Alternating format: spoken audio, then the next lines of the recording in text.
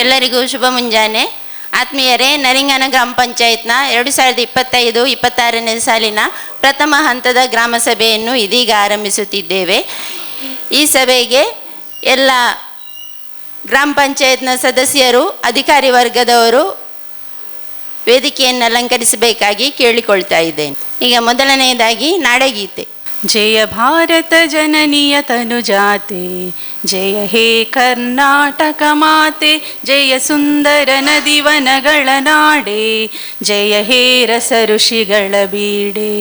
ಭೂದೇವಿಯ ಮಕುಟದ ನವಮಣಿಯೇ, ಗಂಧದ ಚಂದದ ಹೊನ್ನಿನ ಗಣಿಯೇ, ರಾಘವ ಮಧುಸೂದನರವತರಿಸಿದ ಭಾರತ ಜನನಿಯ ತನುಜಾತೆ. ಜನನಿಯ ಜೋಗುಳ ವೇದದ ಘೋಷ, ಜನನಿಗೆ ಜೀವವು ನಿನ್ನಾವೇಶ. ಹಸುರಿನ ಗಿರಿಗಳ ಸಾಲೆ, ನಿನ್ನಯ ಕೊರಳಿನ ಮಾಲೆ. ಕಪಿಲ ಪತಂಜಲ ಗೌತಮ ಜಿನನುತ ಭಾರತ ಜನನಿಯ ತನುಜಾತೆ, ಜಯ ಹೇ ಕರ್ನಾಟಕ ಮಾತೆ.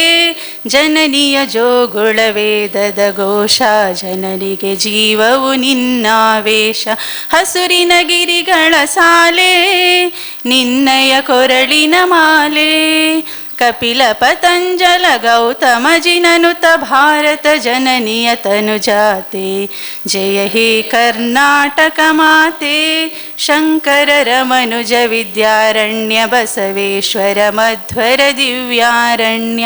ರನ್ನ ಸಡಕ್ಷರಿ ಪೊನ್ನ, ಪಂಪಲ ಕುಮಿಪತಿ ಜನ್ನ. ಕುಮಾರ ವ್ಯಾಸರ ಮಂಗಳಧಾಮ, ಕವಿ ಕೋಗಿಲೆಗಳ ಪುಣ್ಯಾರಾಮ. ನಾನಕ ರಾಮಾನಂದ ಕಬೀರರ ಭಾರತ ಜನನಿಯ ತನುಜಾತೆ, ಜಯ ಹೇ ಕರ್ನಾಟಕ ಮಾತೆ.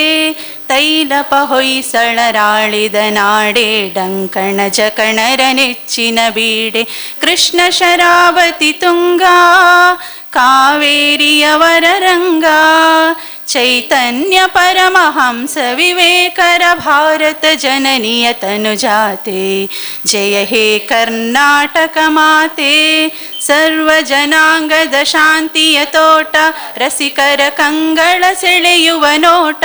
ಹಿಂದೂ ಕ್ರೈಸ್ತ ಮುಸಲ್ಮಾನ, ಪಾರಸಿಕ ಜೈನರುದ್ಯಾನ.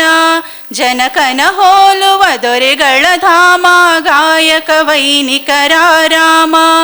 ಕನ್ನಡ ನುಡಿ ಕುಣಿದಾಡುವ ಗೇಹ, ಕನ್ನಡ ತಾಯಿಯ ಮಕ್ಕಳ ದೇಹ. ಭಾರತ ಜನನಿಯ ತನುಜಾತೆ, ಜಯ ಹೇ ಕರ್ನಾಟಕ ಮಾತೆ. ಜಯ ಹೇ ಕರ್ನಾಟಕ ಮಾತೆ, ಜಯ ಹೇ ಕರ್ನಾಟಕ ಮಾತೆ. ಇದಕ್ಕೆ ಸ್ವಾಗತ. ಆತ್ಮೀಯರೇ, ನರಿಂಗನ ಗ್ರಾಮ ಪಂಚಾಯತ್ನ 2025-26ನೇ ಸಾಲಿನ ಪ್ರಥಮ ಹಂತದ ಗ್ರಾಮ ಸಭೆಯ ಅಧ್ಯಕ್ಷತೆಯನ್ನು ವಹಿಸಿದಂತಹ ಪಂಚಾಯತ್ ಅಧ್ಯಕ್ಷರಾಗಿರುವ ಶ್ರೀಯುತ ಮೊಹಮ್ಮದ್ ನವಾಜ್ ಇವರಿಗೆ ತುಂಬು ಹೃದಯದ ಸ್ವಾಗತವನ್ನು ಬಯಸ್ತಾ ಇದ್ದೇನೆ. ಹಾಗೆಯೇ ಉಪಸ್ಥಿತರಿರುವಂತಹ ಗ್ರಾಮ ಪಂಚಾಯತ್ನ ಉಪಾಧ್ಯಕ್ಷರಿಗೂ ಕೂಡ ಆತ್ಮೀಯವಾದ ಸ್ವಾಗತವನ್ನು ಬಯಸ್ತಾ ಇದ್ದೇನೆ. ಹಾಗೆಯೇ ಉಪಸ್ಥಿತರಿರುವಂತಹ ಈ ಗ್ರಾಮ ಪಂಚಾಯತ್ನ ಸರ್ವ ಸದಸ್ಯರಿಗೂ ಕೂಡ ಪ್ರೀತಿಪೂರ್ವಕವಾದ ಸ್ವಾಗತವನ್ನು ಬಯಸ್ತಾ ಇದ್ದೇನೆ. ಹಾಗೆಯೇ ಉಪಸ್ಥಿತರಿರುವಂತಹ ಎಲ್ಲ ಇಲಾಖೆಗಳ ಅಧಿಕಾರಿ ವರ್ಗದವರಿಗೂ ಕೂಡ ಪ್ರೀತಿಪೂರ್ವಕ ಸ್ವಾಗತವನ್ನು ಬಯಸ್ತಾ ಇದ್ದೇನೆ.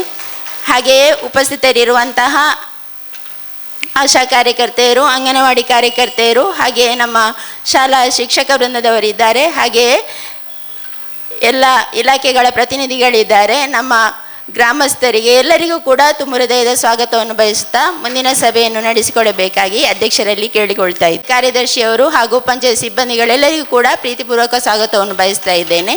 ಹಾಗೆಯೇ ಮಾಧ್ಯಮದವರಿಗೂ ಕೂಡ ಪ್ರೀತಿಪೂರ್ವಕವಾದಂತಹ ಸ್ವಾಗತವನ್ನು ಬಯಸ್ತಾ ಇದ್ದೆ. ಮುಂದಕ್ಕೆ ಗ್ರಾಮ ಪಂಚಾಯತ್ನ ಗತ ಸಭೆಯ ವರದಿ.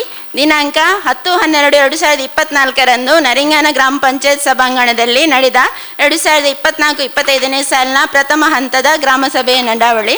ಅಧ್ಯಕ್ಷತೆ ಶ್ರೀಯುತ ಮೊಹಮ್ಮದ್ ನವಾಜ್, ಅಧ್ಯಕ್ಷರು ನರಿಂಗನ ಗ್ರಾಮ ಪಂಚಾಯತ್. ಹಾಜರಾತಿ ಪುಸ್ತಕದಲ್ಲಿ ಸಹಿ ಮಾಡಿದಂತೆ ಗತ ಸಭೆಯ ವರದಿಯ ಮಂಜೂರಾತಿಯ ಬಗ್ಗೆ ನಿರ್ಣಯ ಸಂಖ್ಯೆ 1, ಗತ ಸಭೆಯ ವರದಿಯನ್ನು ಓದಿ ಹೇಳಿ ಮಂಜೂರಾತಿ ಪಡೆಯಲಾಯಿತು. ಜಮಾ ಖರ್ಚಿನ ಬಗ್ಗೆ ನಿರ್ಣಯ ಸಂಖ್ಯೆ 2, 2024-25ನೇ ಸಾಲಿನ ಕಳೆದ ಗ್ರಾಮ ಸಭೆಯ ನಂತರದ ಜಮಾ ಖರ್ಚಿನ ವರದಿಯನ್ನು ಓದಿ ಹೇಳಿ ಮಂಜೂರಾತಿ ಪಡೆಯಲಾಯಿತು.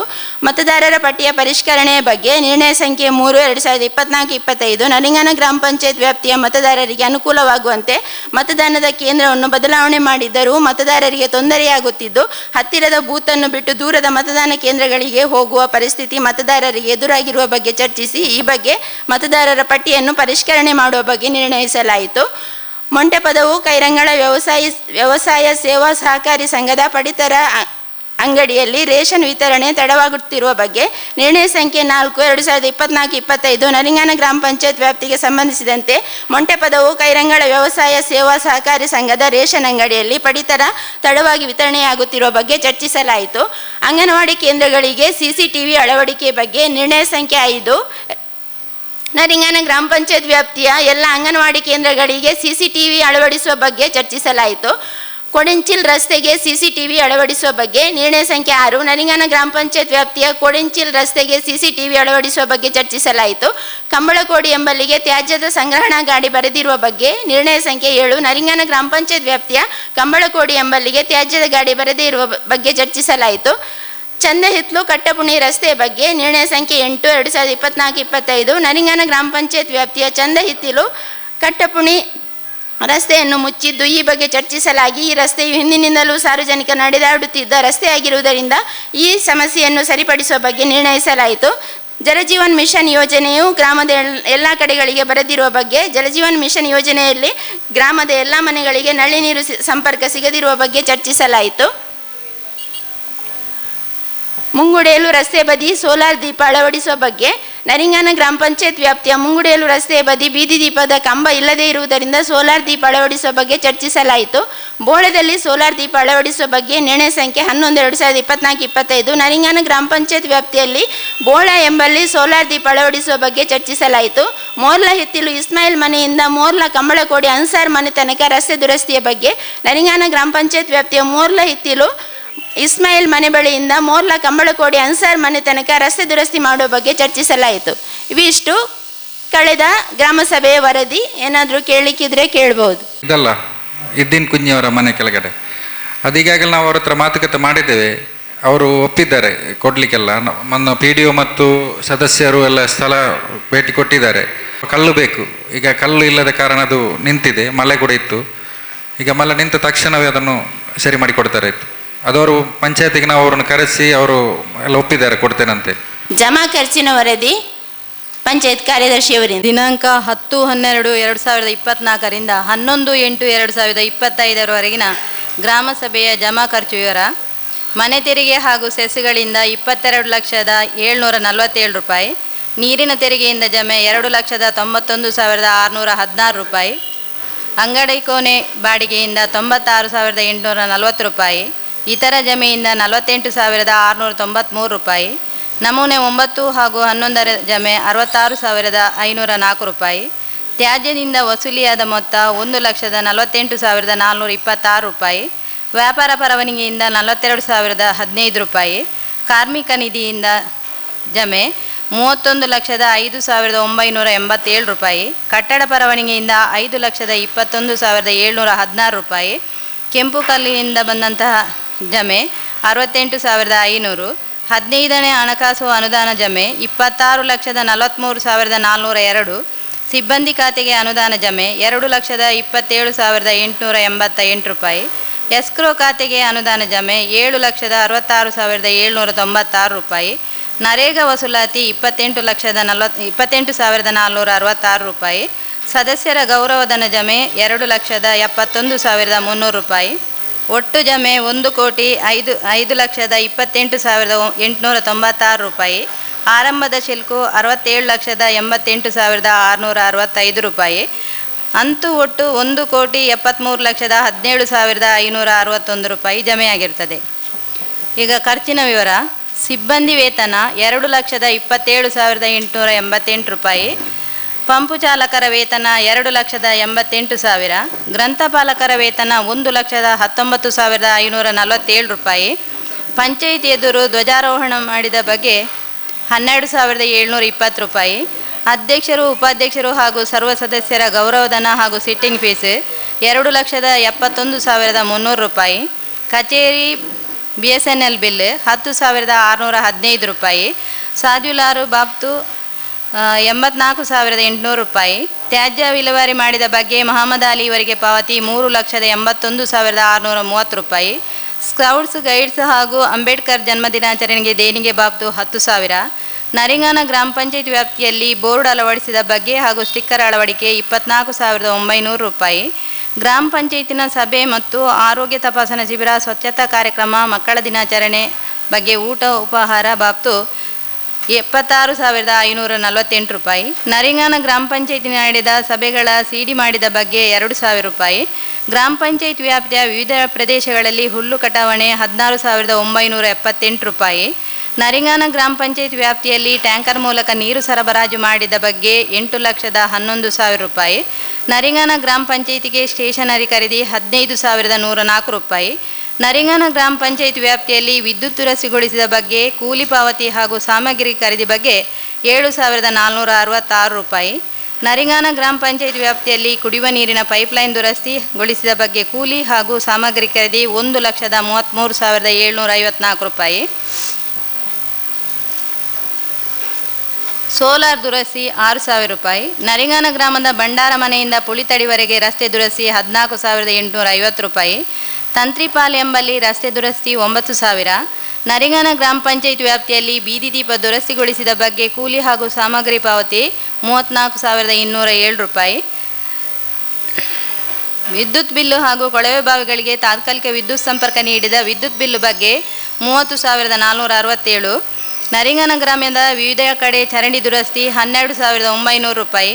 ಘನತ್ಯಾಜ್ಯ ವಾಹನದ ಇನ್ಸೂರೆನ್ಸ್ ಪಾವತಿ 20,045 ರೂಪಾಯಿ. ಕೊಡೆಂಚಿಲ್ ಎಂಬಲ್ಲಿ ರಸ್ತೆ ದುರಸ್ತಿ 7,050 ರೂಪಾಯಿ.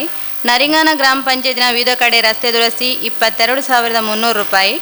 ಘನತ್ಯಾಜ್ಯ ಘಟಕಕ್ಕೆ ವಿದ್ಯುತ್ ಸಂಪರ್ಕಗೊಳಿಸಿದ ಬಗ್ಗೆ ಪಾವತಿ 8,170 ರೂಪಾಯಿ. ಮೊಂಟೆಪದವು ಆರೋಗ್ಯ ಉಪಕೇಂದ್ರಕ್ಕೆ ಪಂಪು ಖರೀದಿ 9,520 ರೂಪಾಯಿ. ವಿಕಲಚೇತನರಿಗೆ ಸಹಾಯಧನ ಹಾಗೂ ಕ್ಯಾಂಪ್ಗೆ ಕರೆದುಕೊಂಡು ಹೋದ ಬಗ್ಗೆ ವಾಹನ ಭತ್ಯೆ 9,990 ರೂಪಾಯಿ.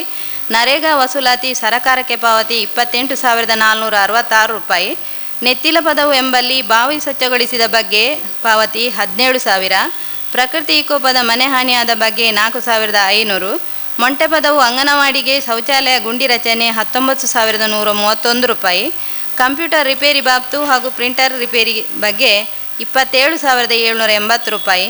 ವಿದ್ಯಾನಗರ ಬಸ್ಸು ತಂಗುದಾಣ ಜಾಗದ ರಿಜಿಸ್ಟ್ರೇಷನ್ ಬಾಬ್ತು 4,000 ಪಾವತಿ. ಪೊಟ್ಟೊಳಿಕೆ ಎಂಬಲ್ಲಿ ತೆರೆದ ಬಾವಿ ಸ್ವಚ್ಛಗೊಳಿಸಿದ ಬಗ್ಗೆ 8,000 ರೂಪಾಯಿ. ಸಿಬ್ಬಂದಿ ಪ್ರಯಾಣ ಭತ್ಯೆ 1,795 ರೂಪಾಯಿ.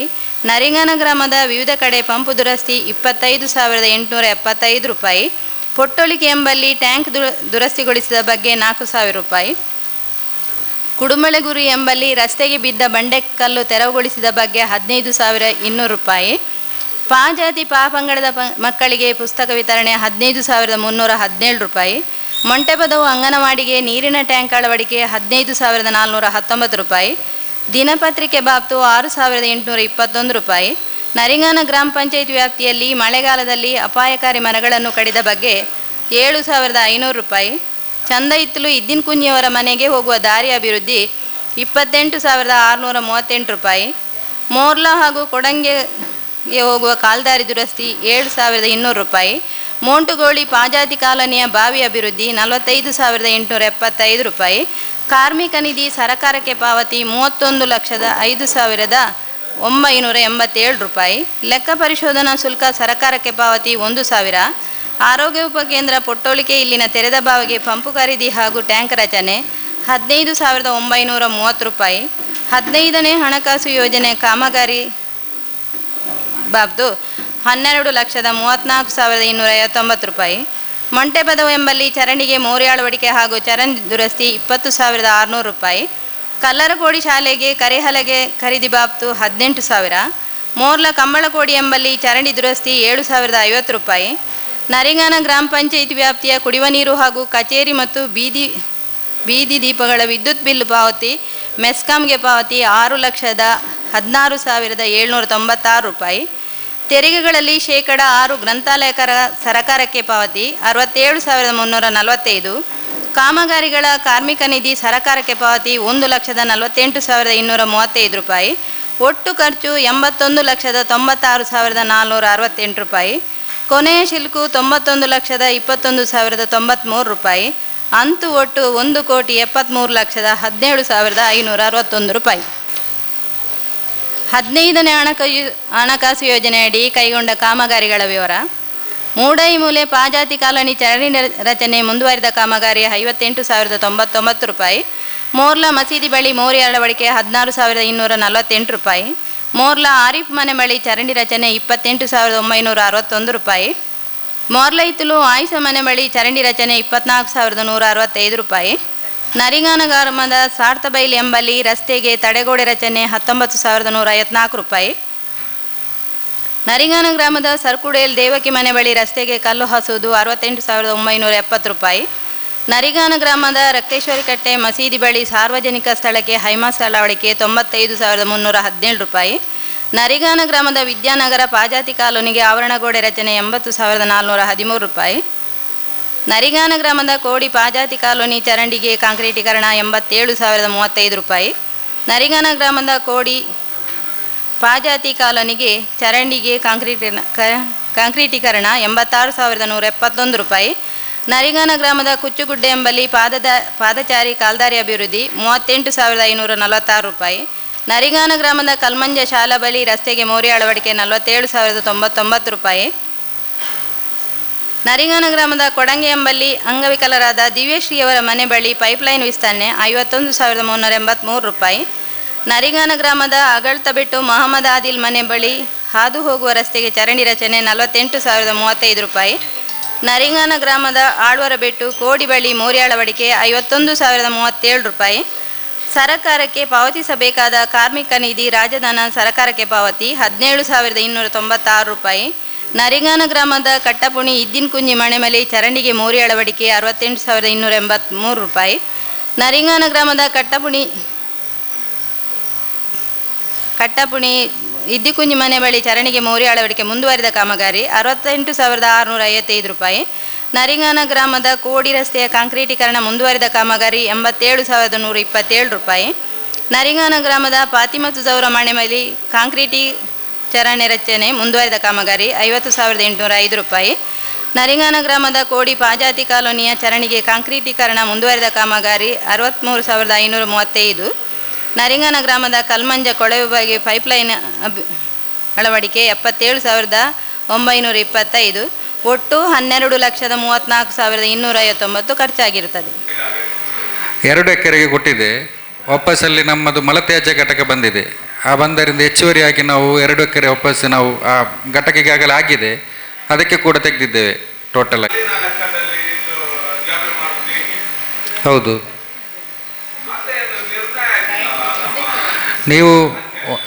ನೀವು ಕಳೆದ ಗ್ರಾಮ ಸಭೆಗೆ ಬರಲಿಲ್ಲ ಅಂತ ಕಾಣುತ್ತೆ. ಕಳೆದ ಗ್ರಾಮ ಸಭೆಯಲ್ಲಿ ಸಂಪೂರ್ಣವಾಗಿ ಯಾವ ರೀತಿ ಕೊಟ್ಟಿದ್ದೇವೆ, ಎಷ್ಟು ಹಣ ಬಂದಿದೆ, ಎಷ್ಟು ಸರ್ಕಾರಕ್ಕೆ ರಾಯಲ್ಟಿ ಇಲ್ಲಿ ಕೇಳಿ ಒಂದು ನಿಮಿಷ, ಎಲ್ಲ ಕೂಡ ಡೀಟೇಲ್ಸರಾಗಿ ನಾವು ಡಾಕ್ಯುಮೆಂಟ್ ನಾವು ಕೊಟ್ಟಿದ್ದೇವೆ ಕಳೆದ ಗ್ರಾಮ ಸಭೆಯಲ್ಲಿ. ಎಲ್ಲವನ್ನು ಯಾರಿಗೆ ಆಗಿದೆ ನಿರ್ಣಯ ಮಾಡಿ ನಾವು ಕೊಟ್ಟದ್ದು. ನಿರ್ಣಯ ಮಾಡಿ ಯಾವ ಕಂಡೀಷನಲ್ಲಿ ಹೇಗೆ ಆಗಬೇಕಂತೇಳಿ. ಈಗ ಅಲ್ಲಿ ನಮ್ಮ ಕಂಡೀಷನ್ ಏನಿತ್ತಂದರೆ, ಒಂದನೆಯದ್ದು ಅಲ್ಲಿ ಘನತ್ಯಾಜ್ಯ ಮಾಡೋದು ನಮ್ಮ ಮೂಲ ಉದ್ದೇಶ. ಹತ್ತಿರ ಮನೆ ಕೂಡ ತುಂಬ ಇದೆ.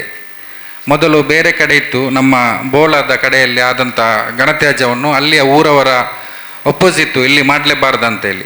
ಆ ನಂತರ ಅದನ್ನು ನಾವು ಚೇಂಜಸ್ ಮಾಡಿ ಇಲ್ಲಿ ಮೀಟಿಂಗಲ್ಲಿ ಚರ್ಚೆ ಮಾಡಿ ನಾವು ಆಚೆ ನಮ್ಮ ಕಡೆ ಆದಾಗ ಅಲ್ಲಿ ಕೂಡ ತುಂಬ ಮನೆ ಇದೆ, 100-150 ಮನೆ ಅಲ್ಲಿ ಕೂಡ ಇದೆ. ಹತ್ತಿರ ಚರ್ಚ್ ಕೂಡ ಇದೆ. ಅದಕ್ಕೆ ನಾವು ಡೀಪ್ ಮಾಡಿ ಅಲ್ಲಿ ಘನತ್ಯಾಜ್ಯ ಘಟಕ ಮಾಡಿ ಸುತ್ತಮುತ್ತಲು ತೋಟ ಮಾಡಿ, ಅಂದರೆ ತೆಂಗಿನ ಮರ ಮತ್ತು ಇದೆಲ್ಲ ಹಾಕಿ ಅದನ್ನು ಸಮರ್ಪಕವಾಗಿ ಸ್ಮೆಲ್ ಬರದ ರೀತಿಯಲ್ಲಿ ನಾವು ಮಾಡ್ತೇವೆ ಅಂತೇಳಿ ನಾವು ನಿರ್ಣಯ ಮಾಡಿದ್ದು. ಕೇಳಿ, ನೀವು ಕೇಳಿದ, ಈಗ ನೀವು ಕ್ವಶನ್ ಏನಿದೆ ಉತ್ತರ ಹೇಳ್ತಾ ಇರೋದು.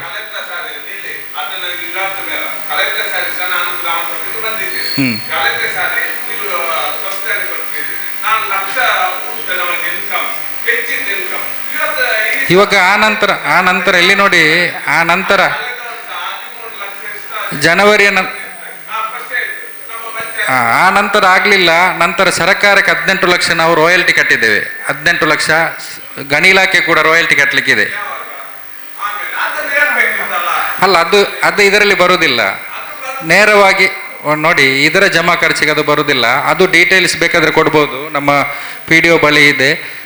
ರಾಯಲ್ಟಿಯನ್ನು ನಾವು ನೇರವಾಗಿ ಕಟ್ಟಿಸಿದ್ದೇವೆ ಅವರ ಹತ್ರ. ಯಾಕಂದರೆ 18 ಲಕ್ಷದ ಚಿಲ್ಲರೆ ಕಟ್ಟಿಸಿದ್ದೇವೆ. ಇಲ್ಲ, ಕೇಳ್ತೇವೆ. ಅದು ನೀವು ನೆನೆಸುವುದು ಎಲ್ಲವನ್ನು ಕೇಳಿದ್ದೇವೆ. ನಾವು ಏನು ಕಂಡೀಷನ್ ಹಾಕಿ ಅವರಿಗೆ ಕೊಟ್ಟಿದ್ದೇವೆ ಅದನ್ನು ಕೂಡ ಮಾಡಿಸಿದ್ದೇವೆ. ಅಲ್ಲಿ ಗಣಿಗಾರಿಕೆಯನ್ನು ಮಾಡಿದೆ. ಸುತ್ತಮುತ್ತಲ ಪ್ರದೇಶ ಎಲ್ಲವನ್ನು ಕೂಡ ನಾವು ತೆಂಗಿನ ಗಿಡ ನೆಟ್ಟು ಈಗಾಗಲೇ 4-5 ತಿಂಗಳಾಗಿದೆ. ಅದಕ್ಕೂ ಕೂಡ ಆ ಖರ್ಚಿದ್ರೆ ನಾವು ಮೆನ್ಷನ್ ಮಾಡಲಿಲ್ಲ. ಅದನ್ನು ನಾವು ಸಪ್ರೇಟ್ ಮಾಡಿಸಿದ್ದೇವೆ. ಸುಮಾರು 2-2.5 ಲಕ್ಷ ಅದಕ್ಕೆ ನಾವು ಖರ್ಚು ಮಾಡಿಸಿದ್ದೇವೆ. ಯಾವುದು, ತೆಂಗಿನ ಸಸ್ಯ ನಟ್ಟು ಅಲ್ಲಿ ಒಂದು ಬೋರ್ವೆಲ್ ಹಾಕಿ ಅದಕ್ಕೆ ಕಲೆಕ್ಷನ್ ಕೊಟ್ಟು ಅದಕ್ಕೆ ಗೊಬ್ಬರ ಹಾಕಿ ಅದು ಕೂಡ ಎಲ್ಲ ಕ್ಲಿಯರ್ ಆಗಿದೆ. ಹಾಗೆ ನಾವು ಯಾವುದು ಬಿಡಲಿಲ್ಲ. ಮತ್ತು ಘನತ್ಯಾಜ್ಯ ಘಟಕ ಆಗಿದೆ, ಅದರೊಟ್ಟಿಗೆ ಮಲತ್ಯಾಜ್ಯ ಘಟಕ ಕೂಡ ಈಗ ಅಲ್ಲಿ ಆಲ್ಮೋಸ್ಟ್ ಕಾಮಗಾರಿ ಆಗಿದೆ, 75% ಆಗಿದೆ.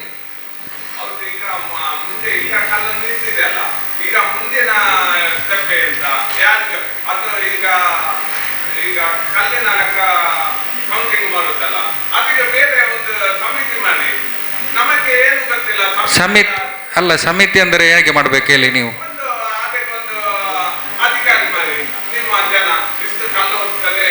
ಅಲ್ಲ, ಆಲ್ರೆಡಿ ಜನ ಇಟ್ಟೆ ಅವರಿಗೆ ಸಂಬಳ ಕೊಟ್ಟೇ ಮಾಡಿಸುವುದು. ಅದು ಬಿಟ್ಟು ಅದೇ ಹೇಳಿದ್ದು ಕಳೆದ ಗ್ರಾಮ ಸಭೆ ನಾನು ಹೇಳಿದ್ದೆ. ಅಲ್ಲಿ ಒಂದು ಜನಕ್ಕೆ ಸಂಬಳ ಕೊಟ್ಟು ನಾವು ಇಟ್ಟಿದ್ದೇವೆ, ಅವರಿಗೆ ಕೊಡ್ತೇವೆ, ಅವರು ನೋಡ್ತಾರೆ ಎಲ್ಲ. ಮತ್ತು ಸಮಿತಿ ಅಂತೇಳಿ ನಮಗೆ ಮಾಡಲಿಕ್ಕೆ ಆಗೋದು. ಯಾಕಂದರೆ ಪಂಚಾಯತ್ ಸಮಿತಿ ಇರುವಾಗ ಬೇರೆ ಒಂದು ಸಮಿತಿ, ಹಾಗಾಗಿ ನಾವು ನಿರ್ಣಯ ಮಾಡಿ ಕೊಟ್ಟದವರಿಗೆ ಅವರು ಕೊಡ್ತಾ ಇದ್ದಾರೆ. ಏನು ಕೂಡ ನೋಡಿ, ಈಗ ನಾವು ಕೊಟ್ಟದ್ದು ಯಾಕೆಂದರೆ ನಮ್ಮ ಊರವರಿಗೆ ನಾವು ಕೊಟ್ಟಿದ್ದೇವೆ. ಯಾಕಂದರೆ ಒಂದನೆಯದ್ದು ನಮ್ಮ ಊರಿನ ಯುವಕರಿಗೆ ಮತ್ತು ಊರರಿಗೆ ಕೆಲಸ ಆಗಲಿ, ಹೇಗೂ ಆಗಬೇಕು. ಎಲ್ಲಿಯವರು ಬಂದು ಮಾಡೋದಕ್ಕಿಂತ ನಮ್ಮ ಗ್ರಾಮಸ್ಥರ ಬಂದು ಕೆಲಸಕ್ಕಾಗಲಿ, ನಮ್ಮ ಊರಿನವರಿಗೆ ಏನಾದರೂ ಉಪಕಾರ ಆಗೋದಾಗಲಿ ಅಂತೇಳಿ ಆ ಉದ್ದೇಶದಿಂದ ನಾವು ಇದು ಮಾಡಿ ಸರಿಯಾಗಿ ಕೊಟ್ಟಿದ್ದೆ. ಅದು ಕೂಡ ಯಾವುದೇ ಮಿಸ್ಯೂಸ್ ಅದರಲ್ಲಿ ಆಗಲಿಲ್ಲ. ನಮಗೆ ಯಾರು ನಾವು ಕೊಟ್ಟಿದ್ದೇವೆ ಅವರು ಕೇವಲ ಒಂದು ಲಾಭದ ಉದ್ದೇಶದಲ್ಲಿ ಮಾತ್ರ ಅಲ್ಲಿ ಮಾಡಲಿಲ್ಲ. ಅವರು ಕೂಡ ನಮ್ಮ ಗ್ರಾಮಸ್ಥರಾದ್ದರಿಂದ ಗ್ರಾಮದ ಅಭಿವೃದ್ಧಿಗೆ ಅವರು ಕೂಡ ಕೈ ಜೋಡಿಸಿದ್ದಾರೆ. ಪ್ರತಿಯೊಂದು ವಿಚಾರದಲ್ಲೂ ಕೂಡ ಅವರು ನಮ್ಮಲ್ಲಿ ಕೈ ಜೋಡಿಸಿ ಉತ್ತಮ ರೀತಿಯಲ್ಲೇ ಅದು ಆಗಿದೆ. ಅದು ಬೇರೆ ಕಡೆ ಥರ ಅಲ್ಲಿ ಏನು ನಮ್ಮ ಸಿಕ್ಕಿದಂಥ ಕಲ್ಲು ಅದು ಎಲ್ಲ ಕೂಡ ಫಸ್ಟ್ ಕ್ವಾಲಿಟಿಯಾಗಿ ಅವರಿಗೂ ಸಿಗಲಿಲ್ಲ. ಒಂದು 30% ಅಷ್ಟು ಫಸ್ಟ್ ಕ್ವಾಲಿಟಿ. ಮತ್ತು ನೋಡಿ, ನಮ್ಮ ಉದ್ದೇಶ ನೋಡಿ, ಇಲ್ಲಿ ಕೇಳಿ ಅಲ್ಲ, ಗೊಂದಲ ನಿಮಗೆ ಗ್ರಾಮಸ್ಥರಿಗೆ ಅದರಲ್ಲಿ ಗೊಂದಲ ಇರಲೇಬಾರದು. ಯಾಕಂದರೆ ನಮ್ಮ ಮೈನ್ ಉದ್ದೇಶ ಏನಂದರೆ ಅಲ್ಲಿ ಗಣಿಗಾರಿಕೆ ಮಾಡಿ ಹಣ ಮಾಡೋ ಉದ್ದೇಶ ಅಲ್ಲ ಪಂಚಾಯತಿಗೆ. ನಮಗೆ ಅಲ್ಲಿ ಡೀಪ್ ಆಗಲೇಬೇಕು. ನಾನು ಹೇಳಿದಲ್ಲ, ಅಲ್ಲಿ ಸುತ್ತಮುತ್ತಲೂ ಇಷ್ಟು ಮನೆ ಇರುವುದರಿಂದ ಅಲ್ಲಿ ಘಟಕ ಮಾಡಿ ನಾಳೆ ಎಲ್ಲಿಯಾದರೂ ಆ ಸ್ಮೆಲ್ ಏನಾದರೂ ಬಂದರೆ ಆ ಊರವರಿಗೆ ಸಮಸ್ಯೆ. ಅದಕ್ಕೆ ನಾವು ಮಾಡುವಾಗ ಸಮರ್ಪಕವಾಗಿ ಮಾಡಬೇಕು. ಅದಕ್ಕೆ ನಾವು ಅಲ್ಲಿ ಡೀಪ್ ಸ್ವಲ್ಪ ಆಗಲೇಬೇಕು. ಹಾಗೆ ಅಲ್ಲಿ ತೋಟೆಲ್ಲ ಮಾಡಿದ ನಂತರ ಅದರ ಮಿಡ್ಲಲ್ಲಿ ಘಟಕ ಮಾಡಿದರೆ ಯಾವುದೇ ಸಮಸ್ಯೆ ಬರುವುದಿಲ್ಲ. ಮತ್ತು ಅಲ್ಲಿ ಏನು ನಾವು ಇದು ಮಾಡ್ತೇವೆ, ಪ್ರಾಡಕ್ಟ್ ನಮ್ಮ ಮನೆ ವೇಸ್ಟನ್ನು ತರ್ತೇವೆ, ಅಲ್ಲಿ ನಾವು ಅದು ಕೂಡ ನಾನು ಹೇಳಿದ್ದೇನೆ, ನಾವು ಸುಮಾರು 16 ಲಕ್ಷ ವೆಚ್ಚದ ಗೊಬ್ಬರ ಮಾಡುವ ಯಂತ್ರ ಖರೀದಿ ಮಾಡಿದ್ದೇವೆ. ಈಗಾಗಲೇ ಮೊನ್ನೆ ನಾವು ನ್ಯಾಪ್ಕಿನ್ ಮತ್ತು ಪ್ಯಾಂಪರ್ಸ್ ಬರ್ನಿಂಗ್ ಮೆಷಿನ್ ಕೂಡ ನಾವು ಈಗಾಗಲೇ ಒಂದು 8 ಲಕ್ಷ ವೆಚ್ಚದಲ್ಲಿ ಅದು ಕೂಡ ಮಾಡಿದೆ. ಇದೆಲ್ಲವೂ ನಾವು ಅದರಲ್ಲಿ ಇನ್ಸ್ಟಾಲ್ ಮಾಡಿಯೇ ಬರುವ ಅಕ್ಟೋಬರ್ 2ರಂದು ನಾವು ಉದ್ಘಾಟನೆ ಮಾಡುವ ಕಾರ್ಯಕ್ರಮವನ್ನು ಕೂಡ ನಾವು ಇಟ್ಟಿದ್ದೇವೆ. ನಾವು ನಮ್ಮ ಬೇರೆ ಕಡೆ ಘನತ್ಯಾಜ್ಯ ಘಟಕ ಇದೆ, ಕೇವಲ ಒಂದು ಬಿಲ್ಡಿಂಗ್ ಮಾಡಿ ಅಲ್ಲಿ ಬಂದಂಥ ಇದನ್ನು ಅಲ್ಲಿ ಸರಿಯಾದ ವಿಲೇವಾರಿ ಆಗದಿರುವಂಥ ಈಗಾಗಲೇ ಮಾಹಿತಿ ನಮಗೆ ಬಂದಿದೆ. ಅದು ಕೂಡ ಸಮರ್ಪಕವಾಗಿ ಬಳಕೆ ಆಗ್ತಾ ಇಲ್ಲ. ನಮ್ಮ ಗ್ರಾಮದಲ್ಲಿ ನಾವು ಮಾಡಿದಂಥ ಏನು ಘಟಕ ಇದೆ ಅದು ಸಮರ್ಪಕವಾಗಿ ಬಳಕೆ ಆಗಬೇಕು. ಆ ನಿಟ್ಟಿನಲ್ಲಿ ನಾವು ಈಗ ಒಂದು ಮನೆಯವರು ಎಷ್ಟೇ ಅವೇರ್ನೆಸ್ ಕೊಟ್ಟರು ಕೂಡ ಅವರು ಬೇರೆ ಬೇರೆ ಮಾಡಿ ಕೊಡುವುದಿಲ್ಲ. ಕೆಲವು ಮನೆಯವರು ಕೊಡ್ತಾರೆ, ಮಿಕ್ಸ್ ಮಾಡಿ ಕೊಡ್ತಾರೆ, ಪ್ಯಾಂಪರ್ಸನ್ನು ಹಾಕಿ ಕೊಡ್ತಾರೆ, ಉಳಿದ ಊಟವನ್ನು ಮತ್ತು ತರಕಾರಿ ಇದೆ, ಹಣ್ಣಂಪಲು ಎಲ್ಲವನ್ನು ಮಿಕ್ಸ್ ಮಾಡಿ ಕೊಡ್ತಾರೆ. ಅಲ್ಲಿ ನಾವೇನು ಮಾಡಬೇಕಾಗತ್ತೆ, ಊಟ ಮತ್ತು ತರಕಾರಿ ಬಂದದನ್ನೆಲ್ಲ ಗೊಬ್ಬರ ನಾನು ಹೇಳಿದೆ ಈಗಾಗಲೇ, ಆ ಯಂತ್ರ ಕೂಡ ನಮ್ಮದು ಇನ್ಸ್ಟಾಲ್ ಆಗ್ತದೆ, ಗೊಬ್ಬರ ಮಾಡ್ತೇವೆ.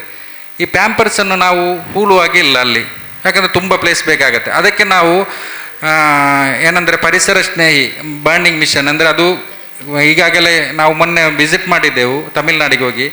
ಸುಳ್ಯ KVG ಹಾಸ್ಪಿಟಲ್ಗೆ ಹಾಕಿದ್ದಾರೆ, ಮತ್ತು ಗೋವಾದ ಪ್ರತಿಯೊಂದು ಪಂಚಾಯತಲ್ಲೂ ಕೂಡ ಅವರು ಅಳವಡಿಸಿದ್ದಾರೆ. ಗೋವನ ಗ್ರಾಮ ಪಂಚಾಯತಲ್ಲಿ ರಾಜ್ಯದ ಅದೇ ಕಂಪನಿ ಅವ್ರ ಹತ್ರ ನಾವು ಇದು ಮಾಡಿ ಅವರಿಂದಲೂ ಕೂಡ ನಾವು ಕೊಟೇಶನ್ ತೆಗೆದು ಈಗಾಗಲೇ ಅದಕ್ಕೆ ಕೊಡುವುದಂತೇಳಿ ನಾವು ಆಲ್ಮೋಸ್ಟ್ ತೀರ್ಮಾನ ಮಾಡಿದ್ದೇವೆ. ಅದನ್ನು ಕೂಡ ನಾವು ಹಾಕ್ತೇವೆ. ಆದ್ದರಿಂದ ನಮ್ಮ ಮೂಲ ಉದ್ದೇಶ ಏನು, ಅಲ್ಲಿ ಡೀಪ್ ಆಗಬೇಕು. ಸ್ವಲ್ಪ ಡೀಪ್ ಆಗುವಾಗ ಈಗ ನಾವು ಯಾರಿಗೆ ಕೊಟ್ಟಿದ್ದೇವೆ ಅವರು ಎಲ್ಲ ಕಲ್ಲನ್ನು ತೆಗಿಬೇಕು. ಅದು ಕೂಡ ನಾವು ಕಂಡೀಷನ್ ಹಾಕಿದ್ದೇವೆ. ನಾಳೆ ಕಲ್ಲು ಒಳ್ಳೆಯದಿಲ್ಲ, ನಮಗೆ ಲಾಸ್ ಅಂತೇಳಿ ನೀವು ಬಿಟ್ಟುಕೊಡುವಾಗಿಲ್ಲ. ಸರ್ಕಾರಕ್ಕೆ ಮತ್ತು ನಮಗೆ ಏನು ರಾಯಲ್ಟಿ ಮಾಡಬೇಕು ಅದು ನೀವು ಮಾಡಲೇಬೇಕು ಲಾಸ್ ಅಂತೇಳಿ ಈ ಕಂಡೀಷನಲ್ಲಿ ನಾವು ಕೊಟ್ಟದ್ದು. ಆದ್ದರಿಂದ ಅವರಿಗೆ 30% ನಿಮಗೆ ಗೊತ್ತಿರ್ಬೋದು, ಇಲ್ಲಿರುವಂಥ ಅನೇಕ ಜನರಿಗೆ ಗೊತ್ತಿದೆ ಅದು ಅಲ್ಲಿ ಸಿಗುವ ಕಲ್ಲು ಯಾವ ರೀತಿ ಇದೆ ಅಂತೇಳಿ. ಆದ್ದರಿಂದ ನಮ್ಮವರಿಗೆ ಕೊಟ್ಟದ್ದು ಆ ಕಾರಣದಿಂದ ಅವರಿಗೂ ಕೂಡ ಸ್ವಲ್ಪ ಜವಾಬ್ದಾರಿ ಇರ್ತದೆ. ಮತ್ತು ಇದು ಈಗ 3-3.5 ತಿಂಗಳಿಂದೀಚೆ ಅಲ್ಲಿ ನಿಂತಿದೆ. ಮತ್ತು ನಮ್ಮ ರಿನ್ಯೂವಲ್ ಆಗಿರಲಿಲ್ಲ, ಯಾಕಂದರೆ ಒಂದು ಪರ್ಮಿಷನ್ 6 ತಿಂಗಳಿಗೆ ಮಾತ್ರ ಕೊಡೋದು ಗಣಿ ಇಲಾಖೆಯಿಂದ.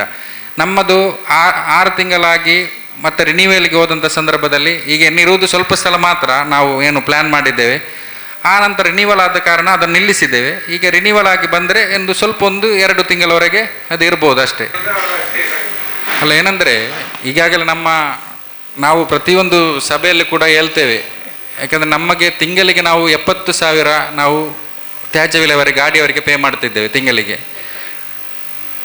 70,000. ನಮಗೆ ಈಗಾಗಲೇ ನೋಡಿ ಈ ಸರಾಸರಿ ಬಂದದ್ದರಿಂದ ನಾವು ಸರಾಸರಿ ತಿಂಗಳಿಗೆ 21,000ದಷ್ಟು ನಮಗೆ ಕಲೆಕ್ಷನ್ ಆಗ್ತಾ ಇದೆ. 50,000 ನಾವು ನಮ್ಮ ಇದರಿಂದ ಹಾಕಿ ನಮಗೆ ಬಂದಂಥ ಇನ್ಕಮಿಂದ ತೆಗೆದು ನಾವು ಕೊಡ್ತಾ ಇದ್ದೇವೆ. ಅದಕ್ಕೆ ಹೇಳ್ದು ಪ್ರತಿಯೊಂದು ಮನೆಯವರು ಅದು ಕೊಟ್ಟು ಸಹಕರಿಸಿದರೆ ನಮಗೆ ಅದನ್ನು ಸಮರ್ಪಕ. ಈಗ ಬರುವ ತಿಂಗಳಿಂದ ನಾವು ನಾವೇ ಓನಲ್ಲಿ ಮಾಡ್ತೇವೆ. ಅಕ್ಟೋಬರ್ 2 ನಮ್ಮ ಉದ್ಘಾಟನೆ ಆದರೆ ಆ ನಂತರ ನಮಗೆ ಸ್ಯಾಲರಿ ಎಲ್ಲ ಕೊಡಬೇಕಾಗತ್ತೆ ಅಲ್ಲಿ. ಆದ್ದರಿಂದ ಎಲ್ಲವರು ಅದೊಂದು ಸಹಕಾರ ಕೊಡಬೇಕು ಗ್ರಾಮಸ್ಥರು. ಇದು ಒಂದು ವಾರ್ಡಿಂದ 4,000 ಕೂಡ ಬರುವಾಗಿಲ್ಲ. 21,000ದಲ್ಲಿ 5 ವಾರ್ಡಿಗೆ, ಒಂದು ವಾರ್ಡಿಗೆ ತೆಗೆದಾಗ ಒಂದು 4,000ದಷ್ಟು ಬರ್ತದೆ. 100 ರೂಪಾಯಿಗೆ ಒಂದು 40 ಮನೆಯವರು ಕೊಡ್ತಾರೆ.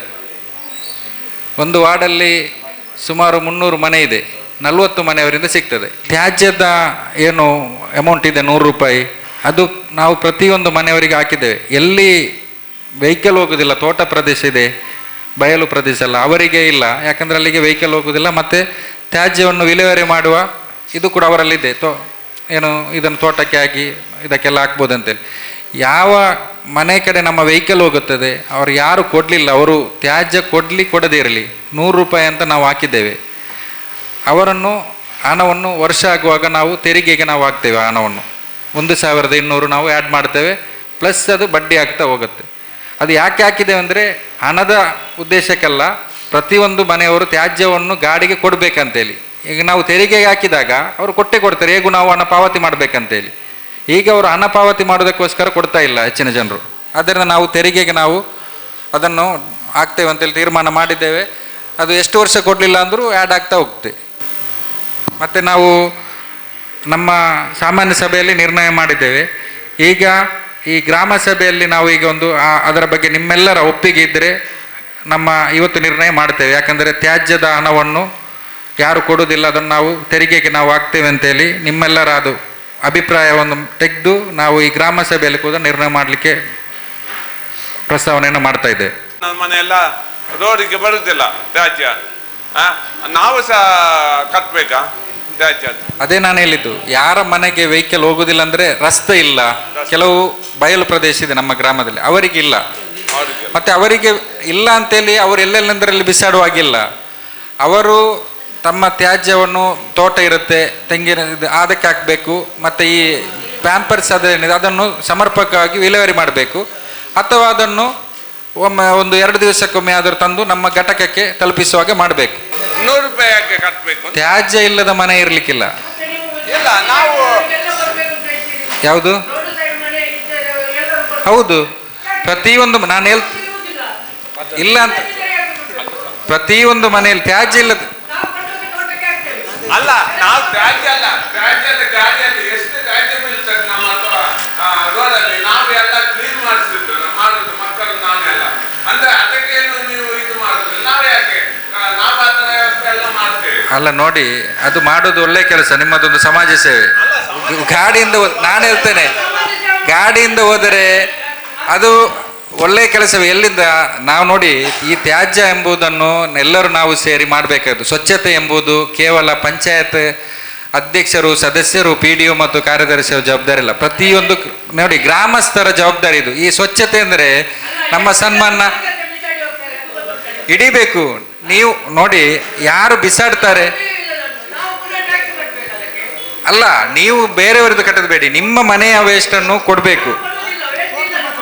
ಇಲ್ಲ, ವೇಸ್ಟ್ ಇಲ್ಲ ಅಂತ ಹೇಳಿದ್ರೆ ಯಾರು ಒಪ್ಪುವಾಗಿಲ್ಲ. ಪ್ರತಿಯೊಂದು ಮನೆಯಲ್ಲಿ ಪ್ಲಾಸ್ಟಿಕ್ ಅನ್ನು ಏನು ಮಾಡ್ತೀರಿ? ಅಲ್ಲ ನೋಡಿ ನೋಡಿ ಪ್ಲಾಸ್ಟಿಕ್ ಇಲ್ಲ ಅಂತ ಹೇಳಿ, ಪ್ಲಾಸ್ಟಿಕ್ ಇಲ್ಲ ಅಂತ ಹೇಳಿದ್ರೆ ಒಂದು ಮನೆಯಲ್ಲಿ ತ್ಯಾಜ್ಯ ಇಲ್ಲದ ಮನೆ ಇರಲಿಕ್ಕೆ ಸಾಧ್ಯನೇ ಇಲ್ಲ. ಬೆಂಕಿಗೆ ಹಾಕಿ ಅದೇ ತಪ್ಪಲ್ಲ. ನೋಡಿ ಇದೇ ಹೇಳಿದ್ದು, ನೋಡಿ ದೊಡ್ಡ ತಪ್ಪು ಇದೆ. ಪ್ಲಾಸ್ಟಿಕ್ ಅನ್ನು ಬರ್ನ್ ಮಾಡುವಾಗಿಲ್ಲ. ಅಲ್ಲ ನೀವು ನೋಡಿ, ಅದು ನಿಮಗೆ ಬಿಟ್ಟು ಅಲ್ಲ. ನೋಡಿ ನೀವು ಈಗ ಹೇಳಿದ್ರಿ ನಮ್ಮ ಮನೆಯಲ್ಲಿ ಪ್ಲಾಸ್ಟಿಕ್ ಯೂಸೇ ಮಾಡ್ತಾ ಇಲ್ಲ ಅಂತ ಹೇಳಿದ್ರಿ. ಈಗ ಹೇಳಿದ್ರಿ ನಾವು ತೋಟಕ್ಕೆ ಬಿಸಾಡುದಿಲ್ಲ, ನಾವು ಒತ್ತಿಸ್ತೇವೆ ಅಂತೇಳಿ. ಪ್ಲಾಸ್ಟಿಕ್ ಅನ್ನು ಒತ್ತಿಸುವಾಗಿಲ್ಲ ಅಲ್ಲ, ಅದೇ ಹೇಳುದು.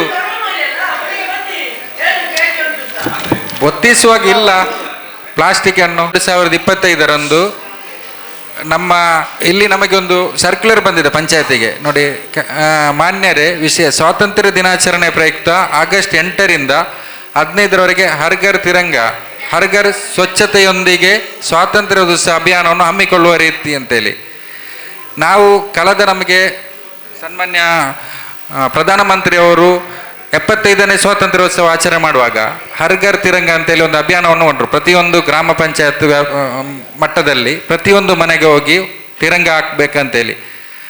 ಅದನ್ನು ಕೂಡ ನಾವು ಯಾವ ಮನೆಯವರಿಂದ ಅದರಲ್ಲಿ ಹಣ ತೆಗೆಯಲಿಕ್ಕಿತ್ತು ತಿರಂಗದ್ದು, ನಾವು ಫ್ರೀಯಾಗಿ ಹಾಕಿಸಿದ್ದೇವೆ ನಮ್ಮ ಗ್ರಾಮ ಪಂಚಾಯತ್ ವತಿಯಿಂದಲೇ. ಅದರೊಟ್ಟಿಗೆ ಸ್ವಚ್ಛತಾ ಅಭಿಯಾನ ಕೂಡ ಅವತ್ತೇ ಅನೌನ್ಸ್ ಮಾಡಿದ್ದಾರೆ, ಪ್ರತಿಯೊಂದು ಮನೆ ಸ್ವಚ್ಛ ಮನೆ ಆಗಿರ್ಬೇಕಂತೇಳಿ.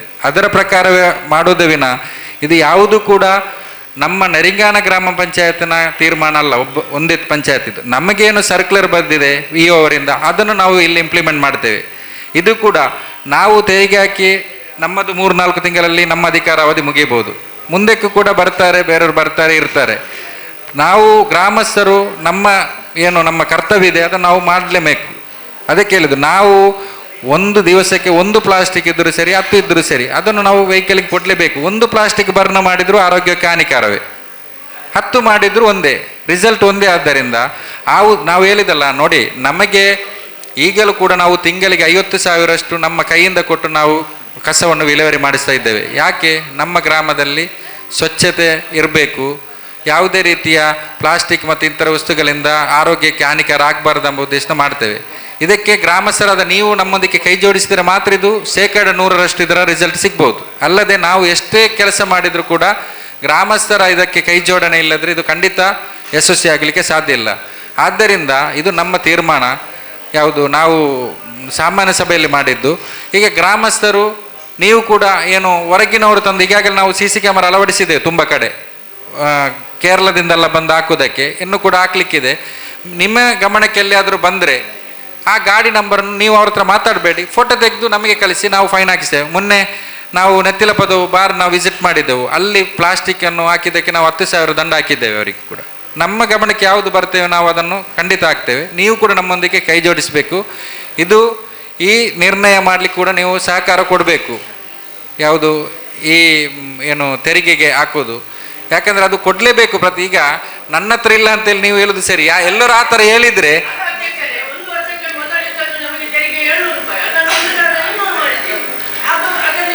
ನೋಡಿ, ಈ ತೆರಿಗೆಯನ್ನು ಜಾಸ್ತಿ ಮಾಡೋದು ನಾವಲ್ಲ. ನಮಗೆ ವರ್ಷ ನೋಡಿ, ವರ್ಷ 2 ವರ್ಷಕ್ಕೊಮ್ಮೆ ತೆರಿಗೆಯನ್ನು ಎಲ್ಲ ಕಡೆ ಜಾಸ್ತಿ ಮಾಡಲೇಬೇಕು. ಈಗ ಅತಿ ಕಡಿಮೆ ತೆರಿಗೆ ವಸೂಲಿ ಮಾಡುವ ಗ್ರಾಮ ಪಂಚಾಯತ್ ಇದ್ರೆ ಅದು ನರಿಂಗಾಣ. ನಾವು ಈಗ ಮೊನ್ನೆ ಹಾಕಬೇಕಿದ್ದು ನಾವು ಮಾಡಲಿಲ್ಲ. ನಮಗೆ ಸರ್ಕ್ಯುಲರ್ ಪ್ರಕಾರ ನಾವು ಕಳೆದ ಇದರಲ್ಲೇ ನಾವು ಮಾಡಬೇಕಿತ್ತು, ನಾವು ಅದು ಮಾಡಲಿಲ್ಲ. 2023ನೇ ಇಸವಿಯಲ್ಲಿ ಮಾಡಿದ್ದಲ್ಲ ನಾವು ಮಾಡಿದ್ದು. ಆ ನಂತರ ಹೆಚ್ಚುವರಿಯೇ ಮಾಡಲಿಲ್ಲ. ಬೇರೆ ಕಡೆ ಎಲ್ಲ ಮೊನ್ನೆ ಈಗಾಗಲೇ ಮತ್ತೊಮ್ಮೆ ಹೆಚ್ಚುವರಿ ಮಾಡಿದ್ದಾರೆ.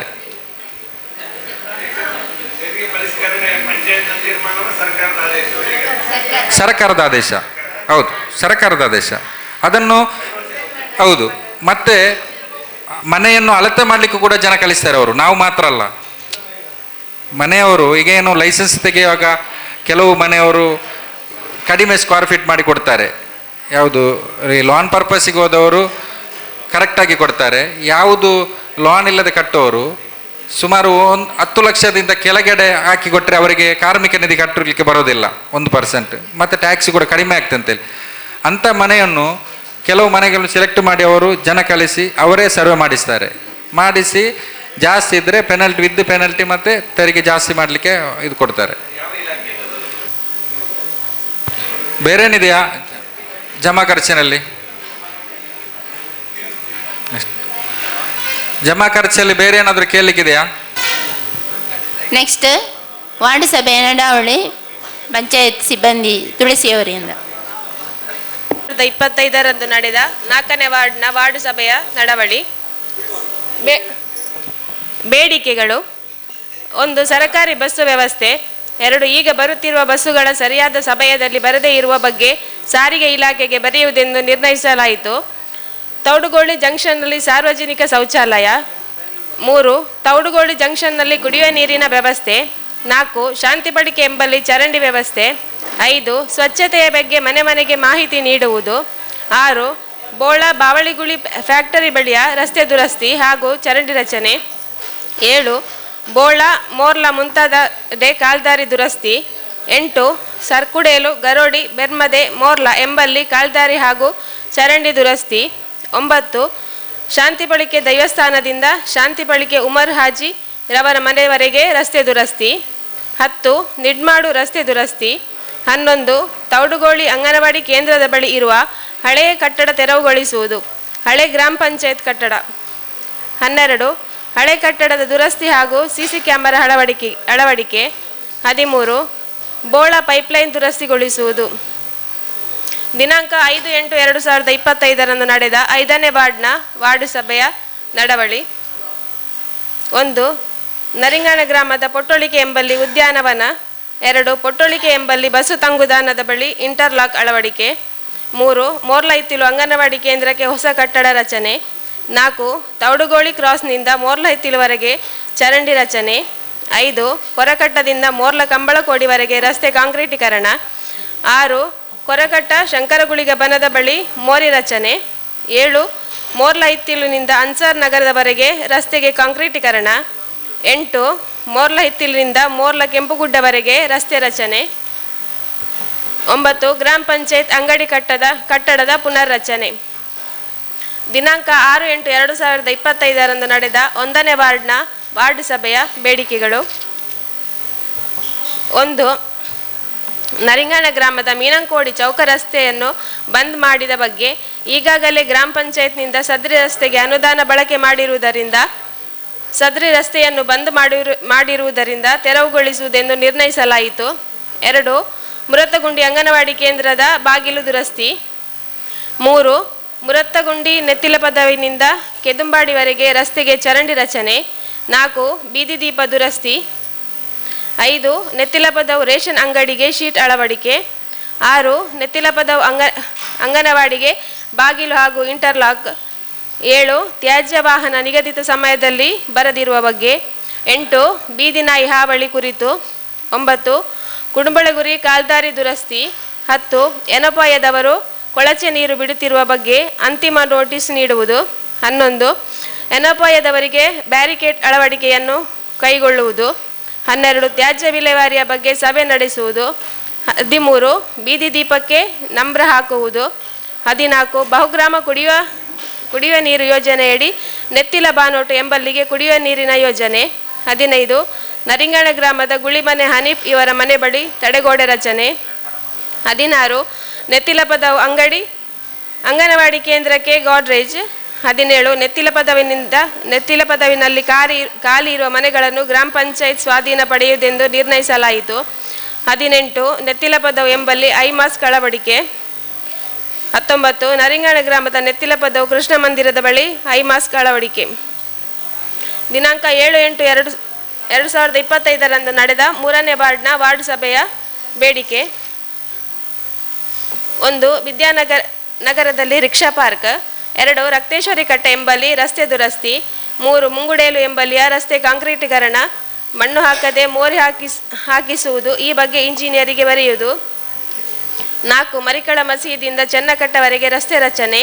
5 ಚಂದಹಿತ್ಲು ಮಠ ಎಂಬಲ್ಲಿ ಇಂಗುಗುಂಡಿ ನಿರ್ಮಾಣದ ಬಗ್ಗೆ ಪರಿಶೀಲನೆ ಮಾಡುವುದು. 6 ನರಿಂಗಾಣ ಗ್ರಾಮದ ವೀರಮಾರುತಿ ಮಂದಿರ ಎಂಬಲ್ಲಿ ಕಾಲ್ದಾರಿ. 7 ಮುಂಗುಡೇಲು ಎಂಬಲ್ಲಿ ವಿದ್ಯುತ್ ತಂತಿಯನ್ನು ಮೇಲಕ್ಕೆ ಮಾಡುವುದು. 8 ಮೊಂಟುಗೋಳಿ ಎಡಂಬಲೆ ಎಂಬಲ್ಲಿ ಚರಂಡಿ ರಚನೆ. 9 ಸ್ವಚ್ಛತಾ ಗಾಡಿ ರಕ್ತೇಶ್ವರಿ ಕಟ್ಟೆ ತ್ಯಾಜ್ಯ ವಿಲೇವಾರಿಗೆ ಕ್ರಮ ಕೈಗೊಳ್ಳುವುದು. 10 ಸುಡ್ಡ ಮೂಡಾಯಿ ಮೂಲೆ ಎಂಬಲ್ಲಿ ಚರಂಡಿ ರಚನೆ. 11 ಮೊಂಟೆಪದವು ಶಾಲಾ ಬಳಿ ಚರಂಡಿ ದುರಸ್ತಿ. 12 ಮರಿಕಳ ಎಂಬಲ್ಲಿ ರಸ್ತೆಗೆ ಮೋರಿ ರಚನೆ. 13 ಜಲ್ಲಿ ಕ್ರಾಸ್ನಿಂದ ಕೊನಿಲದವರೆಗೆ ರಸ್ತೆ ದುರಸ್ತಿ. 14 ಚಂದಹಿತ್ತಿಲಿನಿಂದ ಸಂಕದವರೆಗೆ ಕಾಲ್ದಾರಿ ದುರಸ್ತಿ. 15 ಮುಂಗುಡೇಲು ಎಂಬಲ್ಲಿ ಮೋರಿ ರಚನೆ. 16 ಎಲ್ಲ ಇಲಾಖೆಗಳ ಸೌಲಭ್ಯಗಳು ಬಂಟ್ವಾಳ ತಾಲೂಕಿನಿಂದ ವಿತರಣೆಯಾಗುವುದರಿಂದ ಉಳ್ಳಾಲ ತಾಲೂಕಿನಲ್ಲಿಯೇ ವಿತರಣೆ ಅಥವಾ ಇಲಾಖೆಗಳು ವರ್ಗಾವಣೆಯಾಗುವಂತೆ ಸಂಬಂಧಿಸಿದವರಿಗೆ ಬರೆಯುವುದು. 17 ನರಿಂಗಾಣ ಗ್ರಾಮದ ಮೊಂಟೆಪದವು ಎಂಬಲ್ಲಿ ಅಂಚೆ ಕಚೇರಿ ಇದ್ದು ಸದ್ರಿ ಅಂಚೆ ಕಚೇರಿಯ ಪಿನ್ ಕೋಡ್ 574153 ಆಗಿದ್ದು ಆಧಾರ್ ಕಾರ್ಡ್ ರೇಷನ್ ಕಾರ್ಡ್ಗಳಲ್ಲಿ ಪಿನ್ ಕೋಡ್ 575018 ಆಗಿ ದಾಖಲಾಗಿರುವುದರಿಂದ 574153 ದಾಖಲಾಗುವಂತೆ ಸಂಬಂಧಿಸಿದ ಇಲಾಖೆಗೆ ಬರೆಯುವುದೆಂದು ನಿರ್ಣಯಿಸಲಾಯಿತು. 18 ವಿದ್ಯಾನಗರ ಎಂಬಲ್ಲಿ ಐ ಮಾಸ್ಕ್ ಅಳವಡಿಸುವುದು.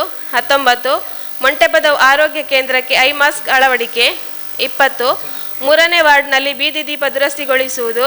21 ರಕ್ತೇಶ್ವರಿ ಕಟ್ಟೆ ಎಂಬಲ್ಲಿ ವಿದ್ಯುತ್ ಕಂಬ ಸ್ಥಳಾಂತರ. 22 ಮುಂಗುಡೇಲ್ನಿಂದ ಚಂದಹಿತ್ತಿಲುವರೆಗೆ ರಸ್ತೆ ರಚನೆ. 23 ಮರಿಕಳ ಎಂಬಲ್ಲಿಗೆ ಪೈಪ್ಲೈನ್. 24 ವೀರಮಾರುತಿ ಮಂದಿರದ ಬಳಿ ಐ ಮಾಸ್ಕ್ ಅಳವಡಿಕೆ. ದಿನಾಂಕ 8/8/2025 ನಡೆದ 2ನೇ ವಾರ್ಡ್ನ ವಾರ್ಡ್ ಸಭೆಯ ಬೇಡಿಕೆಗಳು. 1 ಆಳ್ವರಬೆಟ್ಟು ಅಗಲ್ತಬೆಟ್ಟು ಕೋಡಿ ಕೊತ್ತುಪಾಲ್ ರಸ್ತೆಗಳು ನಾದುರಸ್ತಿಯಲ್ಲಿದ್ದು ದುರಸ್ತಿಗೊಳಿಸುವುದು. 2 ಒಟ್ಟೆಗೋಳಿ ಎಂಬಲ್ಲಿ ಮುಖ್ಯ ರಸ್ತೆ ಬಳಿ ರಸ್ತೆಗೆ ಚರಂಡಿ ರಚನೆ. 3 ದೋಸೆಮನಿ ರಸ್ತೆ ನಾದುರಸ್ತಿಯಲ್ಲಿದ್ದು ದುರಸ್ತಿಗೊಳಿಸುವುದು. 4 ಕಲ್ಮಂಜ ಶಾಲೆಗೆ ಸಿಸಿ ಕ್ಯಾಮೆರಾ ಅಳವಡಿಸುವುದು. 5 ಕಲ್ಮಂಜ ಶಾಲೆಗೆ ಆವರಣ ಗೋಡೆ ಹಾಗೂ ಪೈಂಟ್ನ ವ್ಯವಸ್ಥೆ.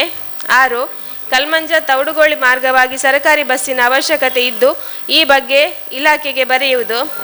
7 ಘಟ್ಟತಡಿ ಎಂಬಲ್ಲಿ ಸಾರ್ವಜನಿಕ ಕಾಲ್ದಾರಿ ತಡೆಗೋಡೆ ರಚನೆ. 8 ದೋಸೆಮನೆ ಎಂಬಲ್ಲಿ ಕಾಲ್ದಾರಿ ತಡೆಗೋಡೆ ರಚನೆ. 9 ಅಂಗನವಾಡಿ ಕೇಂದ್ರದ ಮಕ್ಕಳಿಗೆ ತರಕಾರಿ ವ್ಯವಸ್ಥೆ ಇಲಾಖೆಗೆ ಬರೆಯುವುದು. 10 ನರಿಂಗಾಣ ಗ್ರಾಮದ 2ನೇ ವಾರ್ಡ್ನ ಕೆಂಪುಗುಡ್ಡೆ ಹಾಗೂ ಹೊಟ್ಟೆಗೋಳಿ ಎಂಬಲ್ಲಿ ಹೊಸ ದೀಪ ಅಳವಡಿಕೆ. ಮೊನ್ನೆ ನೋಡಿದ್ದೇವೆ ಅದನ್ನು ತೆಗೆಸಿ ಈಗ ನಾವು ಆಗಸ್ಟ್ 15ಕ್ಕೆ ಉದ್ಘಾಟನೆ ಆಗುತ್ತೆ, ಅದಕ್ಕಿಂತ ಮುಂಚೆ ಸರಿ ಮಾಡ್ತೇವೆ. ಅವರಿಗೆ ಮುಂದಕ್ಕೆ ಇಲಾಖಾ ಮಾಹಿತಿ ಏನಾದರೂ ಮಾತಾಡ್ಲಿಕ್ಕಿದ್ರೆ ಇದೆ ವಾರ್ಡ್ ಸಭೆ ಇದರ ಬಗ್ಗೆ ಏನಾದರೂ ನೀವು ಮೊನ್ನೆ ವಾರ್ಡ್ ಸಭೆಯಲ್ಲಿ ಹೇಳಿದ್ದು ಏನಾದರೂ ಬಿಟ್ಟು ಹೋದ್ರೆ ಏನಾದರೂ ಇದೆ ಹೇಳಿ. ಒಂದು ಕರೆಂಟಿದ್ದು ಮೈನ್ ಲೈನ್ ಫುಲ್ಲು ನೇತಾಡ್ತಾ ಇದೆ, 2-3 ಸಲ ಅವರು ಗಮನಕ್ಕೆ ತಂದಿದ್ದಾರೆ. ಅದೊಂದು ಇಮಿಡಿಯೇಟ್ಲಿ ನಾಳನೆ ಕಲಿಸಿ ಒಂದು ನಮ್ಮ ಮಂಟಪದ ಸಾಲ ಬಳಿ ಬ್ಯಾಕ್ ಸೈಡಲ್ಲಿ ತುಂಬ ಹತ್ತಿರದಲ್ಲಿ ಕೈಗೆ ಇದಾಗ್ತಾ ಇದೆ. ಇಲ್ಲ ನಾವು ಮೊನ್ನೆ ವಾರ್ಡ್ ಸಭೆಯಲ್ಲಿ ಅದು ನಿರ್ಣಯ ಮಾಡಿದ್ದೇವೆ. ಅದಕ್ಕೆ ನಾವು ಪಂಚಾಯತಿಂದ ಅನುದಾನ ಇಟ್ಟು ಸುಮಾರು 10 ವರ್ಷದಿಂದ ಈಚೆ ನಾವು 2 ವರ್ಷ ಅನುದಾನ ಇಟ್ಟು ಅದಕ್ಕೆ ಕಾಮಗಾರಿಯನ್ನು ಮಾಡಿಸಿದ್ದೇವೆ. ಅದನ್ನು ದಾಖಲೆ ನಾವು ಪರಿಶೀಲನೆ ಮಾಡಿ ನಾವು ಅದನ್ನು ತೆರವುಗೊಳಿಸ್ತೇವೆ. ಈಗ ಗ್ರಾಮ ಸಭೆ ಮುಗಿದ ತಕ್ಷಣ ಅದನ್ನು ನಾವು ಓಪನ್ ಮಾಡಿ ಕೊಡಿಸ್ತೇವೆ. ಕೆಲವೊಂದು ಬಿಲ್ಡಿಂಗ್ಸ್ಗಳೆಲ್ಲ ಸ್ಟಾರ್ಟ್ ಆಗಿದೆ, ಎಲ್ಲ ಇಲಾಖೆಗಳಿಗೆ ಆಗ್ತದೆ. ಆಯ್ತು ಇಲ್ಲ ಅಲ್ಲ ಒಂದು ತಾಲೂಕು ರಚನೆ ಆದ ನಂತರ ಎಲ್ಲ ಒಂದು ಶಿಫ್ಟ್ ಆಗುವಾಗ ಒಂದೊಂದೇ ಆಗ್ತಾ ಇದೆ, ಅದು ಸ್ವಲ್ಪ ಟೈಮ್ ತಾಗುತ್ತೆ, ಆದರೂ ಎಲ್ಲ ಆಗ್ತದೆ. ಮುಂದಕ್ಕೆ ಕೃಷಿ ಇಲಾಖೆಯವರು, ಉಪಾಧ್ಯಕ್ಷರೇ ಹಾಗೂ ಗ್ರಾಮಸ್ಥರೇ, ಮೆಸ್ಕಾಂನಿಂದ ಪ್ರಧಾನಮಂತ್ರಿ ಸೂರ್ಯಘರ್ ಮುಫ್ತ್ ಬಿಜ್ಲಿ ಯೋಜನೆ ಅಂತ ಒಂದು ಯೋಜನೆ ಇದೆ. ಈ ಯೋಜನೆಯಲ್ಲಿ ನಿಮ್ಮ ಮನೆಯ ಮೇಲ್ಛಾವಣಿಯಲ್ಲಿ ಯಾರು ಸೋಲಾರ್ ಸಿಸ್ಟಮ್ ಅಳವಡಿಸಿದ್ದಲ್ಲಿ ನಿಮಗೆ ಅದಕ್ಕೆ 1 ಕಿಲೋವ್ಯಾಟಿಗೆ 30,000 ಸಬ್ಸಿಡಿ, ಹಾಗೂ 2 ಕಿಲೋವ್ಯಾಟಿಗೆ 60,000 ಹಾಗೂ 3 ಕಿಲೋವ್ಯಾಟಿಗೆ 78,000 ಸಬ್ಸಿಡಿ ಬರ್ತದೆ. ಹಾಗೆ 1 ಕಿಲೋವ್ಯಾಟಿಗೆ 30,000, 2 ಕಿಲೋವ್ಯಾಟಿಗೆ 60,000, 3 ಕಿಲೋವ್ಯಾಟಿಗೆ 78,000 ಸಬ್ಸಿಡಿ ಈ ಯೋಜನೆಯಲ್ಲಿ ಬರ್ತದೆ. ಇದನ್ನು ಹಾಕಿಸಿದ್ದ ನೀವು ಮೆಸ್ಕಾಂನೊಂದಿಗೆ ಅಗ್ರಿಮೆಂಟ್ ಕೂಡ ಮಾಡ್ಬೋದು. ಹಾಗೆ ಕಳೆದ ಸಾಲಿನಲ್ಲಿ ಕೆದಂಬಟ್ 1 ಕಿಲೋವ್ಯಾಟಿಗೆ 70,000 ಆಗ್ತದೆ, 75,000, 30,000 ಸಬ್ಸಿಡಿ ಬರ್ತದೆ. 3 ಕಿಲೋವ್ಯಾಟ್ ಆದರೆ 2.5 ಲಕ್ಷ ಒಳಗೆ ಆಗ್ತದೆ, 78,000 ಸಬ್ಸಿಡಿ ಬರ್ತದೆ. ಹೌದು. ಮತ್ತು ನಿಮ್ಮದು ಮನೆಯದು ಕರೆಂಟ್ ಬಿಲ್ ಫ್ರೀ ಆಗ್ತದೆ ಅದರಲ್ಲಿ. ಹಾಗೆ ಕೆದಂಬಾಡಿ ಟಿ ಸಿದು ಮತ್ತು ತೌಡುಗೋಳಿ ಅಂಗನವಾಡಿ ಟಿ ಸಿದು ತಂತಿ ಬದಲಾವಣೆ ಆಗಿದೆ.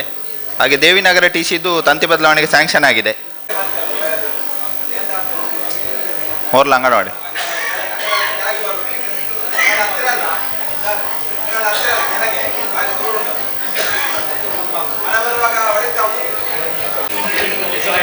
ಒಬ್ಬರಿಲ್ಲ ಸಲೀಮ್ ಅಂತೇಳಿ ಅವರಿಗೆ ಕೋರ್ಟಿಂದ ಇವತ್ತು ಫೈನಲ್ ಜಡ್ಜ್ಮೆಂಟ್ ಅಂದರೆ ಅವರ ಸ್ವಲ್ಪ ಹಣದ ಒಂದು ಇದಾಗಿತ್ತು.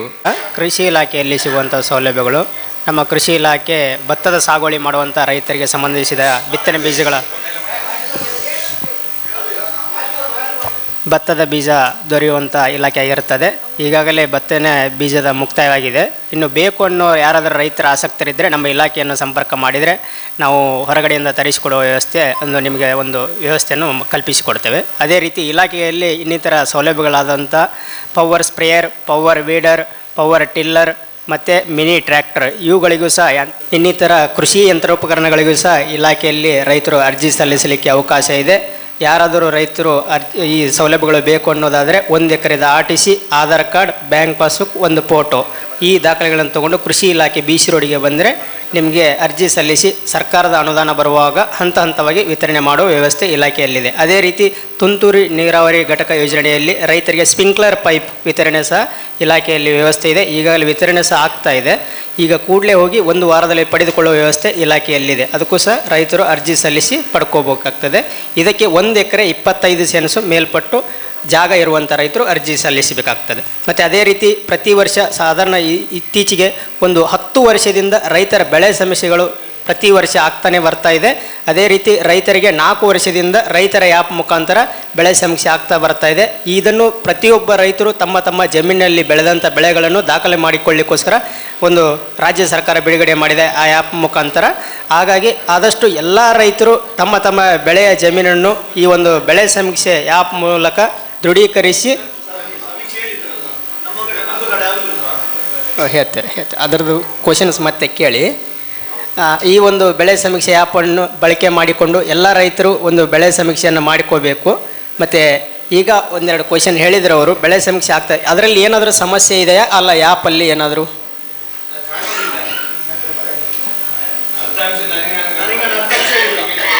ಇಲ್ಲಿ ನೋಡಿ, ಅಲ್ಲಿ ಏನಾಗಿದೆ, ಕಾಣದೇ ಇದ್ದಲ್ಲಿ ನಿಮ್ಗೆ ಯಾವುದೇ ರೀತಿ ನೋ ಅಬ್ಜೆಕ್ಷನ್, ನೀವು ಸಮೀಕ್ಷೆ ಮಾಡ್ಬೋದು. ಆದರೆ ನಿಮ್ಮ ಒಂದು ಪ್ಲಾಟಿಂಗ್ ಆ ಮೇಲ್ಗಡೆ ಮ್ಯಾಪ್ ಇದೆಯಲ್ಲ, GIS ಮ್ಯಾಪು, ಅದು ಕಾಣಲ್ಲ ಅಷ್ಟೇ. ಆದರೆ ಸಮೀಕ್ಷೆ ಮಾಡಲಿಕ್ಕೆ ಬಿಡ್ತದೆ. ಒಂದು ವೇಳೆ ಬಿಡುದಿಲ್ಲ ಅಂತ ಹೇಳಿದರೆ ಅಂಥ ಕ್ವಶನ್ಸ್ ಅಂದರೆ ಯಾರಿಗೆ ಸಮಸ್ಯೆ ಇದೆ ಅವರು ನಮ್ಮ ಹತ್ರ ಇಲಾಖೆಗೆ ಬಂದರೆ ನಾವು ನಿಮಗೆ ಅದನ್ನು ಸರಿ ಮಾಡಿಕೊಡುವ ವ್ಯವಸ್ಥೆ ಇದೆ. ಅದು ಒಂದು ನಾನು ಹೇಳ್ತೇನೆ, ಕಂದಾಯ ಇಲಾಖೆ ಮತ್ತು ADLR ಭೂಮಾಪನ ಇಲಾಖೆಯವರು ಬಂದು ನಾವು ಸಹ ಚೆಕ್ ಮಾಡಿದ್ದೇವೆ. ಯಾಕಂದರೆ ಅದು ನಿಮ್ಮದು ಈ ಕೇರಳ ರಾಜ್ಯಕ್ಕೆ ಹತ್ತಿಕೊಂಡಿರುವುದರಿಂದ ಅಲ್ಲಿ ಸರಿಯಾದ ಮ್ಯಾಪ್ ಇಲ್ಲ. ನಾವು ಖುದ್ದಾಗಿ ಹೋಗಿ ನೋಡಿದ್ದೇವೆ, ಅಲ್ಲಿ ಸರಿಯಾದ ಈ ಭೂಮಾಪನ ಇಲಾಖೆಯಲ್ಲಿ ಮ್ಯಾಪ್ ಇಲ್ಲ. ಅಲ್ಲಿ ಆ ವ್ಯವಸ್ಥೆಯಿಂದ ಸ್ವಲ್ಪ ಸಮಸ್ಯೆ ಆಗಿದೆ. ಸಮೀಕ್ಷೆಗೆ ಯಾರಿಗೂ ಸಮಸ್ಯೆ ಆಗ್ತಾ ಇಲ್ಲ, ಯಾಕಂದ್ರೆ ನಾವು ಸಮೀಕ್ಷೆ ಮಾಡಿದ್ದೇನೆ ಇಲ್ಲದ ಮ್ಯಾಪಲ್ಲಿ ಸಹ. ಆದರೆ ನಿಮಗೆ ಏನಂತ ಹೇಳಿದರೆ ಅದರಲ್ಲಿ ನನ್ನ ಗ್ರಾಮದ ಮ್ಯಾಪ್ ತೋರಿಸ್ತಾ ಇಲ್ಲ ಅಂತ ನಿಮಗೆ ಸಮಸ್ಯೆ ಅಷ್ಟೇ. ಆದರೆ ಸಮೀಕ್ಷೆಯ ಸಮಸ್ಯೆ ಆಗಿಲ್ಲ, ಸಮೀಕ್ಷೆಯ ಸಮಸ್ಯೆ ಆಗಿಲ್ಲ, ಮ್ಯಾಪ್ ಕಾಣಿಸ್ತಾ ಇಲ್ಲ ಅಷ್ಟೇ.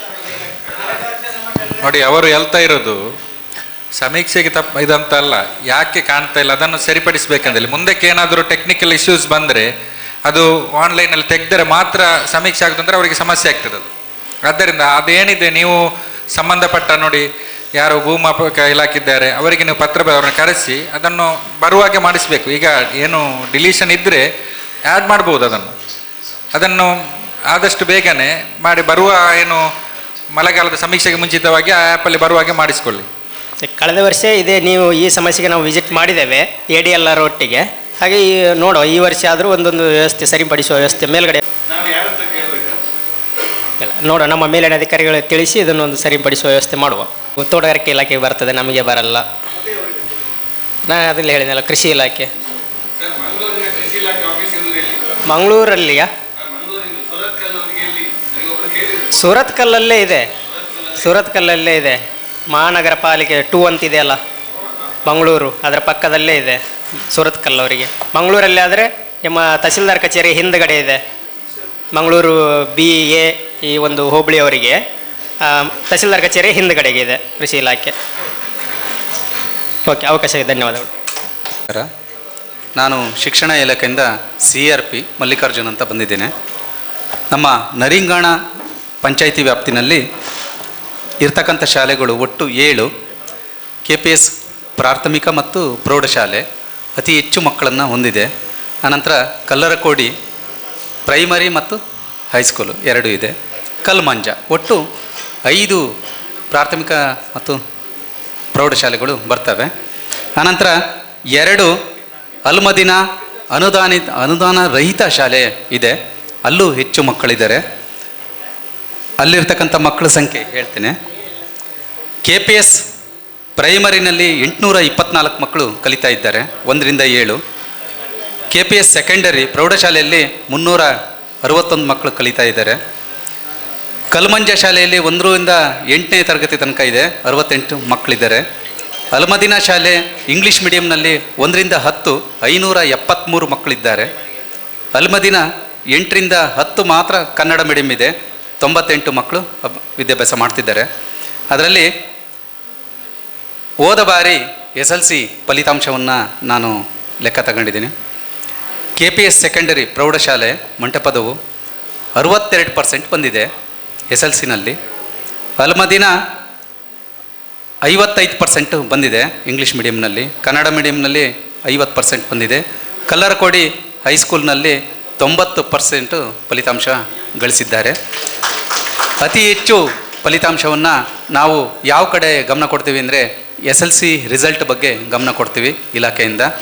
ಅವರು ಇನ್ನುಳಿದ ಶಾಲೆಗಳು ಈ ಬಾರಿ 100% ಪಡೆಯೋದಕ್ಕೆ ಶ್ರಮಿಸಲಿ ಅಂತ ನಾವು ಹಾರೈಕೆ ಮಾಡ್ತೇವೆ.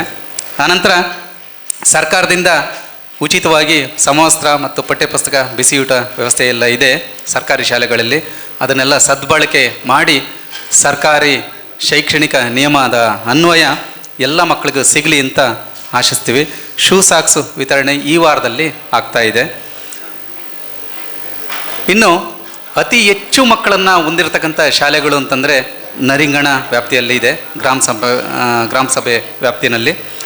ಅಲ್ಮದಿನ ಮತ್ತು ಮಂಟೆಪದವು ತುಂಬ ಹೈಯೆಸ್ಟ್ ಮಕ್ಕಳು ಇಡೀ ನಮ್ಮ ಬಂಟ್ವಾಳ ತಾಲೂಕಿನಲ್ಲಿ, ಉಲ್ಲಾಳ ತಾಲೂಕಿನಲ್ಲೂ ಸೇರಿ.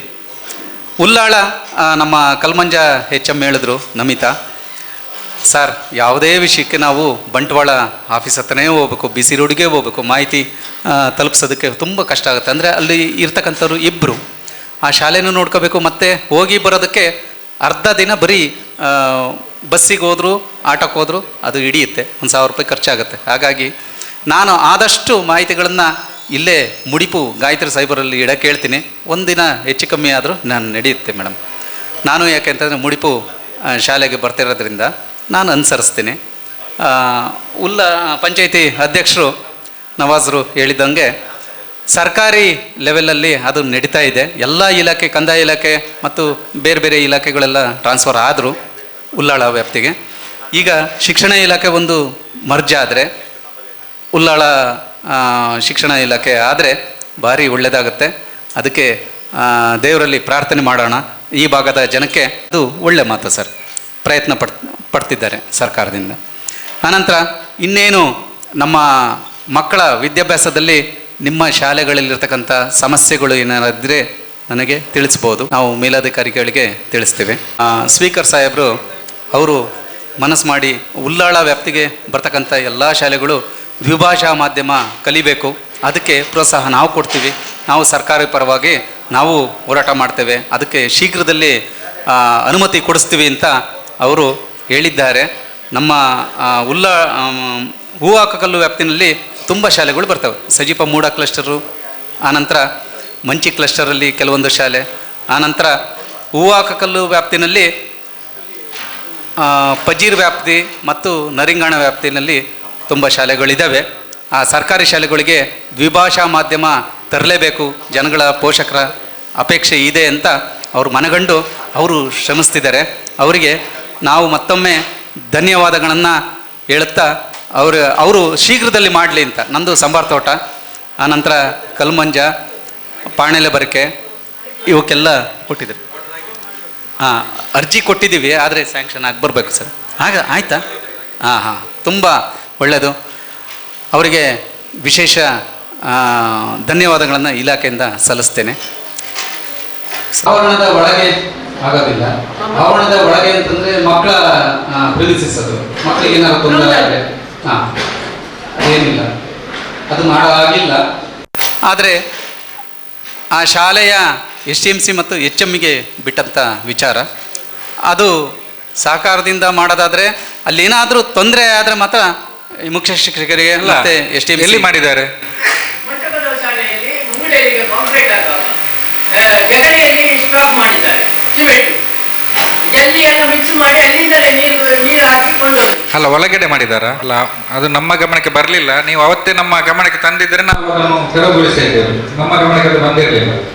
ಅಲ್ಲಿ ಮುಖ್ಯ ಶಿಕ್ಷಕರು ಮತ್ತು STMCಗೆ ಮುಖ್ಯ ಶಿಕ್ಷಕರಿಗೆ ಹೇಳಿದಾಗ ಹೇಳ್ತಾರೆ ಅವರು ಕಾಂಕ್ರೀಟ್ ಮಾಡಿ ಕೊಡ್ತಾರೆ ನನಗೆ ಅಂತ. ನಾನು ಕೈ ಬಿಟ್ಟೇನೆ. ಎಲ್ಲಿಗೆ ಕಾಂಕ್ರೀಟ್ ಮಾಡ್ತಾರೋ ಗೊತ್ತಿಲ್ಲ ನನಗೆ. ನಾವು ವಿಚಾರ ತಿಳಿಸ್ತೀವಿ ಸರ್. ಇದು ಪ್ರೈಮರಿ ಸ್ಕೂಲಲ್ಲಿ ಎಲ್ಲ ಇದು ಎಕ್ಸಾಮ್ ಟೈಮಲ್ಲಿ ಬರೋದಕ್ಕೆ ಪೋರ್ಷನ್ ಅನ್ನ ಒಂದೇ ಸತಿ ಕಂಪ್ಲೀಟ್ ಮಾಡಿ ನೋಟ್ಸ್ ಅನ್ನ ಒಂದೇ ಸತಿ ಕೊಡ್ತಾರೆ. ಎಕ್ಸಾಮ್ ಇದು ಹಿಂದಿನ ದಿನ ಆದರೆ ನಾಳೆ ಎಕ್ಸಾಮ್ ಆಗಿ ಇವತ್ತು ನೋಟ್ಸ್ ಕೊಡ್ತಾರೆ. ಹಾಗಾಗಿ ಮಕ್ಕಳಿಗೆ ಕಲಿಕೆಗೆ ತುಂಬಾ ಕಷ್ಟ ಆಗುತ್ತೆ. ಯಾಕಂದ್ರೆ ಅವರು ಒಂದು ತಿಂಗಳಿಂದ ಸುಮ್ಮನೆ ಹಾಗೆ ಕೂತಿರ್ತಾರೆ. ತಿಂಗಳಿಂದ ಮಾಡೋಂಥದ್ದು ಒಂದೇ ವಾರದಲ್ಲಿ ಮಾಡಿ ಮುಗಿಸಿದ್ರೆ ಮಕ್ಕಳಿಗೆ ತೊಂದರೆ ಅಂತ ನೀವು ಹೇಳ್ತಿರೋದು. ಹೌದು. ಮತ್ತೆ ಏನು ಗೊತ್ತಾ, ನೋಟ್ಸ್ ಕರೆಕ್ಟ್ ಆನ್ ಟೈಮ್ ಕೊಡ್ತಾರೆ. ಯಾಕಂದ್ರೆ ಒಬ್ಬರು ಫ್ರೆಂಡ್ ಆ ಸ್ಕೂಲಲ್ಲಿ ಓದ್ತಾ ಇದ್ದಾರೆ, ಅವರು ಹೇಳಿರುವಂಥದ್ದು ಇದು ನನ್ನ ಒಂದು ಅಭಿಪ್ರಾಯ ಸರ್. ಯಾಕಂದ್ರೆ ಎಲ್ಲ ಮಕ್ಕಳಿಗೆ ತುಂಬಾ ತೊಂದರೆ ಆಗುತ್ತೆ. ಎಲ್ಲರ ಪರವಾಗಿ ಒಂದು ಅಭಿವ್ಯಕ್ತಿಯನ್ನು ವಿಷಯ ತಿಳಿಸಿದ್ದೀರಾ. ನಾವು ಇಲಾಖೆಯಿಂದ ಅವರಿಗೆ ಈ ದಿನನೇ ಇನ್ನೊಂದು 1 ಗಂಟೆಯಲ್ಲಿ ಅವರಿಗೆ ಮಾಹಿತಿ ಕೊಟ್ಟು ಮುಂದೆ ಹಾಗೆ ಆಗ್ದಂಗೆ ಮಕ್ಕಳ ಇಂಗ್ಲೀಷ್ ಟೀಚರ್ನೇ ನೇಮಕಾತಿ ಮಾಡಿ ಅವರು ಪ್ರತಿ ಶಾಲೆಯಲ್ಲಿ ನೇಮಕಾತಿ ಮಾಡಿದ್ದಾರೆ. ಅವರೇ ಅನುದಾನ ವೇತನವನ್ನು ಕೊಟ್ಟು ಆ ಶಾಲೆಗಳ ಅಭಿವೃದ್ಧಿಗೆ ಸ್ಪೋಕನ್ ಇಂಗ್ಲೀಷಿಗೆ ಪ್ರಯತ್ನ ಪಡ್ತಿದ್ದಾರೆ. ಆ ಜನಶಿಕ್ಷಣ ಟ್ರಸ್ಟಿನ ಪರವಾಗಿ ಅವರಿಗೆ ನಮ್ಮೆಲ್ಲರ ತುಂಬು ಹೃದಯದ ಧನ್ಯವಾದಗಳನ್ನು ಅರ್ಪಿಸ್ತೇನೆ. ಅದು ಇಲ್ಲಿ ಮುಡಿಪು ಏರಿಯಾದಲ್ಲಿ ಸ್ಟಾರ್ಟ್ ಆಗಿದೆ. ಹೇಳಿ ಸರ್. ಹಾಂ ಸರ್, ಈಗ ಶಿಕ್ಷಕರ ವರ್ಗಾವಣೆ ಇದೆ, ಈಗ ನಡೀತಾ ಇದೆ. ಅದು ಪೂರ್ಣಗೊಳ್ಳೋ ತನಕ ನಮಗೆ ಮಾಹಿತಿ ಕೊಡಲ್ಲ. ಯಾವುದ್ಯಾವುದು ಖಾಲಿ ಇದೆ ಅಲ್ಲಿ ಈ ಊರಿನ ಭಾಗದ ಗ್ರಾಮ ಪಂಚಾಯಿತಿಯ ಸಹಕಾರ ಮತ್ತು ಒಲವಿನಿಂದ ಅಲ್ಲಿ ಕೌನ್ಸಿಲಿಂಗ್ನಲ್ಲಿ ಯಾವ ಶಾಲೆ ತಗೊಂತೀರಂದರೆ ಮೊಂಟೆಪದ ಒಂದಷ್ಟೇ ನರಿಂಗಾಣ ಪಂಚಾಯಿತಿಯಿಂದಾಗ ಆಗ ಖುಷಿಯಾಗಿ ಬರಬೇಕು. ಆ ಒಳ್ಳೆಯತನವನ್ನು ನೀವು ಹೇಳ್ತಿದ್ದೀರಾ. ಆ ಅಭಿಲಾಷೆಯಿಂದ ಎಲ್ಲ ಟೀಚರ್ಸು ಬಂದು ಜಾಯಿನ್ ಆಗಲಿ, ಒಳ್ಳೆಯದಾಗಲಿ, ಶಾಲೆ ಅಭಿವೃದ್ಧಿಗೊಳ್ಳಲಿ ಅಂತ ಕೇಳ್ಕೊತೇನೆ. ಆನಂತರ ಜನಶಿಕ್ಷಣ ವತಿಯಿಂದ ಬಂದಿದ್ದಾರೆ, ಅವರು ಅಧ್ಯಕ್ಷರು ಮತ್ತು ಕಾರ್ಯದರ್ಶಿ ಇಬ್ಬರು ಬಂದಿದ್ದಾರೆ. ಅವರಿಗೆ ವಿಶೇಷವಾಗಿ ಸ್ವಾಗತಗಳನ್ನು ಕೋರ್ತೇನೆ. ಒಂದು ಸರ್ಕ್ಯುಲರ್ ಬಂದಿದೆ, ಸಂಪೂರ್ಣ ಸಾಕ್ಷರತಾ ಗ್ರಾಮ ಅಂತ ಹೇಳಿ ಒಂದು ನಿರ್ಣಯ ಮಾಡಲಿಕ್ಕೆ. ಅದು ನಾವು ಈ ಗ್ರಾಮ ಸಭೆಯಲ್ಲಿ ಅದನ್ನು ಮಾಡ್ತೇವೆ. ಮುಂದಕ್ಕೆ ಆರೋಗ್ಯ ಇಲಾಖೆ ವೇದಿಕೆಯಲ್ಲಿರುವ ಗಣ್ಯರೇ ಹಾಗೂ ನರಿಂಗಾನ ಗ್ರಾಮದ ಗ್ರಾಮಸ್ಥರೇ, ಪ್ರಾಥಮಿಕ ಆರೋಗ್ಯ ಕೇಂದ್ರ ಕುರ್ನಾಡಿ ಇಲ್ಲಿ ಉಚಿತ ಆರೋಗ್ಯ ತಪಾಸಣೆ ಹಾಗೂ ಅವಶ್ಯಕತೆಗೆ ಅನುಸಾರವಾಗಿ ಡ್ರಗ್ಸ್ಗಳನ್ನು ನೀಡಲಾಗುತ್ತದೆ. ನಮ್ಮಲ್ಲಿ complete blood count, lab test, complete blood count, urine test, cholesterol test, liver ಮತ್ತು ಕಿಡ್ನಿ ರಿಲೇಟೆಡ್ ಹಾಗೂ ಡೆಂಗ್ಯೂ ಮಲೇರಿಯಾ ಟೆಸ್ಟ್ಗಳನ್ನು ಕೂಡ ಮಾಡ್ತಾ ಇದ್ದೇವೆ. ಕ್ಷಯರೋಗಕ್ಕೆ TBದು ರಿಲೇಟೆಡ್ ಸ್ಪ್ಯೂಟಮ್ AFB ಅಂತ ಹೇಳಿ, ಹಾಗೂ ನಾವು ಸ್ಯಾಂಪಲ್ಗಳನ್ನು ಬಂಟ್ವಾಳಕ್ಕೆ ಕೂಡ CBNAT ಅಂತ ಹೇಳಿ ಅದನ್ನು ಕೂಡ ಕಲಿಸ್ತಾ ಇದ್ದೇವೆ. ಸೊ ಇದೆಲ್ಲ ನಮ್ಮಲ್ಲಿ ಅವೈಲೇಬಲ್ ಇರುವ ಟೆಸ್ಟ್ಗಳು. ಹಾಗೂ ವಾಟರ್ ಸ್ಯಾಂಪಲ್, ನೀರಿನ ಪರೀಕ್ಷೆದು ಟೆಸ್ಟ್ಗಳನ್ನು ಕೂಡ ಮಾಡ್ತಾ ಇದ್ದೇವೆ. ಅದು ನೀರು ಅನ್ಫಿಟ್ ಬಂದರೆ ನಾವು ಮತ್ತೆ ಅದಕ್ಕೆ ಕ್ಲೋರಿನೇಷನ್ ಮಾಡಿ ಪುನಃ ರಿಪೀಟ್ ಸ್ಯಾಂಪಲ್ ತೆಗೆದು ಪುನಃ ಅನ್ಫಿಟ್ ಬಂದರೆ ಕನ್ಫರ್ಮೇಷನ್ಗೆ ಡಿಸ್ಟ್ರಿಕ್ಟ್ ಲ್ಯಾಬ್ಗೆ ಮಂಗಳೂರಿಗೆ ಕಳಿಸ್ತಾ ಇದ್ದೇವೆ. ಹಾಗೂ ಪ್ರತಿ ಗುರುವಾರ ನಮ್ಮಲ್ಲಿ ಇಮ್ಯುನೈಸೇಷನ್ ಅಂದರೆ ಇಂಜೆಕ್ಷನ್ಗಳನ್ನು ಮಾಡ್ತಾ ಇದ್ದೇವೆ. ಇದು ಮೇಯ್ನ್ ಆಗಿ ಗರ್ಭಿಣಿಯರಿಗೆ ಹಾಗೂ ಮಕ್ಕಳಿಗೆ ನೀಡುವಂಥದ್ದು. ಹಾಗೂ ಪ್ರತಿ 9ನೇ ತಾರೀಕಿಗೆ PMSMA ಪ್ರಧಾನ ಮಂತ್ರಿ ಮಾತೃತ್ವ ಸ್ವಾಸ್ಥ್ಯ ಅಭಿಯಾನ ಅಂತ ಹೇಳಿ, ಇದು ಪ್ರತಿ ಗರ್ಭಿಣಿಯರಿಗೆ ಉಚಿತವಾಗಿ ಆರೋಗ್ಯ ತಪಾಸಣೆಗಳನ್ನು ಮಾಡುವುದು. ಹಾಗೂ 24ನೇ ತಾರೀಕಿಗೆ PMSMA ಅಂದರೆ ಹೈ ರಿಸ್ಕ್ PMSMA, ಇದನ್ನು ನಾವು ಗಂಡಾಂತರ ಗರ್ಭಿಣಿಯವರಿಗೆ ಮಾಡ್ತಾ ಇದ್ದೇವೆ. ಹಾಗೂ ಪ್ರತಿ 3ನೇ ಮಂಗಳವಾರ ಕಣ್ಣಿನ ಪರೀಕ್ಷೆ ನಡೆಸಲಾಗುವುದು. ಹಾಗೂ ಸ್ಪೆಕ್ಟಿಕಲ್ಸ್ಗಳನ್ನು ಕೂಡ ನೀಡ್ತಾ ಇದ್ದೇವೆ. ಇದು ಯನಪೋಯ ಆಫ್ಥಾಲ್ಮಾಲಜಿ ಡಿಪಾರ್ಟ್ಮೆಂಟಿಂದ ಆಫ್ಥಾಲ್ಮಾಲಜಿಸ್ಟ್ ಹಾಗೂ ಆಫ್ಥೋಮೆಟ್ರಿಸ್ಟ್ಗಳು ಬಂದು ಪ್ರತಿ 3ನೇ ಮಂಗಳವಾರ ನಡೆಸ್ತಾ ಇದ್ದಾರೆ. ಹಾಗೂ ಪ್ರತಿ 1ನೇ ಶನಿವಾರ ಯನಪೋಯ ದಂತ ವೈದ್ಯರಿಂದ ದಂತ ಚಿಕಿತ್ಸೆ, ಇದು ಮಧ್ಯಾಹ್ನ ತನಕ ಇದೆ, ಇದನ್ನು ಕೂಡ ಮಾಡ್ತಾ ಇದ್ದೇವೆ. ಹಾಗೂ ಪ್ರತಿದಿನ 9:30ಯಿಂದ 12:30 ತನಕ PA ಕಾಲೇಜ್ ಅವರಿಂದ ಫಿಸಿಯೋಥೆರಪಿ ಸರ್ವಿಸ್ ಕೂಡ ಇದೆ ನಮ್ಮಲ್ಲಿ. ಹಾಗೂ IPD ಅಂತ ಹೇಳಿದರೆ ಇನ್ಪೇಷಂಟ್ ಸರ್ವಿಸ್. ಇದರಲ್ಲಿ ನಾವು ಪೇಷಂಟಿಗೆ ಬೇಕಾಗಿರುವ IV ಡ್ರಿಪ್ಸ್ಗಳನ್ನು ನೀಡ್ತಾ ಇದ್ದೇವೆ, ನೆಬುಲೈಸೇಷನ್ ಕೂಡ ಮಾಡ್ತಾ ಇದ್ದೇವೆ, ಆಕ್ಸಿಜನ್ ಡೆಲಿವರಿ ಏನಾದರೂ ಇದೆ ಅದನ್ನು ಕೂಡ ಮಾಡ್ತಾ ಇದ್ದೇವೆ. ಹಾಗೂ ಗಂಡಾಂತರ ಗರ್ಭಿಣಿಯರಿಗೆ ಅನಿಮಿಯಾ ಇದ್ದರೆ ಅಯನ್ ಸುಕ್ರೋಸ್ಗಳನ್ನು ನೀಡ್ತಾ ಇದ್ದೇವೆ. ಹಾಗೂ ವೂಂಡ್ ಡ್ರೆಸ್ಸಿಂಗ್ ನಮ್ಮ OPDಯಲ್ಲಿ ನಾವು ಮಾಡ್ತಾ ಇದ್ದೇವೆ. ಹಾಗೂ ನಮ್ಮಲ್ಲಿ ARV ಆ್ಯಂಟಿ ರೇಬಿಸ್ ವ್ಯಾಕ್ಸಿನ್, ನಾಯಿ ಕಡಿತಕ್ಕೆ ರಿಲೇಟೆಡ್, ಇದು ಕೂಡ ಲಭ್ಯವಿದೆ. ಈಗಾಗಲೇ APL ಅವರಿಗೆ ನಾವು ಚಾರ್ಜ್ ಮಾಡ್ತಾ ಇದ್ವಿ ಸರ್ಕಾರದ ಸರ್ಕ್ಯುಲರ್ ಪ್ರಕಾರ, ಈಗ ಅದನ್ನು ಕೂಡ ಫ್ರೀಯಾಗಿ ನಾವು ನೀಡ್ತಾ ಇದ್ದೇವೆ. ಹಾಗೂ ಯಾರಿಗಾದರೂ ಕ್ಯಾಟ್ ಅಂದರೆ ಬೆಕ್ಕು ಏನಾದರೂ ಪರಚಿದ್ರೆ, ಏನಾದರೂ ಆ ಟೈಪ್ ಕೇಸಸ್ ಇದ್ದರೆ PHCಗೆ ಬಂದು ಫಸ್ಟ್ ಡಾಕ್ಟರ್ ಹತ್ರ ಎಕ್ಸಾಮಿನೇಷನ್ ಮಾಡಿ ನಾವು ಅದಕ್ಕೆ ವ್ಯಾಕ್ಸಿನ್ ಬೇಕಾ ಇಲ್ಲ ಅಂತ ಹೇಳಿ ನೋಡಿ ಅವರಿಗೆ ವ್ಯಾಕ್ಸಿನ್ಗಳನ್ನು ನೀಡ್ತಾ ಇದ್ದೇವೆ. ಹಾಗೂ ಏನಾದರೂ ಡೀಪ್ ವೂಂಡ್ ಇದ್ದರೆ ನಾವು ಈ ವ್ಯಾಕ್ಸಿನನ್ನು ಕೊಟ್ಟು ಬಂಟ್ವಾಳಕ್ಕೆ ರೆಫರ್ ಮಾಡ್ತಾ ಇದ್ದೇವೆ. ಹಾಗೂ NCD ಕ್ಯಾಂಪ್ ಪ್ರತಿ ಮಂಗಳವಾರ ಕ್ಯಾಂಪ್ಗಳನ್ನು ಇಡ್ತಾ ಇದ್ದೇವೆ. ಇದು ಕಮ್ಯುನಿಟಿ ಹೆಲ್ತ್ ಆಫೀಸರ್ CHO ಮತ್ತು ಪ್ರಾಥಮಿಕ ಆರೋಗ್ಯ ಸುರಕ್ಷಾಧಿಕಾರಿ PHO ಇದನ್ನು ನಡೆಸ್ತಾ ಇದ್ದಾರೆ, ಮೇಯ್ನಾಗಿ 30 ವರ್ಷಕ್ಕಿಂತ ಮೇಲ್ಪಟ್ಟವರಿಗೆ. ಹಾಗೂ ನಮ್ಮ ಸಬ್ ಸೆಂಟರ್ ನರಿಂಗಾನದಲ್ಲಿ ತಾಯಿ ಕಾರ್ಡ್ ವಿತರಣೆ, ANC ದಾಖಲಾತಿ ಹಾಗೂ ತಪಾಸಣೆಗಳನ್ನು ಕೂಡ ನಾವು ಮಾಡ್ತಾ ಇದ್ದೇವೆ. ಹಾಗೂ ಫ್ಯಾಮಿಲಿ ಪ್ಲ್ಯಾನಿಂಗ್ ಸರ್ವಿಸ್ ನಾವು ಉಚಿತವಾಗಿ ಬಂಟ್ವಾಳ ತಾಲೂಕು ಆಸ್ಪತ್ರೆಯಲ್ಲಿ ಮಾಡ್ತಾ ಇದ್ದೇವೆ. LS ಕ್ಯಾಂಪ್ ಲೇಡೀಸ್ಗಾಗಿ ಹಾಗೂ NSV ಪುರುಷರಿಗಾಗಿ ಬಂಟ್ವಾಳದಲ್ಲಿ ಉಚಿತವಾಗಿ ಮಾಡ್ತಾ ಇದ್ದೇವೆ. ಹಾಗೂ ಪ್ರತಿ 1ನೇ ಮಂಗಳವಾರ ಬಂಟ್ವಾಳ ತಾಲೂಕು ಆಸ್ಪತ್ರೆಯಲ್ಲಿ ಮೆಂಟಲ್ ಹೆಲ್ತ್ ರಿಲೇಟೆಡ್ ಕ್ಯಾಂಪ್ಗಳನ್ನು ಕೂಡ ಮಾಡ್ತಾ ಇದ್ದೇವೆ. ಅದರಲ್ಲಿ ಕೆಲವರಿಗೆ ಈಗ ಸೈಕ್ಯಾಟ್ರಿಕ್ ಏನಾದರೂ ಇಶ್ಯೂಸ್ ಇದ್ದರೆ, ಇಲ್ಲ ಡಿಪ್ರೆಷನ್ ಏನಾದರೂ ಇದ್ದರೆ ಅವರಿಗೆ ಡಾಕ್ಟ್ರ್ ಹತ್ರ ಹೋಗಲಿಕ್ಕೆ ಅವರಿಗೆ ಬೇಡ ಅಂತ ಆ ಟೈಪ್ ಏನಾದರೂ ಕೇಸಸ್ ಇದ್ದರೆ ಅವರಿಗೆ 14416 ಟೆಲಿಮಾನಸ್ ಅಂತ ಹೇಳಿ ಈ ಕಾಲ್ ಡೈರೆಕ್ಟ್ ಬ್ಯಾಂಗ್ಳೂರು ನಿಮ್ಹ್ಯಾನ್ಸಿಗೆ ಕನೆಕ್ಟ್ ಆಗ್ತದೆ. ಹಾಗೂ ಅಲ್ಲಿ ಅವರು ಬೇಕಾಗಿರೋ ಸಜೆಷನ್ಸ್ಗಳನ್ನು ನೀಡ್ತಾರೆ. ಪ್ರತಿ 4ನೇ ಶುಕ್ರವಾರ ನಿತ್ಯ ವೈದ್ಯರಿಂದ ಕಣ್ಣಿನ ಪೊರೆ ತಪಾಸಣೆ ಕೂಡ ಇಲ್ಲಿ ನಮ್ಮ ಸಬ್ ಸೆಂಟರಲ್ಲಿ ಮಾಡ್ತಾ ಇದ್ದೇವೆ ಪ್ರತಿ 4ನೇ ಶುಕ್ರವಾರ. ಸೊ ಇದನ್ನು ಅವರು ಯಾರಿಗಾದರೂ ಪೊರೆ ಏನಾದರೂ ಇದ್ದರೆ ಕ್ಯಾಂಪ್ ವೈಸ್ ಸರ್ಜರಿಗಳನ್ನು ಮಾಡ್ತಾ ಇದ್ದಾರೆ. ಸೊ ಇಷ್ಟು ನಮ್ಮ ಆರೋಗ್ಯ ಇಲಾಖೆ ರಿಲೇಟೆಡ್.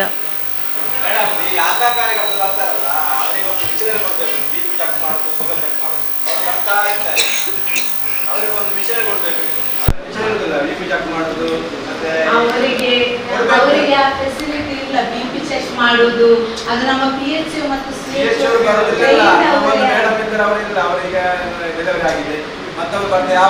ಬರ್ತಾ ಇದ್ದಾರೆ. ಅವರಿಗೊಂದು ಕೊಟ್ಟರೆ ಒಳ್ಳೆದು ಅಂತ ಹೇಳುದು ನಾವು. ಹಾಗೆಲ್ಲ ಅವರು ಟ್ರೈನ್ ಅಲ್ಲ. ಸೊ ನಮಗೆ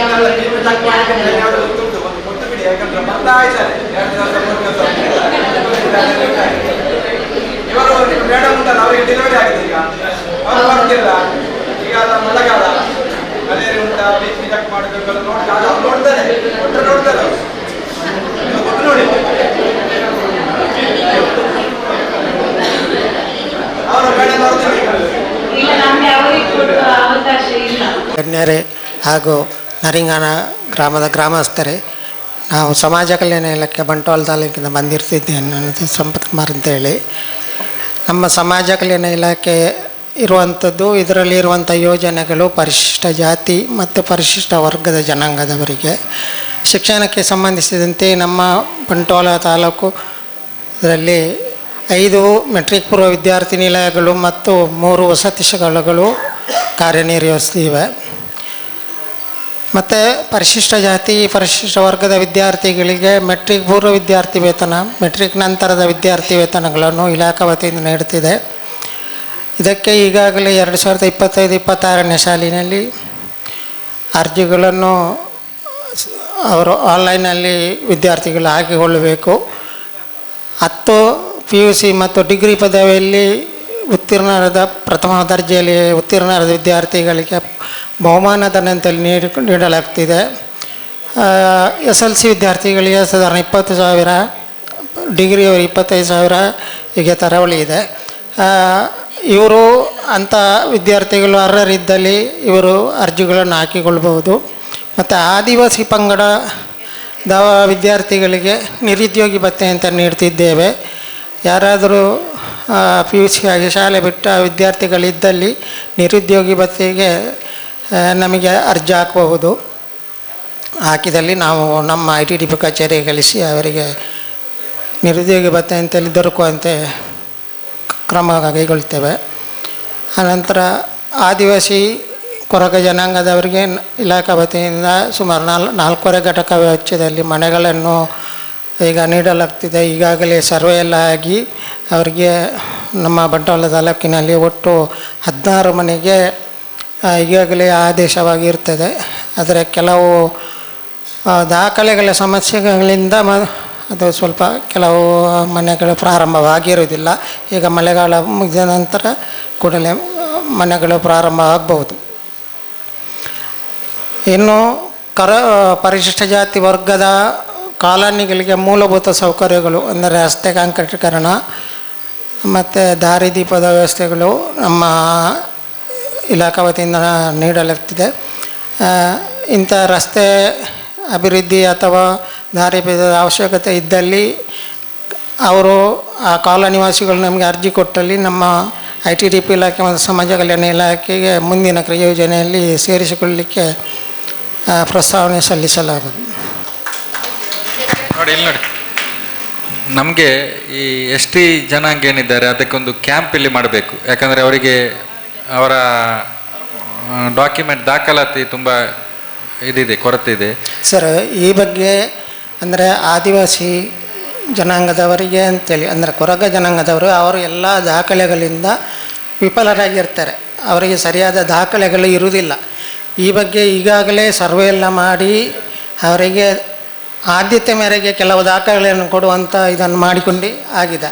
ಆದರೂ ಕೆಲವರಿಗೆ ಇನ್ನೂ ಕೆಲವು ದಾಖಲೆಗಳು ಅಂದರೆ ಮುಖ್ಯವಾಗಿ ಬೇಕಾಗಿರುವ ದಾಖಲೆಗಳಿಲ್ಲದೆ ಮತ್ತೊಂದು ದಾಖಲೆಯನ್ನು ಸೃಷ್ಟಿಸಲಿಕ್ಕೆ ಸಾಧ್ಯ ಆಗ್ತಿಲ್ಲ. ಉದಾಹರಣೆ, ಈಗ ಕೇರಳದಿಂದ ಒಂದು ಮದುವೆಯಾಗಿರ್ತಾರೆ ಅಂದರೆ ಅಲ್ಲಿ ಜಾತಿ ಪ್ರಮಾಣ ಪತ್ರಕ್ಕೆ ಹೋಗುವಾಗ ತಂದೆಯ ಜಾತಿಯನ್ನು ನಮ್ಮ ಕರ್ನಾಟಕದಲ್ಲಿ ಕೇಳ್ತಿದೆ.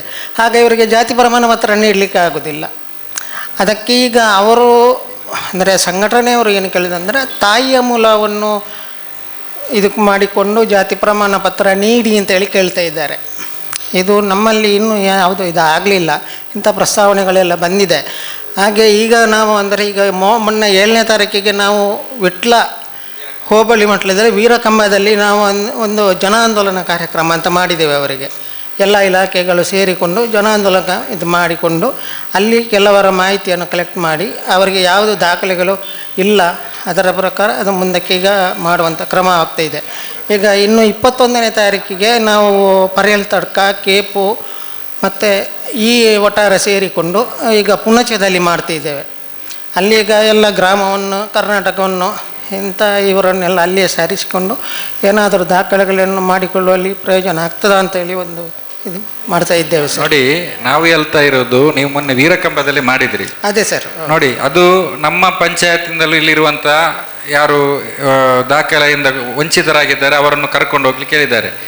ನೋಡಿ, ಅವರನ್ನು ಇಲ್ಲಿಂದ ಅಷ್ಟು ದೂರ ಕರ್ಕೊಂಡು ಹೋಗುವಾಗಿಲ್ಲ, ನಿಮಗೂ ಗೊತ್ತಿದೆ.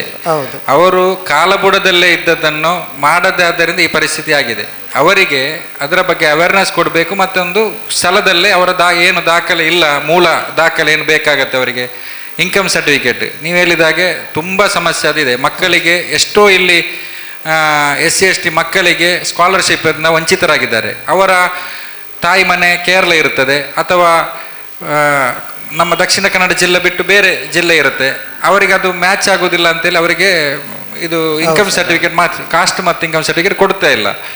ಆದ್ದರಿಂದ ಅವರಿಂದ ಸಿಗುವಂಥ ಎಷ್ಟೋ ಮಕ್ಕಳು ಸ್ಕಾಲರ್ಶಿಪ್ಪಿಂದ ವಂಚಿತರಾಗಿದ್ದಾರೆ. ಮತ್ತೊಂದು, ಕೆಲವು ಜನರಿಗೆ ಏನು ರೇಷನ್ ಕಾರ್ಡ್ ಇಲ್ಲ, ರೇಷನ್ ಸಿಗ್ತಾ ಇಲ್ಲ. ಅದು ನಾವು ಮೊನ್ನೆ ಫುಡ್ ಡಿಪಾರ್ಟ್ಮೆಂಟಲ್ಲಿ ಮಾತಾಡಿ ಅವರಿಗೆ ಕೊಡ್ತಾ ಇದ್ದೇವೆ, ಅದು ಕೂಡ ಅಧಿಕೃತ ಅಲ್ಲ. ಆದ್ದರಿಂದ ನಮ್ಮ ಗ್ರಾಮ ಪಂಚಾಯತ್ ವ್ಯಾಪ್ತಿಯಲ್ಲಿ ಆದಷ್ಟು ಬೇಗನೆ, ಅಂದರೆ ಈ ತಿಂಗಳ ಒಳಗಡೆ ಆಗಿ ಒಂದು ಕ್ಯಾಂಪ್ ಇಡಬೇಕು. ನಮ್ಮ ಗ್ರಾಮದ, ವಿಶೇಷವಾಗಿ ನರಿಂಗಾನ ಗ್ರಾಮದಲ್ಲಿರುವಂಥ SC STಗಳ ಏನು ಕುಂದುಕೊರತೆ ಇದೆ ಮತ್ತು ಅವರಿಗೇನು ದಾಖಲೆ ಇಲ್ಲ, ಅದನ್ನು ಮಾಡಲಿಕ್ಕೆ ಇಲ್ಲಿ ಇಡಬೇಕು. ಅದರೊಟ್ಟಿಗೆ ನಮ್ಮ ಹತ್ತಿರದಲ್ಲಿರುವ ಮಂಜನಾಡಿ, ಕೈರಂಗಳ ಇರ್ಬೋದು, ಅದನ್ನು ಕೂಡ ಆ್ಯಡ್ ಮಾಡಿಕೊಳ್ಳಿ, ತೊಂದರೆ ಇಲ್ಲ. ನಮ್ಮ ಗ್ರಾಮಕ್ಕೆ ಪ್ರತ್ಯೇಕವಾಗಿ ಇಲ್ಲಿ ಈ ತಿಂಗಳ ಒಳಗಡೆ ಆಗಿ ನೀವು ಒಂದು ಕ್ಯಾಂಪು ಇಡಬೇಕು. ಯಾಕಂದರೆ ನೀವು ದೂರ ಇಟ್ಟರೆ ಅಲ್ಲಿಂದ ಇಲ್ಲಿಂದ ಕರ್ಕೊಂಡಾಗುವಾಗಿಲ್ಲ, ಬಂದರು ಎಲ್ಲರೂ ಬರುವುದಿಲ್ಲ. ಕೆಲವು ಇಲ್ಲಿ ಹತ್ತಿರದೆ ಹೇಗಾದರೂ ನಾವು ಅವರನ್ನು ಕರ್ಕೊಂಡು ಬಂದು ಮಾಡಿಸ್ತೇವೆ. ಖಂಡಿತ ಸರ್. ಅಂದರೆ ಈಗ ನಾವು ತಾಲೂಕಿನ 3 ಹೋಬಳಿಗಳಲ್ಲಿ ಮಾಡುವಂಥದ್ದಲ್ಲಿ ತೀರ್ಮಾನವಾಗಿರುವಂಥದ್ದು. ಅಂದರೆ ನಮ್ಮ ಬಾಳೆಪುನಿ, ನರಿಂಗಾನ ಮತ್ತು ಈ ಏರಿಯಾದ ಇದಕ್ಕೆ ನಾವು ಬಾಳೆಪುನಿ ವಠಾರದಲ್ಲಿ ಅಂದರೆ ಅಲ್ಲಿ ಸ್ವಲ್ಪ ಜನಾಂಗದವರು ಜಾಸ್ತಿ ಇರುವುದರಿಂದ ಆ ಪಾಯಿಂಟಲ್ಲಿಂದ ಇಡುವುದಂತೇಳಿ ನಮ್ಮ ಒಳಗೆ ಒಂದು ತೀರ್ಮಾನ ಮಾಡಿಕೊಂಡಿದ್ದೇವೆ. ಅದೀಗ ಮೇಲಾಧಿಕಾರಿಗಳ ಗಮನಕ್ಕೆ ತರ್ತೇನೆ ಸರ್. ವೇದಿಕೆಯಲ್ಲಿರುವ ನರಿಂಗಾನ ಗ್ರಾಮ ಪಂಚಾಯತ್ನ ಅಧ್ಯಕ್ಷರೇ, ಉಪಾಧ್ಯಕ್ಷರೇ, ಎಲ್ಲ ಸರ್ವ ಸದಸ್ಯರೇ, ಇವತ್ತಿನ ನರಿಂಗಾನ ಗ್ರಾಮ ಪಂಚಾಯತ್ನ ಗ್ರಾಮ ಸಭೆಯ ನೇತೃತ್ವವನ್ನು ಈಗ ತಾನೇ ವಹಿಸಿರುವಂಥ ನಮ್ಮ ಮಹಿಳಾ ಮತ್ತು ಮಕ್ಕಳ ಅಭಿವೃದ್ಧಿ ಇಲಾಖೆಯ ಶಿಶು ಅಭಿವೃದ್ಧಿ ಯೋಜನಾಧಿಕಾರಿಯವರೇ, ವೇದಿಕೆಯಲ್ಲಿರುವ ಎಲ್ಲ ಇಲಾಖೆಯ ಅಧಿಕಾರಿಯವರೇ, ವೇದಿಕೆಯ ಮುಂಭಾಗದಲ್ಲಿರುವಂಥ ನರಿಂಗಾನ ಗ್ರಾಮಸ್ಥರೇ, ಅಂಗನವಾಡಿ ಟೀಚರ್ಸ್, ಅಂಗನವಾಡಿ ಕಾರ್ಯಕರ್ತರೇ, ಆಶಾ ಕಾರ್ಯಕರ್ತರೇ, ನಾನು ಮಹಿಳಾ ಮತ್ತು ಮಕ್ಕಳ ಅಭಿವೃದ್ಧಿ ಇಲಾಖೆ ಶಿಶು ಅಭಿವೃದ್ಧಿ ಯೋಜನೆ ಬಂಟ್ವಾಳ ಇಲ್ಲಿನ ಕುರ್ನಾಡು ವಲಯ ಮೇಲ್ವಿಚಾರಕಿ. ಕುರ್ನಾಡು ವಲಯಕ್ಕೆ ಸಂಬಂಧಪಟ್ಟಂತೆ ನಮಗೆ 27 ಅಂಗನವಾಡಿ ಕೇಂದ್ರಗಳು ಬರುವಂಥದ್ದು. ಅದರಲ್ಲಿ ನರಿಂಗಾನ ಗ್ರಾಮ ಪಂಚಾಯತ್ ವ್ಯಾಪ್ತಿಗೆ ಒಳಪಡುವಂಥದ್ದು 10 ಅಂಗನವಾಡಿ ಕೇಂದ್ರಗಳು. ನಮ್ಮ ಇಲಾಖೆಯಿಂದ ಮಹಿಳೆಯರಿಗೆ ಮತ್ತು ಮಕ್ಕಳಿಗೆ ಸಿಗುವಂಥ ಯೋಜನೆಗಳು, ಮೊದಲನೇದಾಗಿ ಪ್ರಧಾನಮಂತ್ರಿ ಮಾತೃವಂದನಾ ಯೋಜನೆ. ಪ್ರಧಾನಮಂತ್ರಿ ಮಾತೃವಂದನಾ ಯೋಜನೆಯು ಮಹಿಳೆಯರಿಗೆ ತನ್ನ ಗರ್ಭಿಣಿ ಮತ್ತು ಬಾಣಂತಿ ಅವಧಿಯಲ್ಲಿ ಅವರ ಆರೋಗ್ಯ ಮತ್ತು ಪೌಷ್ಟಿಕಾಂಶ ದೃಷ್ಟಿಯಿಂದ ಮೊದಲನೇ ಹೆರಿಗೆ ಅವಧಿಯಲ್ಲಿ 5,000 ರೂಪಾಯಿ ಕೊಡುವಂಥದ್ದು. ಇದು 3,000 ಮತ್ತು 2,000 ಕಂತಿನ ರೂಪದಲ್ಲಿ ಅವರ ಅಕೌಂಟಿಗೆ ಜಮೆಯಾಗಿರುವಂಥದ್ದು. ಎರಡನೇ ಹೆರಿಗೆ ಅವಧಿಯಲ್ಲಿ ಹೆಣ್ಣು ಮಗುವಾದರೆ ಮಾತ್ರ 6,000 ರೂಪಾಯಿ ಗರ್ಭಿಣಿ ಬಾಣಂತಿಯವರಿಗೆ ಸಿಗುವಂಥದ್ದು. ಮಹಿಳೆಯು ತನ್ನ ಗರ್ಭಿಣಿ ಅವಧಿಯಲ್ಲಿ 4 ತಿಂಗಳಾಗುವಾಗ ಅಂಗನವಾಡಿ ಟೀಚರ್ಸ್ ಮೂಲಕ ಆನ್ಲೈನ್ ಮಾಡುವಂಥದ್ದು. ಆನ್ಲೈನ್ ಮಾಡುವಂಥ ಸಂದರ್ಭದಲ್ಲಿ ಅವಳ ಬ್ಯಾಂಕ್ ಖಾತೆಯು ಆಧಾರ್ ಮತ್ತು ಪಾನ್ ಕಾರ್ಡ್ನೊಂದಿಗೆ ಸೀಡಾಗಿರಬೇಕು. ಅಂಥ ಸಮಯದಲ್ಲಿ ಮಾತ್ರ ಅವರ ಅಕೌಂಟಿಗೆ ಹಣವು ಖಾತೆಗೆ ಜಮೆ ಆಗುವಂಥದ್ದು. ಇದು APL ಮತ್ತು BPL ಕಾರ್ಡ್ ಎಂಬ ಭೇದ ಭಾವ ಇಲ್ಲದೆ ಮಹಿಳೆಯರಿಗೆ ತನ್ನ ಗರ್ಭಿಣಿ ಮತ್ತು ಬಾಣಂತಿ ಅವಧಿಯಲ್ಲಿ ಸಿಗುವಂಥ ಒಂದು ಯೋಜನೆ ಆಗಿರ್ತದೆ. ಎರಡನೇದಾಗಿ ಗೃಹಲಕ್ಷ್ಮಿ ಯೋಜನೆ. ಈ ಗೃಹಲಕ್ಷ್ಮಿ ಯೋಜನೆಯಲ್ಲಿ ಪ್ರತಿ ಕುಟುಂಬದ ಯಜಮಾನಿ ಮಹಿಳೆಯ ಖಾತೆಗೆ 2,000 ರೂಪಾಯಿ ಬರುವಂಥ ಒಂದು ಯೋಜನೆ. APL ಮತ್ತು BPL ಎಂಬ ಭೇದ ಭಾವ ಇದರಲ್ಲಿ ಕೂಡ ಇರುವುದಿಲ್ಲ. ಮೂರನೇದಾಗಿ ಭಾಗ್ಯಲಕ್ಷ್ಮಿ ಯೋಜನೆ. ಭಾಗ್ಯಲಕ್ಷ್ಮಿ ಯೋಜನೆ ಎಂಬ ಹೆಸರಿನಿಂದ ಕರೆಯಲ್ಪಡುವಂಥ ಈ ಯೋಜನೆಯು ಹೆಣ್ಣು ಮಕ್ಕಳ ತಾಯಂದಿರಿಗೆ ಪ್ರೋತ್ಸಾಹವನ್ನು ನೀಡುವಂಥ ದೃಷ್ಟಿಯಲ್ಲಿ ಸರ್ಕಾರವು ಇಂಟ್ರೊಡ್ಯೂಸ್ ಮಾಡಿರುವಂಥ ಒಂದು ಯೋಜನೆ ಆಗಿರ್ತದೆ. ಹೆಣ್ಣು ಮಕ್ಕಳು ಆದರೆ ಕುಟುಂಬದ ಮಕ್ಕಳ ಸಂಖ್ಯೆಯು 2 ಮಾತ್ರ ಆಗಿರಬೇಕು, 2 ಹೆಣ್ಣು ಮಕ್ಕಳು. BPL ಕುಟುಂಬದ ಅರ್ಹ ಫಲಾನುಭವಿಗಳಿಗೆ ಈ ಯೋಜನೆಯು ಸಿಗುವಂಥದ್ದು. ಮೊದಲು ಈ ಯೋಜನೆ ಅಂಡರಲ್ಲಿ ಬಾಂಡ್ ಬರ್ತಾ ಇತ್ತು, ಈಗ ಬಾಂಡ್ ಬರ್ತಾ ಇಲ್ಲ. ಸುಕನ್ಯಾ ಪಾಸ್ಬುಕ್ ಎಂಬುದಾಗಿ ಬೆಂಗಳೂರು ಪೋಸ್ಟ್ ಆಫೀಸ್ ಕೇಂದ್ರ ಕಚೇರಿಯಿಂದಲೇ ಆ ಹೆಣ್ಣು ಮಗುವಿಗೆ ಪಾಸ್ಬುಕ್ ಬರುವಂಥದ್ದು. ನೆಕ್ಸ್ಟ್ ಪೂರಕ ಆಹಾರ ವಿತರಣೆ. ಪೂರಕ ಆಹಾರ ವಿತರಣೆಗೆ ಸಂಬಂಧಪಟ್ಟಂತೆ ಗರ್ಭಿಣಿಯರಿಗೆ ತನ್ನ 6 ತಿಂಗಳು ಮತ್ತು ಬಾಣಂತಿ ಅವಧಿಯಲ್ಲಿ 6 ತಿಂಗಳು, ಒಟ್ಟು 12 ತಿಂಗಳು ಅಂಗನವಾಡಿ ಕೇಂದ್ರದ ಮೂಲಕ ಪೌಷ್ಟಿಕಾಂಶವುಳ್ಳಂಥ ಆಹಾರವನ್ನು ವಿತರಿಸಲಾಗ್ತದೆ. ಇದನ್ನು ಗ್ರಾಮ ವೈಸ್ ಕೊಡಲಾಗ್ತದೆ. ಇದಕ್ಕೂ ಹಾಗೆ ಪೂರಕ ಆಹಾರ ವಿತರಣೆಗೆ ಸಂಬಂಧಪಟ್ಟಂತೆ ಗರ್ಭಿಣಿ ಮತ್ತು ಬಾಣಂತಿಯು ಗರ್ಭಿಣಿಯಾದ ಕೂಡಲೇ ತಾಯಿ ಕಾರ್ಡ್ ಸಿಕ್ಕಿದ ಕೂಡಲೇ ಅಂಗನವಾಡಿ ಕೇಂದ್ರಗಳಲ್ಲಿ ನೋಂದಣಿ ಮಾಡಿರಬೇಕು. ಪೂರಕ ಆಹಾರ ವಿತರಣೆಗೆ ಸಂಬಂಧಪಟ್ಟ ಗರ್ಭಿಣಿಗೆ 6 ತಿಂಗಳು ಮತ್ತು ಗರ್ಭಿಣಿ ಮತ್ತು ಬಾಣಂತಿ ಮಹಿಳೆಯರಿಗೆ ತನ್ನ ಗರ್ಭಿಣಿ ಮತ್ತು ಬಾಣಂತಿ ಅವಧಿಯಲ್ಲಿ 6 ತಿಂಗಳು ಮತ್ತು 6 ತಿಂಗಳು ಒಟ್ಟು 12 ತಿಂಗಳು ಪೂರಕ ಆಹಾರ ವಿತರಣೆಯನ್ನು ಅಂಗನವಾಡಿ ಕೇಂದ್ರದ ಮೂಲಕ ವಿತರಿಸಲಾಗುತ್ತದೆ. ಗರ್ಭಿಣಿ ಆದ ಕೂಡಲೇ ಅಂದರೆ ತಾಯಿ ಕಾರ್ಡ್ ಸಿಕ್ಕಿದ ಕೂಡಲೇ ಅಂಗನವಾಡಿ ಕೇಂದ್ರಗಳಲ್ಲಿ ಎಂಟ್ರಿ ಮಾಡಿಸಿ ಈ ಒಂದು ಪ್ರಯೋಜನವನ್ನು ಪಡೆಯಬಹುದು. ನೆಕ್ಸ್ಟ್ ಬಾಣಂತಿ 6 ತಿಂಗಳ ತನಕ, 6 ತಿಂಗಳ ನಂತರ ಅವರ ಮಗುವಿಗೆ 6 ತಿಂಗಳಿಂದ 3 ವರ್ಷ ತನಕ ಮನೆಗೆ ಪೂರಕ ಆಹಾರವನ್ನು ವಿತರಣೆಯನ್ನು ಮಾಡಲಾಗ್ತದೆ. 3 ವರ್ಷದ ನಂತರ ಅದೇ ಮಗುವನ್ನು ಅಂಗನವಾಡಿ ಕಲಿಸುವುದರ ಮೂಲಕ ಶಾಲಾ ಪೂರ್ವ ಶಿಕ್ಷಣದೊಂದಿಗೆ ಅಂಗನವಾಡಿ ಕೇಂದ್ರಗಳಲ್ಲಿ ಪೌಷ್ಟಿಕ ಆಹಾರವನ್ನು ಕೊಡುವಂಥದ್ದು. ಅದೇ ಥರ ಮಂಗಳವಾರ ಮತ್ತು ಗುರುವಾರ ಮೊಟ್ಟೆ ವಿತರಣೆಯನ್ನು ಕೂಡ ಇಲಾಖೆ ವತಿಯಿಂದ ಮಾಡಲಾಗ್ತದೆ. ನೆಕ್ಸ್ಟ್ ಅಂಗನವಾಡಿಗೆ ಸಂಬಂಧಪಟ್ಟಂಥ ಸಮಸ್ಯೆಗಳ ಬಗ್ಗೆ ಪರಿಹರಿಸಲು ಅಂಗನವಾಡಿ ವ್ಯಾಪ್ತಿಯಲ್ಲಿ ಬಾಲವಿಕಾಸ್ ಸಮಿತಿ ಸಭೆಯನ್ನು ರಚಿಸಿರುವಂಥದ್ದು. ಪ್ರತಿ ಅಂಗನವಾಡಿ ಕೇಂದ್ರಗಳಲ್ಲಿ ಕೂಡ ಬಾಲವಿಕಾಸ್ ಸಮಿತಿ ಎಂಬುದು ರಚನೆಯಾಗಿರ್ತದೆ. ಒಟ್ಟು 11 ಮಂದಿ ಸದಸ್ಯರಿರುತ್ತಾರೆ. ಈ 11 ಮಂದಿ ಸದಸ್ಯರಲ್ಲಿ ಅಧ್ಯಕ್ಷರು ಪ್ರತಿದಿನ ಕೇಂದ್ರಕ್ಕೆ ಬರುವಂಥ ಒಂದು ಮಗುವಿನ ತಾಯಿ ಆಗಿರ್ತಾರೆ. ಅದೇ ಥರ ಒಂದು ಮಗುವಿನ ಅಜ್ಜ, ಒಂದು ಮಗುವಿನ ತಂದೆ, ಅದೇ ಥರ ಸ್ತ್ರೀ ಶಕ್ತಿ ಒಬ್ಬ ಸದಸ್ಯರು, ಸ್ಥಳೀಯ ಸಂಸ್ಥೆಯ ಪ್ರತಿನಿಧಿ, ಗ್ರಾಮ ಪಂಚಾಯತಿನ ಸದಸ್ಯರು, ಸ್ಥಳೀಯ ವ್ಯಾಪ್ತಿಯ ಪ್ರಾಥಮಿಕ ಅಥವಾ ಪ್ರೌಢಶಾಲೆಯ ಮುಖ್ಯೋಪಾಧ್ಯಾಯರು, ಒಟ್ಟು 11 ಒಬ್ಬ ಕಿಶೋರಿ ಅಂಗನವಾಡಿ ವ್ಯಾಪ್ತಿಗೆ ಸಂಬಂಧಪಟ್ಟಂಥ ಒಬ್ಬ ಕಿಶೋರಿ, ಒಟ್ಟು 11 ಮಂದಿ ಬಾಲವಿಕಾಸ್ ಸಮಿತಿಯಲ್ಲಿರ್ತಾರೆ. ಅಂಗನವಾಡಿಗೆ ಸಂಬಂಧಪಟ್ಟಂಥ ಸಣ್ಣ ಪುಟ್ಟ ಸಮಸ್ಯೆಗಳನ್ನು ಅಂಗನವಾಡಿ ವ್ಯಾಪ್ತಿ ಮಟ್ಟದಲ್ಲಿಯೇ ಬಗೆಹರಿಸುವಂಥ ಒಂದು ಪ್ರಯತ್ನಕ್ಕೋಸ್ಕರ ಇರುವಂಥದ್ದು. ಅಂಗನವಾಡಿಯ ಸ್ವಚ್ಛತೆಯನ್ನು ಕೂಡ ಈ ಅಂಗನವಾಡಿ ಬಾಲವಿಕಾಸ್ ಸಮಿತಿಯ ಅಧ್ಯಕ್ಷರು ಗಮನಿಸಬಹುದು. ಅಂಗನವಾಡಿ ವ್ಯಾಪ್ತಿಯಲ್ಲಿ ಏನಾದರೂ ಸಮಸ್ಯೆ ಬಗೆಹರಿದ್ದಲ್ಲಿ ನಮ್ಮ ಇಲಾಖೆಯ ಗಮನಕ್ಕೆ ತರುವಂಥ ಒಂದು ಜವಾಬ್ದಾರಿ ಕೂಡ ಅಥವಾ ಕರ್ತವ್ಯ ಕೂಡ ಅವರ ಆ ಒಂದು ಸಮಿತಿಗೆ ಇರುವಂಥದ್ದು. ನೆಕ್ಸ್ಟ್ ಕಾವಲು ಸಮಿತಿ ಗ್ರಾಮ ಪಂಚಾಯತ್ ಮಟ್ಟದಲ್ಲಿ ಮಹಿಳೆಯರು ಮತ್ತು ಹೆಣ್ಣು ಮಕ್ಕಳ ರಕ್ಷಣೆಗೋಸ್ಕರ, ಹೆಣ್ಣು ಮಕ್ಕಳ ಅಥವಾ ಮಹಿಳೆಯರ ಕಳ್ಳಸಾಗಾಣಿಕೆಗೊಳಗಾದ ಮಹಿಳೆಯರ ಪುನರ್ವಸತಿಗೋಸ್ಕರ, ಸಮಗ್ರ ಹೆಣ್ಣು ಮಕ್ಕಳ ರಕ್ಷಣೆಗೋಸ್ಕರ ಪಂಚಾಯತ್ ಮಟ್ಟದಲ್ಲಿ ಕಾವಲು ಸಮಿತಿ ಎಂಬುದು ರಚನೆಯಾಗಿರುತ್ತದೆ. ಪ್ರತಿ 3 ತಿಂಗಳಿಗೊಮ್ಮೆ ಈ ಸಮಿತಿಯು ಸಭೆ ಸೇರುತ್ತದೆ. ಇಲ್ಲಿ ತೀರ್ಮಾನಗಳನ್ನು ಕೈಗೊಳ್ಳುವಂಥದ್ದು. ಇದರಲ್ಲಿ 13 ಮಂದಿ ಸದಸ್ಯರಿರ್ತಾರೆ. ಈ 13 ಮಂದಿ ಸದಸ್ಯರಲ್ಲಿ ಗ್ರಾಮ ಪಂಚಾಯತ್ ಅಧ್ಯಕ್ಷರು ಮಹಿಳೆಯರಾಗಿದ್ದಲ್ಲಿ ಅಧ್ಯಕ್ಷರಾಗಿರ್ತಾರೆ, ಗ್ರಾಮ ಪಂಚಾಯತ್ ಉಪಾಧ್ಯಕ್ಷರು, ಅದೇ ಥರ ಗ್ರಾಮ panchayat PDO, VA village accountant, ICDS ಮೇಲ್ವಿಚಾರಕಿ, ANM ಆಶಾ ಕಾರ್ಯಕರ್ತರು, ಆರೋಗ್ಯ ಇಲಾಖೆಯವರು, ಅದೇ ಥರ ತಾಲೂಕು ಪ್ರಾಥಮಿಕ ಅಥವಾ ಪ್ರೌಢಶಾಲೆಯ ಸ್ಥಳೀಯ ವ್ಯಾಪ್ತಿಗೆ ಗ್ರಾಮ ಪಂಚಾಯತ್ ವ್ಯಾಪ್ತಿಗೊಳಪಟ್ಟಂಥ ಮುಖ್ಯೋಪಾಧ್ಯಾಯರು, ಹೈಸ್ಕೂಲ್ ವಿದ್ಯಾರ್ಥಿನಿಯರು, ಹೀಗೆ ಬೀಟ್ ಪೊಲೀಸ್ ಅಧಿಕಾರಿ, ಈಗ ಟೋಟಲ್ 13 ಮಂದಿ ಸದಸ್ಯರನ್ನು ಒಳಗೊಂಡಂತಹ ಒಂದು ಕಾವಲು ಸಮಿತಿ ಗ್ರಾಮ ಮಟ್ಟದಲ್ಲಿ ರಚನೆಯಾಗಿರ್ತದೆ. ಗ್ರಾಮ ಪಂಚಾಯತಿಯಲ್ಲಿ ಹೆಣ್ಣು ಮಕ್ಕಳು ಅಥವಾ ಮಹಿಳೆಯರು ತಮ್ಮ ಮೇಲೆ ಏನಾದರೂ ದಬ್ಬಾಳಿಕೆ ದೌರ್ಜನ್ಯಗಳಾದಲ್ಲಿ ಗ್ರಾಮ ಪಂಚಾಯತ್ ಅಧ್ಯಕ್ಷರ ಅಥವಾ PDO ಅವರ ಗಮನಕ್ಕೆ ತಂದು ಸಮಸ್ಯೆಯನ್ನು ಬಗೆಹರಿಸಿಕೊಳ್ಬೋದು. ತೀರ್ಮಾನವನ್ನು ಕೈಗೊಳ್ಳುವಂಥ ಒಂದು ಜವಾಬ್ದಾರಿ ಅಥವಾ ಅಧಿಕಾರವು ನಮ್ಮ PDO ಅವರಿಗೆ ಸೇರಿರುತ್ತದೆ. ಅದೇ ಥರ ಬಾಲ್ಯ ವಿವಾಹಕ್ಕೆ ಸಂಬಂಧಪಟ್ಟಂತೆ 2006ರಲ್ಲಿ ಬಾಲ್ಯ ವಿವಾಹ ನಿಷೇಧ ಕಾಯ್ದೆಯು ಜಾರಿಗೆ ಬಂದಿರುತ್ತದೆ. ಬಾಲ್ಯ ವಿವಾಹ ಅಂದರೆ ಹೆಣ್ಣು ಮಕ್ಕಳಿಗೆ 18 ವರ್ಷಕ್ಕಿಂತ ಪೂರ್ವದಲ್ಲಿ ಅಥವಾ ಗಂಡು ಮಕ್ಕಳಿಗೆ 21 ವರ್ಷದ ಪೂರ್ವದಲ್ಲಿ ವಿವಾಹ ಅಥವಾ ವಿವಾಹ ನಿಶ್ಚಿತಾರ್ಥಕ್ಕೆ ಒಳಪಡುವುದು ಕೂಡ ಗಂಭೀರವಾದಂಥ ಅಪರಾಧವಾಗಿದ್ದು 2 ವರ್ಷದ ತನಕ ಅವರಿಗೆ ಜೈಲು ಶಿಕ್ಷೆಯನ್ನು ಒದಗಿಸಲಾಗ್ತದೆ. ಯಾರೆಲ್ಲ ಇದರಲ್ಲಿ ಭಾಗಿಯಾಗ್ತಾರೋ ಎಲ್ಲರಿಗೂ ಪನಿಷ್ಮೆಂಟನ್ನು ನೀಡುವಂಥ ಒಂದು ಕಾಯ್ದೆಯು 2006ರಲ್ಲಿ ಇಂಟ್ರೊಡ್ಯೂಸ್ ಆಗಿರ್ತದೆ. ಆದ್ದರಿಂದ ನರಿಂಗಾನ ಗ್ರಾಮ ಪಂಚಾಯತ್ ಅಂಡರಲ್ಲಿ ಬರುವಂಥ ಎಲ್ಲ ಗ್ರಾಮಸ್ಥರಲ್ಲಿ ಆಗಿರ್ಬೋದು, ಅಧ್ಯಕ್ಷರಲ್ಲಿ ಆಗಿರ್ಬೋದು ಒಂದು ವಿನಂತಿ, ಈ ವ್ಯಾಪ್ತಿಗೆ ಒಳಪಡುವಂಥ ಯಾವುದೇ ಬಾಲ್ಯ ವಿವಾಹವು ಆಗದಂತೆ ನಾವು ಗಮನವನ್ನು ಹರಿಸಬೇಕಾಗ್ತದೆ. ನಾವು ಕೂಡ ಒಳಗೊಂಡಂತೆ ಮಹಿಳಾ ಮತ್ತು ಮಕ್ಕಳ ಅಭಿವೃದ್ಧಿ ಇಲಾಖೆಯು ಕೂಡ ಒಳಗೊಂಡಂತೆ ಇದಕ್ಕೆ ಗಮನವನ್ನು ಹರಿಸುವಂಥದ್ದು. ಇದು ನಮ್ಮ ಬಾಲ್ಯ ವಿವಾಹಕ್ಕೆ ಸಂಬಂಧಪಟ್ಟುವಂಥದ್ದು. ಅದೇ ರೀತಿ ನಮ್ಮ ಕಚೇರಿಯಲ್ಲಿ ಯಾವುದಾದರೂ ಹೆಣ್ಣು ಮಕ್ಕಳಿಗೆ ಕೌಟುಂಬಿಕ ದೌರ್ಜನ್ಯಗಳಾಗಿದ್ದಲ್ಲಿ ಪರಿಹಾರವನ್ನು ಕೂಡ ನಮ್ಮ ಇಲಾಖೆಯು ವಿತ್ ಲಾಯರ್ ಸಪೋರ್ಟಿವ್ ಆಗಿ ಹೆಣ್ಣು ಮಕ್ಕಳಿಗೆ ಕೊಡುವಂಥ ಒಂದು ವಿಷಯವು ಇರುತ್ತದೆ. ಆದ್ದರಿಂದ ಇದರ ಒಂದು ಪ್ರಯೋಜನವನ್ನು ಕೂಡ ತಾವುಗಳೆಲ್ಲರೂ ಪಡೆಯಬಹುದು. ಈ ರೀತಿಯಾಗಿ ಮತ್ತು ಫುಡ್ಡಿಗೆ ಸಂಬಂಧಪಟ್ಟಂತೆ ಏನಾದರೂ ಕಾಂಪ್ಲಿಕೇಶನ್ ಇದ್ದಲ್ಲಿ ನಮ್ಮನ್ನು ಅದು ಗ್ರಾಮ ವೈಸ್ ಕೊಡುವಂಥದ್ದು, ಅದರ ಬಗ್ಗೆ ಕೂಡ ನೀವು ಇನ್ಫಾರ್ಮೇಷನನ್ನು ಪಡೆದುಕೊಳ್ಬೋದು. ಈ ರೀತಿಯಾಗಿ ನಮ್ಮ ಇಲಾಖೆಗೆ ಸಂಬಂಧಪಟ್ಟಂತಹ ಮಾಹಿತಿ. ಅವಕಾಶಕ್ಕಾಗಿ ಧನ್ಯವಾದಗಳು. ಕ್ಷಮೆ ಇರಲಿ, ನನಗೆ ಬರಲಿಕ್ಕೆ ತಡ ಆಯಿತು, ರೀಸನ್ ಇತ್ತು. ಎಲ್ಲರ ಹತ್ರ ಮತ್ತೊಮ್ಮೆ ಕ್ಷಮೆ ಕೇಳ್ತಾನೆ. ಇವಾಗ ಅಧ್ಯಕ್ಷರ ಅನುಮತಿಯ ಮೇರೆಗೆ ಈ ಥರ ವಿಷಯಗಳಿದ್ದರೆ ಮಾತಾಡ್ಬೋದು. ಎಲ್ರಿಗೂ ನಮಸ್ಕಾರ. ನನ್ನ ಹೆಸರು ಲಾವಣ್ಯ ಅಂತ. ನಾನು ನರಿಂಗಾಣ ಗ್ರಾಮದಲ್ಲಿ ಗ್ರಾಮ ಆಡಳಿತಾಧಿಕಾರಿಯಾಗಿ ಕಳೆದ 1.5 ತಿಂಗಳಿಂದ ಕರ್ತವ್ಯ ನಿರ್ವಹಿಸ್ತಾ ಇದ್ದೇನೆ.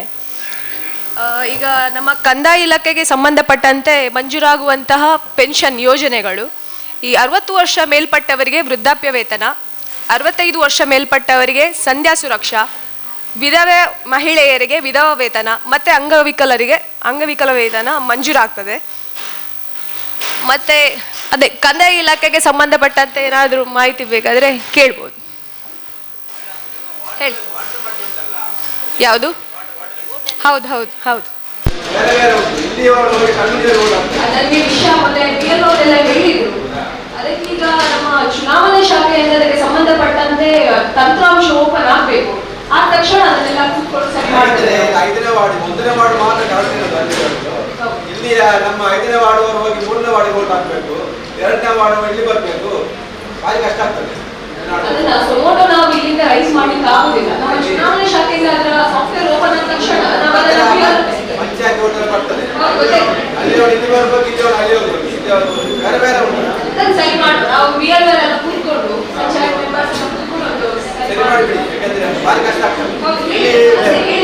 ಚುನಾವಣೆ ಬಂದು ಏನ್ ಹೇಳ್ತಾರೆ ನೋಡುವಾಗ ಕಲ್ಪಿಗೆ ಅಲ್ಲಿ ಚುನಾವಣೆ ಹೋಗ್ತಾ ಇದೆ 5 ಗಂಟೆ ಆಗ್ತಾರೆ.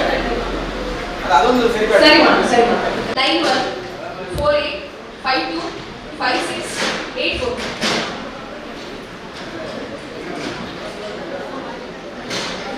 ಫೈನಲೈಸ್ ಆಗಲಿಲ್ಲ ಇನ್ನು. ಆ ತಕ್ಷಣ ಅದಕ್ಕೆ ಬೇಕಾಗುವಂತ ನಾವು ವರದಿ ಮಾಡ್ತೇವೆ. ಎಲೆಕ್ಷನ್ ಇಂದ ಅದು ಎಲೆಕ್ಷನ್ ಏನಂದ್ರೆ ಆಶಾ ಕಾರ್ಯಕರ್ತರನ್ನವ್ರನ್ನ ತೆಗೆದು ಶಾಲಾ ಟೀಚರ್ಸ್ನವರಿಗೆ ಕೊಟ್ಟಿದ್ದಾರೆ. ನಾವು ಕೂಡ ಅದರ ಬಗ್ಗೆ ನಾವು ಹೇಳಿದ್ದೇವೆ. ಶಾಲಾ ಟೀಚರ್ನವರಿಗೆ ಅದು ಸಾಧ್ಯ ಇಲ್ಲ, ಯಾಕಂದರೆ ಅವರಿಗೆ ಮಕ್ಕಳ ಎಜುಕೇಷನ್ ಮೇಲೆ ಕೂಡ ಪ್ರಭಾವ ಬೀರುತ್ತದೆ. ಮತ್ತು ಅವರು ಬೇರೆ ಬೇರೆ ಕಡೆ ಹೋದಾಗ ಅದು ಕೂಡ ಆಗುವ ವಿಚಾರ ಅಲ್ಲ. ಎರಡೂ ಕೂಡ ಕೆಲಸ ನಡೆಯಲಿಕ್ಕಿಲ್ಲ ಅಂತ ಹೇಳಿದ್ದೇವೆ. AC ಅವರಿಗೆ ನಾವು ಮೊನ್ನೆ ತಿಳಿಸಿದ್ದೆವು, ಅವರು ಅದನ್ನು ಸರಿಪಡಿಸ್ತಾ ಅಂತ ಹೇಳಿದರು. ಆ AC ಅವರು ನಿನ್ನೆ ಟ್ರಾನ್ಸ್ಫರ್ ಆಗಿ ಹೋಗಿದ್ದಾರೆ, ಹೊಸ AC ಅವರು ಬಂದಿದ್ದಾರೆ. ನಾವು ಆದಷ್ಟು ಬೇಗ ಅದು ಇವತ್ತು ನಾವು ಬೆಂಗಳೂರಿಗೆ ಹೋಗ್ತೇವೆ, ನಾವು ಅದನ್ನೇ ಮಾತಾಡಿ ಸ್ಪೀಕರ್ ಸರ್ ಹತ್ರ ಖಂಡಿತ ಅದನ್ನು ನಾವು ಮೊದಲನೇದಾಗಿ ಮಾಡಿಸ್ತೇವೆ. ಅವರಿಗೂ ಪರಿಚಯ ಇಲ್ಲ, ಮಕ್ಕಳಿಗೂ ಒಳ್ಳೆ ಎಜುಕೇಷನ್ ಇಲ್ಲ, ಇಲ್ಲಿ ಓಟು ಕೂಡ ಸೇರ್ಪಡೆ ಆಗಲಿಕ್ಕಿಲ್ಲ, ಅದು ಆಗೋದಕ್ಕಿಲ್ಲ. ಪೊಲೀಸ್ ಇಲಾಖೆಯವರು ಇಲ್ಲಿ ಬರಬೇಕು. ಮುಂದಕ್ಕೆ ಪಂಚಾಯತ್ ರಾಜ್ ಇಂಜಿನಿಯರಿಂಗ್ ಇಲಾಖೆಯವರು, ಪಂಚಾಯತ್ ರಾಜ್ ಇಂಜಿನಿಯರಿಂಗ್ ಇಲಾಖೆಯಿಂದ ನಮ್ಮ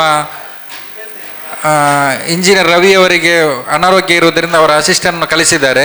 ಏನಾದರೂ ಕಾಮಗಾರಿಯಲ್ಲಿ ಏನಾದರೂ ನಿಮಗೆ ಕೇಳಲಿಕ್ಕಿದ್ದರೆ ಕಾಮಗಾರಿ ವಿಚಾರದಲ್ಲಿ ಕೇಳ್ಬೋದು.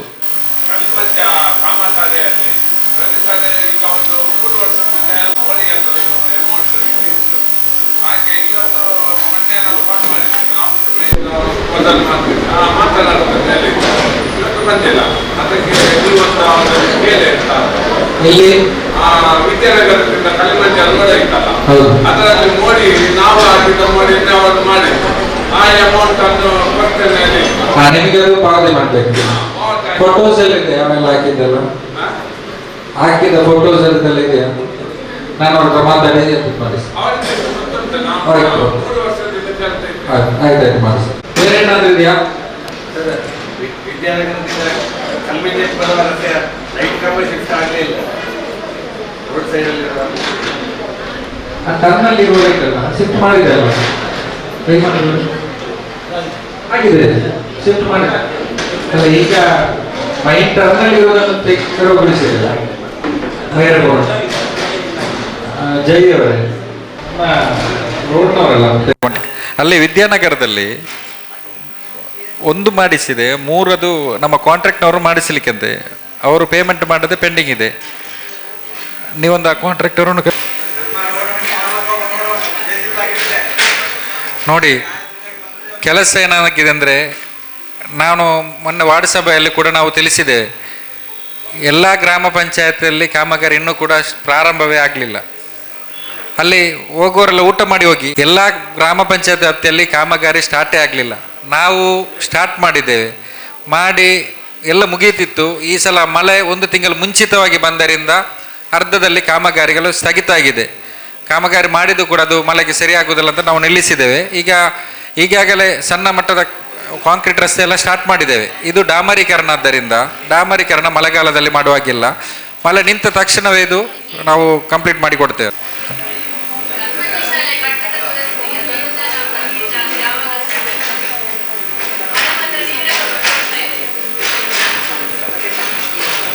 ಮೇಡಮ್ ಅದು ಅನುದಾನ ಇಟ್ಟಿದ್ದೇವೆ.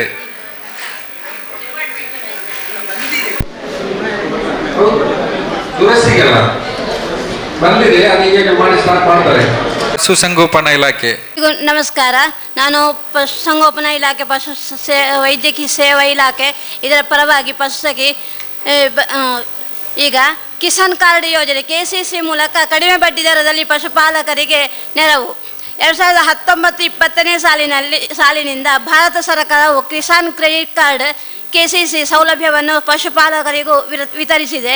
ಈ ಕಾರ್ಯಕ್ರಮದಲ್ಲಿ ಹೈನುಗಾರಿಕೆ, ಕುರಿ, ಮೇಕೆ, ಕೋಳಿ, ಹಂದಿ ಮತ್ತು ಮೊಲ ಸಾಕಾಣಿಕೆ ಕಸುಬುಗಳಲ್ಲಿ ತೊಡಗಿಸಿಕೊಂಡಿರುವ ರೈತರಿಗೆ ಅಲ್ಪಾವಧಿಯ ದುಡಿಯುವ ಬಂಡವಾಳಕ್ಕೆ ಆರ್ಥಿಕ ನೆರವು ನೀಡುವ ಸದುದ್ದೇಶ ಹೊಂದಿದೆ. ಈ ಯೋಜನೆಯಡಿ ಅವರ ಅಗತ್ಯತೆಗೆ ತಕ್ಕಂತೆ ದುಡಿಯುವ ಬಂಡವಾಳಕ್ಕೆ ಬ್ಯಾಂಕ್ಗಳಿಂದ ಆರ್ಥಿಕ ನೆರವು ಪಡೆಯಬಹುದಾಗಿದ್ದು 3 ಲಕ್ಷ ರೂ.ವರೆಗೆ ಸಾಲದ ಮೊತ್ತಕ್ಕೆ 2% ಬಡ್ಡಿ ಸಹಾಯಧನವಿದೆ. ಅಲ್ಲದೆ ಸದರಿ ಸಾಲವನ್ನು ನಿಗದಿತ ಅವಧಿಯಲ್ಲಿ ಮರುಪಾವತಿ ಮಾಡಿದಲ್ಲಿ 3% ಹೆಚ್ಚುವರಿ ಬಡ್ಡಿ ಸಹಾಯಧನ ಪಡೆಯಬಹುದಾಗಿದೆ. ಈಗ ಹೈನುಗಾರಿಕೆಗೆ ಮಿಶ್ರತಳಿ ಹಸುವಿಗೆ 2 ಹಸುಗಳಿಗೆ 18 ಸಾವಿರದಿಂದ 36 ಸಾವಿರ, ದೇಶಿ ತಳಿ ಅಂದರೆ ಮಲೆನಾಡು ಗಿಡ್ಡಕ್ಕೆ 2 ಹಸುವಿಗೆ 7 ಸಾವಿರ 14 ಸಾವಿರ, ಸುಧಾರಿತ ತಳಿಯ ಎಮ್ಮೆ ಘಟಕ ಎಮ್ಮೆ ತಳಿಗಳಿಗೆ 2 ಎಮ್ಮೆಗಳಿಗೆ ಒಟ್ಟು 42 ಸಾವಿರ. ಇನ್ನು ಕುರಿ ಮೇಕೆ 10 ಮೇಕೆ 10 ಹೆಣ್ಣು ಮೇಕೆ 1 ಗಂಡು ಮೇಕೆ ಇರಬೇಕು. ಅದಕ್ಕೆ 29,950, 20 ಹೆಣ್ಣು ಕುರಿ ಹಾಗೂ 21 ಹೆಣ್ಣು ಆಡು ಹಾಗೂ 1 ಗಂಡು ಆಡು, ಅದಕ್ಕೆ 57,200 ರೂಪಾಯಿ. ಇನ್ನು 10 ಕುರಿಗಳಿಗೆ 14,700, 20 ಕುರಿಗಳಿಗೆ 28,200. ಇನ್ನು ಮಾಂಸದ ಕೋಳಿ 10,000 ಕೋಳಿಗಳಿರಬೇಕು. ಅದರಲ್ಲಿ 1 ಕೋಳಿಗೆ 100ರಂತೆ 1 ಲಕ್ಷ ರೂಪಾಯಿ. ಮೊಟ್ಟೆ ಕೋಳಿಗಳಿಗೆ 1000 ಕೋಳಿಗಳಿರಬೇಕು. 1 ಕೋಳಿಗೆ 200ರಂತೆ 2 ಲಕ್ಷ ರೂಪಾಯಿ. ಹಂದಿ ಸಾಕಾಣಿಕೆಯಲ್ಲಿ 60,000 ಇದೆ, 10 ಹಂದಿಗಳು ಇರಬೇಕು. ಮೊಲ ಸಾಕಾಣಿಕೆಯಲ್ಲಿ 50 ಹೆಣ್ಣು 10 ಗಂಡು ಇರಬೇಕು. ಅದಕ್ಕೆ 50,000 ರೂಪಾಯಿ. ಇನ್ನು ಇಲಾಖೆಯಿಂದ ಲಸಿಕೆಗಳು LST ಹಾಗೂ FMD ಅಂದರೆ ಕಾಲುಬಾಯಿ ರೋಗ, ಚರ್ಮಗಂಟು ರೋಗದ ಲಸಿಕೆಗಳು 6 ತಿಂಗಳಿಗೊಮ್ಮೆ ಆಗ್ತಾ ಇದೆ. ಈಗ ನಮ್ಮ ನರಿಂಗಾನ ಗ್ರಾಮದಲ್ಲಿ ಈಗ ಗ್ರಾಮ ಪಂಚಾಯತ್ ವತಿಯಿಂದ ಗಾಡಿ ವ್ಯವಸ್ಥೆಯನ್ನು ಮಾಡಿಕೊಟ್ಟು ಈಗ ಮಾಡ್ತಾ ಇದ್ದೇವೆ. ಕಳೆದ ಜೂನಲ್ಲಿ ಕೂಡ ಆಯಿತು. ಮುಂದೆ ಹಾಗೂ ಹೆಣ್ಣು ಕರು 4 ರಿಂದ 8 ತಿಂಗಳ ಹೆಣ್ಣು ಕರುಗಳಿಗೆ ಕಂದು ರೋಗ ಲಸಿಕೆ ಅಂತ ಬ್ರುಸೋಲಿಸಿಸ್ ಆ ಲಸಿಕೆಗಳನ್ನು ಮಾಡ್ತಾ ಇದ್ದೇವೆ. ಆಡು ಕುರಿಗಳಿಗೆ ET ಮತ್ತು PPR, ನಾಯಿಗಳಿಗೆ ರೇಬಿಸ್ ಲಸಿಕೆಗಳನ್ನು ಈಗಾಗಲೇ ಕಳೆದ ಸಲ ಸೆಪ್ಟೆಂಬರಲ್ಲಿ ಪಂಚಾಯತ್ ವತಿಯಿಂದ ಗಾಡಿ ವ್ಯವಸ್ಥೆ ಮಾಡಿಕೊಟ್ಟು ನರಿಂಗಾನ ಗ್ರಾಮದಲ್ಲಿ ರೇಬಿಸ್ ಲಸಿಕೆಯನ್ನು ಹಾಕಲಾಗಿದೆ. ಮುಂದೆ ಸೆಪ್ಟೆಂಬರಲ್ಲಿ ಮತ್ತೆ ಲಸಿಕೆಗಳು ಬರ್ತಾ ಇದೆ. ಆಮೇಲೆ ಈಗ ನರಿಂಗಾನ ಗ್ರಾಮದಲ್ಲಿ ಹೆಚ್ಚು ಮತ್ತೆ ರೇಬಿಸ್ ನಾಯಿಗಳಿಗೆಲ್ಲ ರೇಬಿಸ್ ಅಟ್ಯಾಕ್ ಆಗ್ತಾ ಇದೆ. ಅದಕ್ಕೆ ಕಾರಣ ಅಂದರೆ ರೆಗ್ಯುಲರ್ ಆಗಿ ವ್ಯಾಕ್ಸಿನ್ ಹಾಕ್ತಾ ಇರಬೇಕು. ರೆಗ್ಯುಲರ್ ಆಗಿ ವ್ಯಾಕ್ಸಿನ್ ಹಾಕ್ತಾ ಇದ್ದರೆ ಮಿಡ್ಲಲ್ಲಿ ಇದು ನಾಯಿ ಕಚ್ಚಿದ್ರೆ ಫಸ್ಟ್ ಡೇ ಮತ್ತು 3rd ಡೇ ವ್ಯಾಕ್ಸಿನ್ ಹಾಕಲೇಬೇಕು. ಹಾಕದೇ ಇದ್ದ ಪಕ್ಷದಲ್ಲಿ ನಾಯಿಗಳಿಗೆ ನಾಯಿ ಕಚ್ಚಿದರೆ ಫಸ್ಟ್ ಡೇ, 3rd ಡೇ, 7ನೇ ದಿವಸ, 14ನೇ ದಿವಸ, 28ನೇ ದಿವಸ ಹೀಗೆ 5 ವ್ಯಾಕ್ಸಿನ್ಗಳನ್ನು ಹಾಕಬೇಕಾಗುತ್ತೆ. ಇನ್ನು ಪ್ರಧಾನಮಂತ್ರಿ ಅನುಗ್ರಹ ಯೋಜನೆ ಅಂತ ಇದೆ. ಹಸುಗಳು ಆಕಸ್ಮಿಕವಾಗಿ ಸತ್ತು ಹೋದರೆ 15,000ವರೆಗೆ ಅನುಗ್ರಹ ಯೋಜನೆಯಿಂದ ಬರುತ್ತದೆ. ಯಾಕಂದರೆ ಅದು ಪೋಸ್ಟ್ ಮಾರ್ಟಮ್ ಕಂಪಲ್ಸರಿ. ಸಂಜೆ ಸತ್ತು ಹೋದರೆ ಅದನ್ನು ರಾತ್ರಿ ಪೋಸ್ಟ್ ಮಾರ್ಟಮ್ ಆಗಲ್ಲ. ಯಾಕಂದರೆ ಬೆಳಕಿನಲ್ಲಿ ಮಾಡಬೇಕಾದ ಮರು ದಿವಸಕ್ಕೆ ಪಶುವೈದ್ಯನ ಪೋಸ್ಟ್ ಮಾರ್ಟಮ್ ಮಾಡಿದ ನಂತರವೇ ಅದು ಸಿಗುವಂಥದ್ದು. ಆಡುಗಳಿಗೆ 3 ರಿಂದ 6 ತಿಂಗಳವರೆಗಿನ ಆಡುಗಳಿಗೆ 5,000, ದೊಡ್ಡ ಆಡುಗಳಿಗೆ 10,000ವರೆಗೆ ಪ್ರಧಾನಮಂತ್ರಿ ಅನುಗ್ರಹ ಯೋಜನೆಯಿಂದ ಹಣವು ಬರುತ್ತದೆ.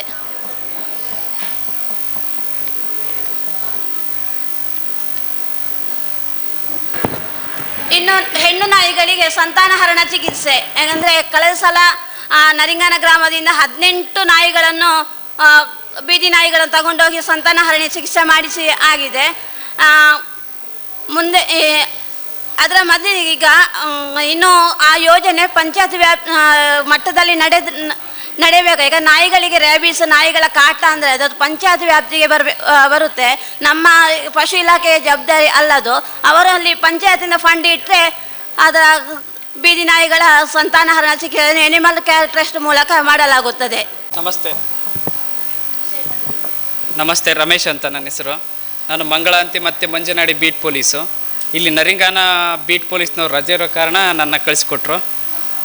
ನಾವು ಮುಖ್ಯವಾಗಿ ಹೇಳಬೇಕಂದ್ರೆ ಸೈಬರ್ ಫ್ರಾಡ್ ಬಗ್ಗೆ ಮತ್ತು 112 ಬಗ್ಗೆ ನಾನು ಹೇಳಬೇಕಂದ್ರೆ, ಸೈಬರ್ ಫ್ರಾಡ್ ಇತ್ತೀಚೆಗೆ ಡೈಲಿ ಒಂದೊಂದು ಕೇಸ್ ರಿಜಿಸ್ಟರ್ ಆಗ್ತಿದೆ. ಸೈಬರ್ ಫ್ರಾಡ್ ಬಗ್ಗೆ ಡಿಜಿಟಲ್ ಅರೆಸ್ಟ್ ಅಂತ ಒಂದು, share market, part time job ಕೊಡಿಸ್ತೀವಿ ಅಂತೇಳಿ ಮಾಡೋಂಥ ಫ್ರಾಡ್ ಇರ್ಬೋದು, ಕಸ್ಟಮರ್ ಕೇರು ಅಥವಾ ಕಸ್ಟಮರ್ ನಂಬರ್ ಅಂತೇಳಿ ಫ್ರಾಡ್ ಮಾಡೋದಿರ್ಬೋದು, ನಕಲಿ ಲೋನ್ ಆ್ಯಪ್ಗಳ ಮುಖಾಂತರ ಫ್ರಾಡ್ ಮಾಡೋದಿರ್ಬೋದು, OLX ಮುಖಾಂತರ ಫ್ರಾಡ್ ಮಾಡೋದು, ಗಿಫ್ಟ್ ಮತ್ತು ಲಾಟ್ರಿ ಮುಖಾಂತರ ವಂಚನೆ ಮಾಡೋದು, ಮತ್ತು ಯಾವುದಾದ್ರೂ ಒಂದು ಅನ್ನೋನ್ ಲಿಂಕು ಅಥವಾ APK ಫೈಲ್ ಬಂದು ಅದ್ರ ಮುಖಾಂತರ ನಿಮ್ಮ ಅಕೌಂಟೆಲ್ಲ ಹ್ಯಾಕಾಗಿ ನಿಮ್ಮ ಅಕೌಂಟಲ್ಲಿ ಇದ್ದ ಅಮೌಂಟ್ ಎಲ್ಲ ಹೋಗ್ಬೋದು.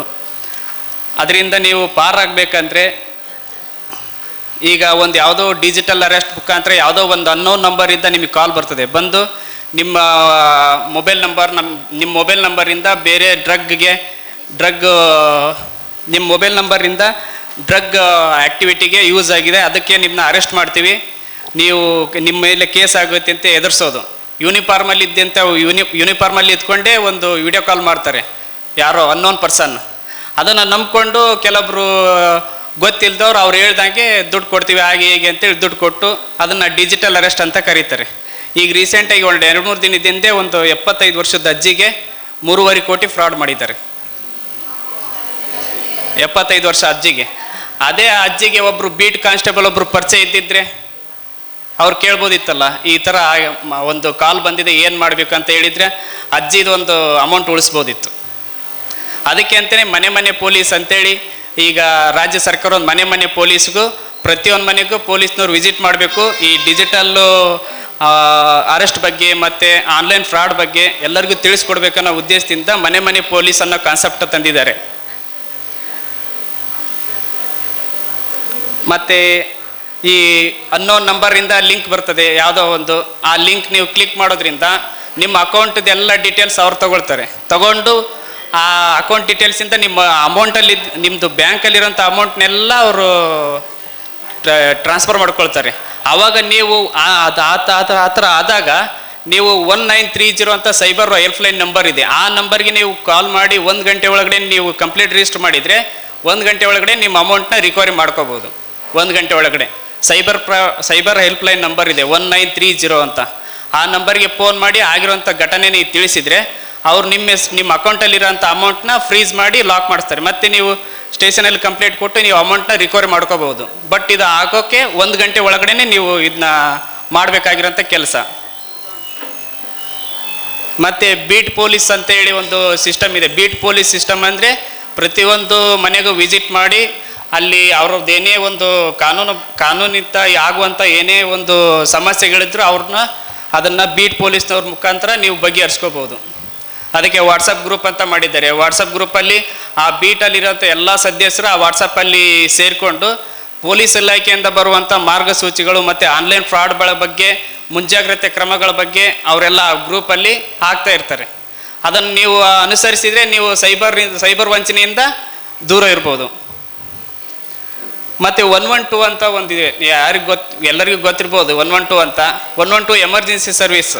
ಈಗ ನಿಮಗೆ ಯಾವುದೇ 24/7 ಯಾವುದೇ ಟೈಮಲ್ಲೂ ನಿಮ್ಗೆ ಏನೇ ಒಂದು ಕಾನೂನಿನ ಮೂಲಕ ತೊಂದರೆ ಆದಾಗ ಯಾವುದೋ ತೊಂದರೆಗೆ ಸಿಕ್ಕಾಕೊಂಡಾಗ ನೀವು 112ಗೆ ಫೋನ್ ಮಾಡಿದರೆ ಇಮಿಡಿಯೇಟ್ಲಿ ಅಲ್ಲಿ ಸ್ಪಾಟಿಗೆ ಬಂದು ಏನು ಸಮಸ್ಯೆ ಅಂತ ಕೇಳ್ತಾರೆ. ಅದು ಒಂದು 112 ಬಗ್ಗೆ ನೀವೆಲ್ಲರೂ ಒಂದು ನೋಟ್ ಮಾಡ್ಕೊಳ್ಳಿ. ಏನೇ ಸಮಸ್ಯೆ ಇದ್ದರೂ 112ದಾಗ ನಿಮ್ಮ ಸ್ಪಾಟಿಗೆ ಬಂದು ವಿಸಿಟ್ ಮಾಡಿ ಏನಂತ ಸಂಬಂಧಪಟ್ಟ ಇಲಾಖೆಗಾಗಲಿ ಅಥವಾ ಪೊಲೀಸ್ ಇಲಾಖೆಗೆ ಸಂಬಂಧಪಟ್ಟದ್ದಾಗಲಿ ಅದಕ್ಕೆ ಕ್ರಮ ತಗೊಳ್ಳುವಂಥ ವ್ಯವಸ್ಥೆ 112ದವ್ರು ಮಾಡ್ತಾರೆ.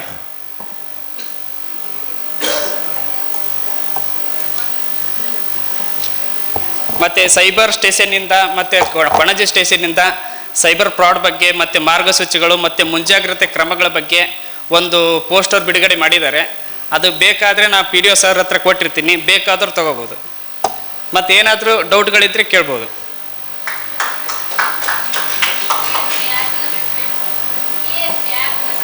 ಯಾವ್ದು ಮೇಡಮ್?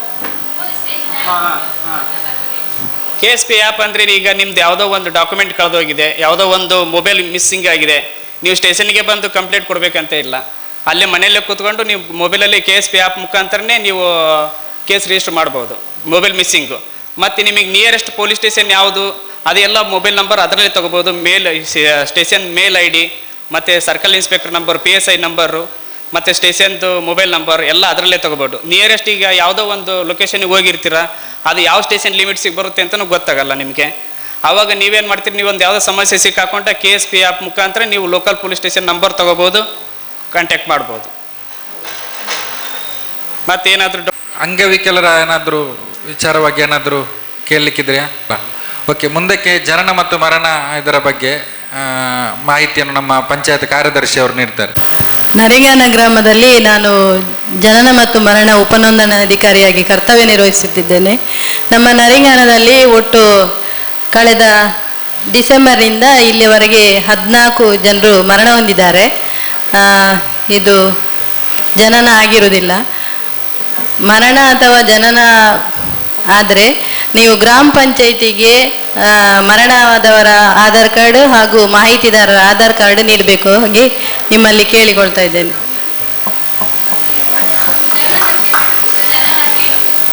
ಜನನ ಮನೆಯಲ್ಲಿ ಆಗ್ತಾ ಇಲ್ಲ, ಆಸ್ಪತ್ರೆಯಲ್ಲಿ NPOI ಆಸ್ಪತ್ರೆಯಲ್ಲಿ ಆದರೆ ನಮಗೆ ಬರ್ತದೆ, ನಾವು ಅದನ್ನು ತೆಗೆದುಕೊಡ್ತಾ ಇದ್ದೇವೆ. ಹೌದು, ಕಲ್ಲರಕೋಡಿ NPOI ಆಸ್ಪತ್ರೆಯಲ್ಲಿ ಆದರೆ ನಮಗೆ ಬರ್ತದೆ, ನಾವು ಇಲ್ಲಿ ತೆಗೆದುಕೊಡ್ತೇವೆ. ಜನನ ಮನೆಯಲ್ಲಿ ಆಗುವಾಗಿಲ್ಲ, ಎಲ್ಲರೂ ಆಸ್ಪತ್ರೆಯಲ್ಲಿ ಹೆರಿಗೆ ಮಾಡಿಸಬೇಕಾಗಿ ಕೇಳಿಕೊಳ್ತಾ ಇದ್ದೇವೆ. ವಿವಿಧ ಇಲಾಖಾ ಮಾಹಿತಿ ನೀಡಿ ಆಯಿತು. ಇವಾಗ ಗ್ರಾಮಸ್ಥರ ಬೇಡಿಕೆ ಏನಾದರೂ ಇದ್ದರೆ ಲಿಖಿತ ರೂಪದಲ್ಲಿ ಸಲ್ಲಿಸಬಹುದು. ಬೇಡಿಕೆ ಏನಾದರೂ ಇದೆಯಾ? ಇಲ್ಲ. ಮುಂದಕ್ಕೆ ನಮ್ಮ ಸ್ವಚ್ಛತಾ ರಾಯಭಾರಿ, ನಮ್ಮ ಜನಶಿಕ್ಷಣ ಟ್ರಸ್ಟ್ ನಿರ್ದೇಶಕರಿದ್ದಾರೆ. ನಮ್ಮ ನರಿಗಾನ ಗ್ರಾಮ ಪಂಚಾಯತ್ ವ್ಯಾಪ್ತಿಯಲ್ಲಿ ಸ್ವಚ್ಛತೆಯ ಬಗ್ಗೆ ಬಹಳಷ್ಟು ಉತ್ಸಾಹದಿಂದ ಮತ್ತು ನಮ್ಮ ಬೆನ್ನೆಲುಬಾಗಿ ಕಾರ್ಯನಿರ್ವಹಿಸಿರುವಂಥ ಸೀನಶೆಟ್ಟಿ ಸರ್ ಅವರು ಸ್ವಚ್ಛತೆಯ ಬಗ್ಗೆ ನಮ್ಮ ಗ್ರಾಮಸ್ಥರಿಗೆ ಮಾಹಿತಿಯನ್ನು ನೀಡಬೇಕಾಗಿ ಕೇಳಿಕೊಳ್ತೇವೆ. ಪಂಚಾಯತ್ ಸದಸ್ಯರೇ, ಎಲ್ಲ ಅಧಿಕಾರಿಗಳೇ, ಗ್ರಾಮ ಸಭಾ ಸದಸ್ಯರೇ, ಬಹಳ ಉತ್ತಮವಾದ ಸಭೆ. ನೋಡಲ್ ಅಧಿಕಾರಿಗಳು ಸ್ವಲ್ಪ ಕಾರಣಾಂತರ ಬರುವಾಗ ತಡ ಆದರೂ ಅಧ್ಯಕ್ಷರು ಎರಡೂ ಪಾತ್ರವನ್ನು ಚೆನ್ನಾಗಿ ನಿರ್ವಹಣೆ ಮಾಡ್ತಾ ಇರುವುದನ್ನು ನೋಡಿ ತುಂಬ ಸಂತೋಷ ಆಯಿತು. ಈ ಗ್ರಾಮ ಸಭಾ ಸದಸ್ಯರು ಕೂಡ ಬಹಳ ಜವಾಬ್ದಾರಿಯುತವಾಗಿ ಮಾತುಕತೆ ಆಗುವುದನ್ನು ನೋಡಿದ್ದೇವೆ. ನಮ್ಮ ಈ ಗ್ರಾಮದಲ್ಲಿ ಬಹಳ ವಿಶೇಷ ಅಂದರೆ ಒಂದು ಸಾಮಾಜಿಕವಾಗಿ, ಆರ್ಥಿಕವಾಗಿ, ಶೈಕ್ಷಣಿಕವಾಗಿ ಅಭಿವೃದ್ಧಿ ಆಗುವುದರ ಜೊತೆಗೆ ಸಾಂಸ್ಕೃತಿಕವಾಗಿ ಒಂದು ಕಾರ್ಯಕ್ರಮ ಹಾಕಿಕೊಂಡಿದ್ದೀರಿ. ಇತ್ತೀಚೆಗೆ ಆಟದ ಕೂಟ ಕಾರ್ಯಕ್ರಮ ಮಾಡುವುದರ ಮೂಲಕ ಈ ಗ್ರಾಮದಲ್ಲಿರುವ ತುಳುನಾಡಿನ ಸಂಸ್ಕೃತಿಯನ್ನು ಬಿಂಬಿಸುವಂಥದ್ದು, ಈ ಕಂಬಳ ನಡೆಸುವ ಮೂಲಕ ಅದು ಜನಪದ ಕಲೆ, ಅದಕ್ಕೆ ಪ್ರೋತ್ಸಾಹ ಕೊಡುವಂಥ ಕಾರ್ಯಕ್ರಮ ಇದೆ. ಬಹಳ ಸಂತೋಷ. ಈಗ ನನ್ನ ಕಡೆಯಿಂದ ನಾನು ಹೇಳಲಿಕ್ಕೆ ಹೋಗೋದೇನೆಂದರೆ, ನಾನು ಮೊದಲಾಗಿ ಈ ಗ್ರಾಮ ಪಂಚಾಯತನ್ನು, ಗ್ರಾಮ ಸಭೆಯನ್ನು ನಾನು ಅಭಿನಂದಿಸಬೇಕು. ಯಾಕೆಂದರೆ ನಮ್ಮ ಜಿಲ್ಲೆಯಲ್ಲಿ ಬೇರೆ ಯಾವುದೇ ಗ್ರಾಮ ಪಂಚಾಯತ್ ಮಾಡದ ಒಂದು ಪ್ರಯತ್ನ ಅದೇನೆಂದರೆ ಸ್ವಚ್ಛ ಮನೆ ಸ್ವಯಂ ಘೋಷಣಾ ಪತ್ರ ಒಂದು ಪಂಚಾಯತಿಗೆ ಜನರು ಕೊಡುವಂಥದ್ದು ಸ್ವಯಂ ಪ್ರೇರಣೆಯಿಂದ. ಆಶಾ ಕಾರ್ಯಕರ್ತೆಯರು, ಅಂಗನವಾಡಿ ಕಾರ್ಯಕರ್ತೆಯರು, ಈ ಪಂಚಾಯತ್ ಎಲ್ಲ ಸರ್ವ ಸದಸ್ಯರ ಒಂದು ಸಹಕಾರದಲ್ಲಿ ಗ್ರಾಮ ಪಂಚಾಯತ್ ಅಧ್ಯಕ್ಷರು ಸುಮಾರು 600-700 ಮನೆಗಳಿಂದ ಸ್ವಚ್ಛ ಮನೆ ಘೋಷಣಾ ಪತ್ರ ತೆಗೆದುಕೊಂಡು ಅದನ್ನು ಸ್ವಚ್ಛ ಮನೆ ಘೋಷಣಾ ಪತ್ರ ಪುಸ್ತಕವನ್ನು ಹೊರಗೆ ತಂದಿದ್ದೀರಿ. ನನ್ನ ಮನವಿ ಏನೆಂದರೆ, ಇದನ್ನು ಸಂಪೂರ್ಣವಾಗಿ ನಮ್ಮ ಗ್ರಾಮದಲ್ಲಿರುವ ಎಲ್ಲ ಮನೆಗಳಿಂದ, ಎಲ್ಲ ವಾಣಿಜ್ಯ ಅಂಗಡಿ ಹೋಟೆಲ್ಗಳಿಂದ ಈ ಸ್ವಚ್ಛ ಮನೆ ಸ್ವಯಂ ಘೋಷಣಾ ಪತ್ರ ತೆಗೆದುಕೊಂಡರೆ ಅದೊಂದು ನಮ್ಮ ರಾಜ್ಯ ದೇಶಕ್ಕೆ ಒಂದು ಹೊಸ ಸಂದೇಶ ಕೊಡುತ್ತೆ. ಪ್ರತಿ ಮನೆ ಅಥವಾ ಅಂಗಡಿ ಹೋಟೆಲ್ಗಳಲ್ಲಿ ಹಸಿ ಕಸ, ಒಣ ಕಸ, ಅಪಾಯಕಾರಿ ಕಸವನ್ನು ವಿಂಗಡಿಸಿ ನಿರ್ವಹಣೆಗೆ ಪಂಚಾಯತ್ ಒಟ್ಟಿಗೆ ನಾವು ಕೈ ಜೋಡಿಸುವುದು. ಹಸಿ ಕಸವನ್ನು ಮನೆಯಲ್ಲೇ ಗೊಬ್ಬರ ಮಾಡುವುದು, ಚಿಕ್ಕ ವ್ಯವಸ್ಥೆ ಮಾಡಿಕೊಳ್ಬೋದು. ಒಣ ಕಸವನ್ನು ಪ್ರತ್ಯೇಕ ಕಟ್ಟಿಟ್ಟುಬಿಟ್ಟು ಗ್ರಾಮ ಪಂಚಾಯತ್ ಸ್ವಚ್ಛ ವಾಹನಕ್ಕೆ ಕೊಡುವುದು. ಅಪಾಯಕಾರಿ ಕಸಗಳಲ್ಲಿ ಅದು ಕೂಡ ವಿಂಗಡಿಸಬಹುದು. ಮತ್ತು ಹೆಚ್ಚು ಅಪಾಯಕಾರಿ ಕಸಗಳಲ್ಲಿ ಈ ಕಂಪೆನಿಗಳಿಂದ ಬರುವ ಪ್ಯಾಡ್ಗಳು, ಸ್ಯಾನಿಟರಿ ಪ್ಯಾಡ್ಗಳು ಬರ್ತವೆ. ಆ ಸ್ಯಾನಿಟರಿ ಪ್ಯಾಡ್ಗಳನ್ನು ಸ್ವಲ್ಪ ಬಳಕೆಯನ್ನು ಕಡಿಮೆ ಮಾಡಿ ಪರಿಸರ ಸ್ನೇಹಿಯಾದ ಬಟ್ಟೆ ಪ್ಯಾಡ್ಗಳು ಅಥವಾ ಮುಟ್ಟಿನ ಕಪ್ಪನ್ನು ಬಳಕೆ ಮಾಡುವುದರಿಂದ ಈ ಸ್ಯಾನಿಟರಿ ಪ್ಯಾಡ್ಗಳು ರಸ್ತೆ ಬದಿಯ ತೋಡಿಗೆ ಬೀಳುವುದು ಕಡಿಮೆ ಆಗ್ತದೆ. ಅದಕ್ಕಾಗಿ ನನ್ನ ಪ್ರಾರ್ಥನೆ, ನಾವೆಲ್ಲರ ಒಟ್ಟು ಸೇರಿ ಮಹಿಳೆಯರು ಅಥವಾ ಮಕ್ಕಳು ಈ ಮುಟ್ಟಿನ ಕಪ್ಪು ಬಳಕೆ ಮಾಡುವ ಬಗ್ಗೆ, ಪರಿಸರ ಸ್ನೇಹಿ ಬಟ್ಟೆ ಪ್ಯಾಡ್ ಬಳಕೆ ಮಾಡುವ ಬಗ್ಗೆ ನಾವು ಜಾಗೃತಿ ಮಾಡಿದರೆ ಈ ಪ್ಯಾಡ್ ಸಮಸ್ಯೆ ಕಡಿಮೆ ಆಗ್ತದೆ. ಅದಕ್ಕಾಗಿ ನಾವು ಆದಷ್ಟು ಬೇಗವಾಗಿ ನಮ್ಮ ಮನೆ ಸ್ವಚ್ಛ ಮನೆ, ನಮ್ಮ ಗ್ರಾಮ ಸ್ವಚ್ಛ ಗ್ರಾಮ ಮಾಡುವ ಕಾರ್ಯಕ್ರಮವನ್ನು ಮಾನ್ಯ ಅಧ್ಯಕ್ಷರ ನೇತೃತ್ವದಲ್ಲಿ ಚೆನ್ನಾಗಿ ಆಗ್ತಾ ಉಂಟು. ಅದನ್ನು ತೀವ್ರಗೊಳಿಸಿ ಆದಷ್ಟು ಬೇಗ ನಮ್ಮ ಗ್ರಾಮವನ್ನು ಒಂದು ಮಹಾ ಗ್ರಾಮ ಸಭೆಯಲ್ಲಿ ನಮ್ಮ ಗ್ರಾಮ ಸ್ವಚ್ಛ ಗ್ರಾಮ ಘೋಷಣೆ ಮಾಡುವ ಕಾರ್ಯಕ್ರಮ ಮಾನ್ಯ ಸ್ಪೀಕರ್ ಅವರ ಒಂದು ಉಪಸ್ಥಿತಿಯಲ್ಲಿ ಆದಷ್ಟು ಬೇಗ ಜರಗಲಿ ಅಂತ ಕೇಳಿಕೊಳ್ಳುವುದು. ಜೊತೆಗೆ ನಮ್ಮಲ್ಲಿ ನೀರಿನ ಸಮಸ್ಯೆ ಇದ್ದರೆ ನಾವೀಗ ಉದ್ಯೋಗ ಖಾತ್ರಿ ಯೋಜನೆ ಅಡಿಯಲ್ಲಿ ನಮ್ಮ ಮನೆ ನಮ್ಮ ಬಾವಿ, ನಮ್ಮ ಬಾವಿ ನಮ್ಮ ನೀರು, ಮನೆಗೊಂದು ಚಿಕ್ಕ ಚಿಕ್ಕ ಬಾವಿ ಮಾಡಿಕೊಳ್ಳಬಹುದು. ಅದರ ಬಗ್ಗೆ ನಾವು ಸ್ವಲ್ಪ ಪ್ರಯತ್ನ ಮಾಡಿ. ಯಾಕಂದರೆ ನೀರಿನ ಸ್ವಾತಂತ್ರ್ಯ, ನೀರಿಗೆ ನಮಗೆ ಒಂದು ವೇಳೆ ಪಂಚಾಯತ್ ನಲ್ಲಿ ನೀರು ಬಂದಿಲ್ಲ ಅಂದರೆ ನಮ್ಮ ಮನೇಲಿ ಒಂದು ಬಾವಿ ಇದ್ದರೆ ಬಾವಿ ನೀರು ಬಳಕೆ ಮಾಡಬಹುದು. ಒಂದು ವೇಳೆ ಬಾವಿ ಇದ್ದು ಅದರ ನೀರಿಲ್ಲ ಅಂದರೆ ನೀವು ಮಳೆ ನೀರನ್ನು ಕೊಯ್ಲು ಮಾಡಿ ಬಾವಿಗೆ ಬಿಡಬಹುದು. ಅಥವಾ ಮನೆ ಸುತ್ತ ಒಂದಷ್ಟು ಮರಗಳನ್ನು ನೆಟ್ಟರೆ ಆ ಮರ ಭೂಮಿಗೆ ನೀರು ಕುಡಿಸುತ್ತದೆ. ಒಂದು ಬಾವಿ ತೋಡಲಿಕ್ಕೆ ಆಗಿಲ್ಲ ಅಂದರೆ ಮನೆಗೊಂದು ಮಳೆ ನೀರು ಕೊಯ್ಲು ಘಟಕ ಮಾಡ್ಬೋದು. ಒಂದು 20,000 ರೂಪಾಯಿ ಇದ್ದರೆ ಒಂದು 2,000 ಲೀಟರ್ದು ಮಳೆ ನೀರು ಕೊಯ್ಲು ಸಂಗ್ರಹ ಮಾಡಿಕೊಂಡ್ರೆ ಮಳೆಗಾಲದಲ್ಲಿ ಒಂದು 6 ತಿಂಗಳಿಗೆ ನಿಮಗೆ ಬೋರು ನೀರು ಬೇಕಾಗಿಲ್ಲ. ಅದರ ಬಗ್ಗೆ ನಾವು ಈಗಾಗಲೇ ಬಾಳೆಪುಣಿಯಲ್ಲಿ ಅಲ್ಲಿ ನವಗ್ರಾಮ ಅಂಗನವಾಡಿಗೆ ಒಂದು ಮಳೆ ನೀರು ಕೊಯ್ಲು ಘಟಕವನ್ನು ಅಳವಡಿಸಿದ್ದೇವೆ. ಆಮೇಲೆ ನಮ್ಮ ಜನಶಿಕ್ಷಣ ಟ್ರಸ್ಟಲ್ಲಿ ಕೂಡ ನಮ್ಮ ಇಡೀ 4,000 ಅಡಿ ಎಂಥದ್ದು ವ್ಯಾಪ್ತಿಯ ನೀರು ನಮ್ಮ ಬೋರ್ವೆಲ್ಲಿಗೆ ಹೋಗ್ತದೆ. ನಮಗೆ ಯಾವುದೇ ನೀರಿನ ಸಮಸ್ಯೆ ಇಲ್ಲ. ಈ ಮಳೆ ನೀರು ಕೊಯ್ಲು ಕಾರ್ಯಕ್ರಮ ನಾವು ಸ್ವಲ್ಪ ಜಾಗ್ರತೆ ಮಾಡಬೇಕು. ಆಮೇಲೆ ಮನೆಗೆ ಒಂದು ಬಾವಿ ತೋಡೋ ಬಗ್ಗೆ ಮಾಡಬೇಕು. ಎರಡನೆಯದು, ನಮ್ಮ ಬೆಳಕಿನಲ್ಲಿ ಒಂದು ಸ್ವಾತಂತ್ರ್ಯ ಅಂದರೆ ಇನ್ನು ಮುಂದಿನ ದಿನಗಳಲ್ಲಿ ವಿದ್ಯುತ್ತದ್ದು ಸಮಸ್ಯೆ ಬರ್ತದೆ. ಈಗ ಸ್ವಲ್ಪ ಉಚಿತವಾಗಿ ಉಂಟು, ಅದು ಆ ವಿದ್ಯುತ್ ಮಾಡಲಿಕ್ಕೆ ತುಂಬ ಖರ್ಚು ವೆಚ್ಚ ಉಂಟು. ಅದಕ್ಕೆ ನಾವು ಒಂದು ಮಾಡಬಹುದು, ನಮ್ಮ ಮನೆಯಲ್ಲಿ ಸೂರ್ಯನ ಬಿಸಿಲಿನಿಂದ ಮನೆಯಲ್ಲಿ ವಿದ್ಯುತ್ ತಯಾರು ಮಾಡಲಿಕ್ಕೆ ಚಿಂತನೆ ಮಾಡಬಹುದು. ಚಿಕ್ಕ ಚಿಕ್ಕ ಸಿಸ್ಟಮ್ ಹಾಕಬಹುದು. ಸ್ವಲ್ಪ ದೊಡ್ಡದು ಮಾಡೋದಾದರೆ 2,10,000 ರೂಪಾಯಿ ಖರ್ಚು ಮಾಡಿದರೆ 72,000 ಕೇಂದ್ರ ಸರ್ಕಾರದ ಸಹಾಯಧನ ತೆಗೆದುಕೊಳ್ಳುವುದು. ನಿಮ್ಮ ಕೈಯಲ್ಲಿ 20,000 ರೂಪಾಯಿ ಇದ್ದರೆ ಬ್ಯಾಂಕಿನವರು 7% ಬಡ್ಡಿಗೆ ನಿಮಗೆ ಸಾಲ ಕೊಡ್ತಾರೆ. ಆಗ ನೀವು ಮನೆಯಲ್ಲಿ ನಿಮ್ಮ ಬಳಕೆ ಬೇಕಾದಷ್ಟು ವಿದ್ಯುತ್ ಆಗಿ ಹೆಚ್ಚುವರಿ ಆದರೆ ನೀವು ಮೆಸ್ಕಾಮಿಗೆ ಮಾರಿ ಹಣ ನಿಮ್ಮ ಖಾತೆಗೆ ಬರುವುದು ಸಾಧ್ಯ ಇದೆ. ಅದಕ್ಕಾಗಿ ನನ್ನ ಕೋರಿಕೆ, ನಮ್ಮ ಮನೆ ಜಾಗೃತ ಜನರ ಮನೆ ಆಗಬೇಕು. ಆ ಪೊಲೀಸಿನವರು ಒಳ್ಳೆಯ ಮಾಹಿತಿ ಕೊಟ್ಟರು, ಮನೆ ಪೊಲೀಸು ಅಂತ ನನಗೆ ಬಹಳ ಇಷ್ಟವಾಯಿತು. ಸಾಧ್ಯ ಆದರೆ ಮುಂದಿನ ದಿನಗಳಲ್ಲಿ ನಾವು ಎಲ್ಲ ವಾರ್ಡ್ಗಳಲ್ಲಿ ಮನೆಯಂಗಳದೇ ಪೊಲೀಸ್ ಮಾಹಿತಿ ಮಾಡುವ, ಅದು ಬಹಳ ಅಗತ್ಯವಾದ ಮಾಹಿತಿ. ಇನ್ನೊಂದು ಆರೋಗ್ಯ ಮಾಹಿತಿ ಕೂಡ ಬಹಳ ಮುಖ್ಯ. ಆರೋಗ್ಯ ಬೇಕು, ಆರೋಗ್ಯ ಭಾಗ್ಯ ಬೇಕು, ಸುರಕ್ಷತೆ ಬೇಕು. ಮತ್ತು ಮಕ್ಕಳ ಮತ್ತು ಮಹಿಳಾ ಅಭಿವೃದ್ಧಿ ಇಲಾಖೆ ಇವತ್ತು ಅವರೇ ನೋಡಲ್ ಅಧಿಕಾರಿ ಇದ್ದಾರೆ. ಮಕ್ಕಳು ಮತ್ತು ಮಹಿಳೆಯರು ಒಂದು ರಕ್ಷಣೆ ಆದರೆ, ಅವರ ಸುರಕ್ಷತೆ ಬಂದರೆ ನಮ್ಮ ಕುಟುಂಬ ಸುರಕ್ಷತೆ ಆಗ್ತದೆ. ಅದಕ್ಕಾಗಿ ನಾವು ಮುಂದಿನ ದಿನಗಳಲ್ಲಿ ನಾವು ಇಡೀ ಗ್ರಾಮವನ್ನು ಬರೇ ಸಾಕ್ಷರ ಮನೆ, ಸಾಕ್ಷರ ಗ್ರಾಮ, ಸ್ವಚ್ಛ ಗ್ರಾಮ ಅಥವಾ ಜಲ ಸಾಕ್ಷರ ಗ್ರಾಮ ಅಥವಾ ಆರೋಗ್ಯವಂತರ ಗ್ರಾಮ, ಕಾಯಿಲೆ ಮುಕ್ತ, ಕ್ಯಾನ್ಸರ್ ಮುಕ್ತ ಗ್ರಾಮ ಮಾಡುವುದರೊಟ್ಟಿಗೆ ಈ ನರಿಂಗಾಣ ಒಂದು ಸೌಹಾರ್ದ ಗ್ರಾಮ, 10 ತಾಯಿ ಮಕ್ಕಳು 1 ತಾಯಿ ಮಕ್ಕಳಾಗಿ ಬದುಕುವ ಗ್ರಾಮ ಕಟ್ಟಲಿಕ್ಕೆ ನೀವು ಈಗಾಗಲೇ ಒಂದು ಸಂಕಲ್ಪ ಮಾಡಿ ಕಾರ್ಯಕ್ರಮ ರೂಪಿಸಿ ಮುಂದೆ ಹೋಗುತ್ತೀರಿ. ಈ ನಿಮ್ಮ ಕಾರ್ಯಕ್ರಮಕ್ಕೆ ಇಲ್ಲಿಯ ಪತ್ರಕರ್ತ ಮಿತ್ರರು ಕೂಡ ನಿಮ್ಮ ಜೊತೆಗಿದ್ದಾರೆ. ಯಾಕಂದರೆ ನಮ್ದು ಯಾವುದೇ ಆಡಳಿತ ವ್ಯವಸ್ಥೆ ತೆಗೆದುಕೊಂಡ್ರೆ ಶಾಸಕಾಂಗ, ಕಾರ್ಯಾಂಗ, ನ್ಯಾಯಾಂಗ, ಪತ್ರಿಕಾ ರಂಗ. ನೀವು ಗ್ರಾಮ ಪಂಚಾಯತಿ ತೆಗೆದುಕೊಂಡ್ರೆ ಶಾಸಕಾಂಗ ಅದು ಗ್ರಾಮ ಪಂಚಾಯತ್ ಅಧ್ಯಕ್ಷರ ನೇತೃತ್ವದ ಎಲ್ಲ ಸದಸ್ಯರ ತಂಡ, ಕಾರ್ಯಾಂಗ ತೆಗೆದುಕೊಂಡರೆ PDO ನೇತೃತ್ವದ ಎಲ್ಲ ಅಧಿಕಾರಿ ವರ್ಗದ ತಂಡ, ನ್ಯಾಯಾಂಗ ತೆಗೆದುಕೊಂಡರೆ ಸಾಮಾಜಿಕ ನ್ಯಾಯ ಸಮಿತಿ ಅಧ್ಯಕ್ಷರು ಮತ್ತು ಸದಸ್ಯರ ತಂಡ, ಆಮೇಲೆ ಪತ್ರಿಕಾ ರಂಗ. ಈ ಗ್ರಾಮದ ಕೆಲವು ಪತ್ರಕರ್ತರಿದ್ದಾರೆ. ಪತ್ರಕರ್ತರು ಕೂಡ ನಿಮ್ಮ ಕೆಲಸಕ್ಕೆ ಕೈ ಜೋಡಿಸಿದ್ದರಿಂದ ನಮ್ಮ ಜಿಲ್ಲೆಯಲ್ಲಿ ಬೇರೆ ಯಾವುದೇ ಗ್ರಾಮಕ್ಕೆ ಇಲ್ಲದಂಥ ಒಂದು ವಿಶೇಷ ಅವಕಾಶ ನಿಮಗೆ ಇಲ್ಲಿದೆ. ಜೊತೆಗೆ ನಮ್ಮ ಈ ಕ್ಷೇತ್ರದ ಶಾಸಕರು, ಸ್ಪೀಕರು ಕೂಡ ನಿಮ್ಮ ಜೊತೆಗೆ ಎಲ್ಲ ನಿಮ್ಮ ಕರೆಗಳೇ ಹೋಗೊಟ್ಟು ಕೆಲಸ ಮಾಡುವಂಥ ವ್ಯವಸ್ಥೆ ಇರುವುದರಿಂದ ನಾವು ಆದಷ್ಟು ಬೇಗ ಈ ನರಿಂಗಾಣ ಗ್ರಾಮ ನಾವೊಂದು ಗೂಗಲ್ಗೆ ಹೋದ ಕೂಡಲೇ ಒಂದು ಸ್ವಚ್ಛ ಗ್ರಾಮ, ಸೋಲಾರ್ ಗ್ರಾಮ, ಮಾದರಿ ಗ್ರಾಮ ಅಂದ ಕೂಡಲೇ ನರಿಂಗಾಣ ಕಾಣಬೇಕು.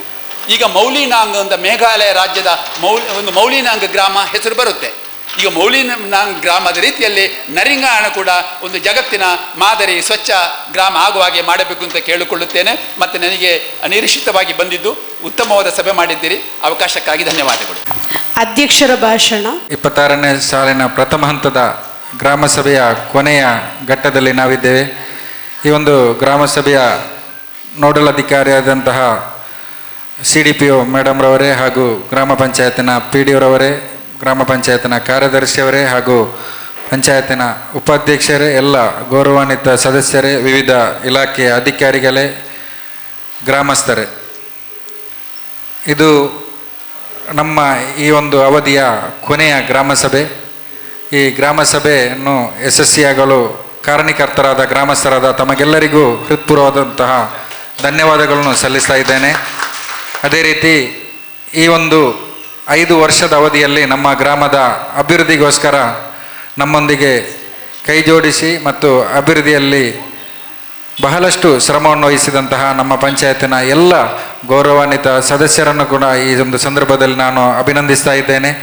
ಅದೇ ರೀತಿ ಗ್ರಾಮಸ್ಥರು ಕೂಡ ನಮ್ಮ ಗ್ರಾಮದ ಅಭಿವೃದ್ಧಿಗೆ ಸಲಹೆ ಸೂಚನೆಗಳನ್ನು ಗ್ರಾಮ ಸಭೆಯಲ್ಲಿ ನೀಡುತ್ತಾ ನಾವು ಮಾಡಿದ ತಪ್ಪನ್ನು ಗ್ರಾಮ ಸಭೆಯಲ್ಲಿ ಹೇಳಿ ಅದನ್ನು ತಿದ್ದಿಕೊಳ್ಳುವಂತಹ ವ್ಯವಸ್ಥೆಯನ್ನು ಕೂಡ ತಾವು ಗ್ರಾಮಸ್ಥರು ಮಾಡಿದ್ದೀರಿ. ಅದಕ್ಕಾಗಿ ನಿಮಗೆ ನಾನು ಮತ್ತೊಮ್ಮೆ ಧನ್ಯವಾದಗಳನ್ನು ಸಲ್ಲಿಸ್ತಾ ಇದ್ದೇನೆ. ಅದೇ ರೀತಿ ನಮ್ಮ ಅಂಗನವಾಡಿ ಕಾರ್ಯಕರ್ತೆಯರು ಕೂಡ ಗ್ರಾಮದ ಅಭಿವೃದ್ಧಿಗೆ ಬಹಳಷ್ಟು ಕೆಲಸವನ್ನು ತಾವು ಮಾಡಿದ್ದೀರಾ. ತಮಗೂ ಕೂಡ ಧನ್ಯವಾದಗಳನ್ನು ಸಲ್ಲಿಸ್ತಾ ಇದ್ದೇನೆ. ಅದೇ ರೀತಿ ಆಶಾ ಕಾರ್ಯಕರ್ತೆಯರು ನಮ್ಮೊಂದಿಗೆ ಕೈ ಜೋಡಿಸಿ ನಮ್ಮ ಗ್ರಾಮದ ಪ್ರತಿಯೊಂದು ಮನೆಗೆ ಭೇಟಿ ಕೊಟ್ಟು ಮನೆಯವರ ಆರೋಗ್ಯದ ವಿಚಾರವಾಗಿ ಬಹಳಷ್ಟು ಕೆಲಸವನ್ನು ಮಾಡಿದ್ದೀರಿ.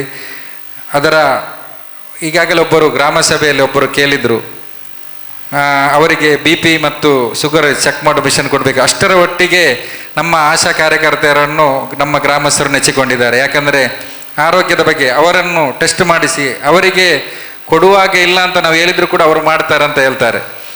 ಅದೇ ರೀತಿ ನಮ್ಮ ಆರೋಗ್ಯ ಸಹಾಯಕಿಯರು, ನಮ್ಮ ಎಲ್ಲ ಪಂಚಾಯತಿನ ಸಿಬ್ಬಂದಿಗಳು ಎಲ್ಲರೂ ನಮ್ಮ ಒಂದು ತಂಡವಾಗಿ ನಾವು ಈ ಒಂದು 5 ವರ್ಷದಲ್ಲಿ ಮಾಡಿದ ಕೆಲಸದಿಂದ ನಮ್ಮ ನರಿಂಗಾನ ಗ್ರಾಮ ಪಂಚಾಯತಿನ ಸರ್ವತೋಮುಖ ಅಭಿವೃದ್ಧಿಗೆ ಕಾರಣಕರ್ತರಾಗಿದ್ದೀರಿ. ಅದೇ ರೀತಿ ಈಗಾಗಲೇ ನಾವು ಹಲವಾರು ಯೋಜನೆಗಳನ್ನು ಇಟ್ಟಿದ್ದೆವು, ಅದನ್ನು ಆದಷ್ಟು ನಾವು ಈಗಾಗಲೇ ಪೂರ್ಣಗೊಳಿಸಿದ್ದೇವೆ. ಮತ್ತು ನಮ್ಮ ಅತಿ ಮುಖ್ಯವಾದ ನಮ್ಮ ಕನಸೆಂದರೆ ನಮ್ಮ ಗ್ರಾಮ ಸ್ವಚ್ಛ ಗ್ರಾಮ ಮಾಡುವುದು ಎಂಬ ಅಭಿಯಾನ. ಅದನ್ನು ಕೂಡ ನಾವು ವಾರದಲ್ಲಿ 2 ದಿವಸ ನಾವು ಮನೆಗೆ ಒಂದು ಏರಿಯಾ ಸೆಲೆಕ್ಟ್ ಮಾಡಿ ಹೋಗುವಂಥ ಕಾರ್ಯವನ್ನು ಮಾಡ್ತಾ ಇದ್ದೆವು. ಈಗ ಮಳೆ ಬಂದ ಕಾರಣ ನಿಲ್ಲಿಸಿದ್ದೇವೆ.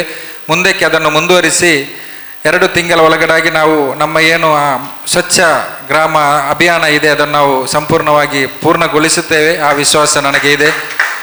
ಅದರೊಂದಿಗೆ ನಮ್ಮ ಗ್ರಾಮಸ್ಥರು ಕೈ ಜೋಡಿಸಬೇಕೆಂಬ ಮಾತನ್ನು ಕೂಡ ಈ ಸಂದರ್ಭದಲ್ಲಿ ನಾನು ಹೇಳಲಿಕ್ಕೆ ಇಚ್ಛಿಸ್ತಾ ಇದ್ದೇನೆ.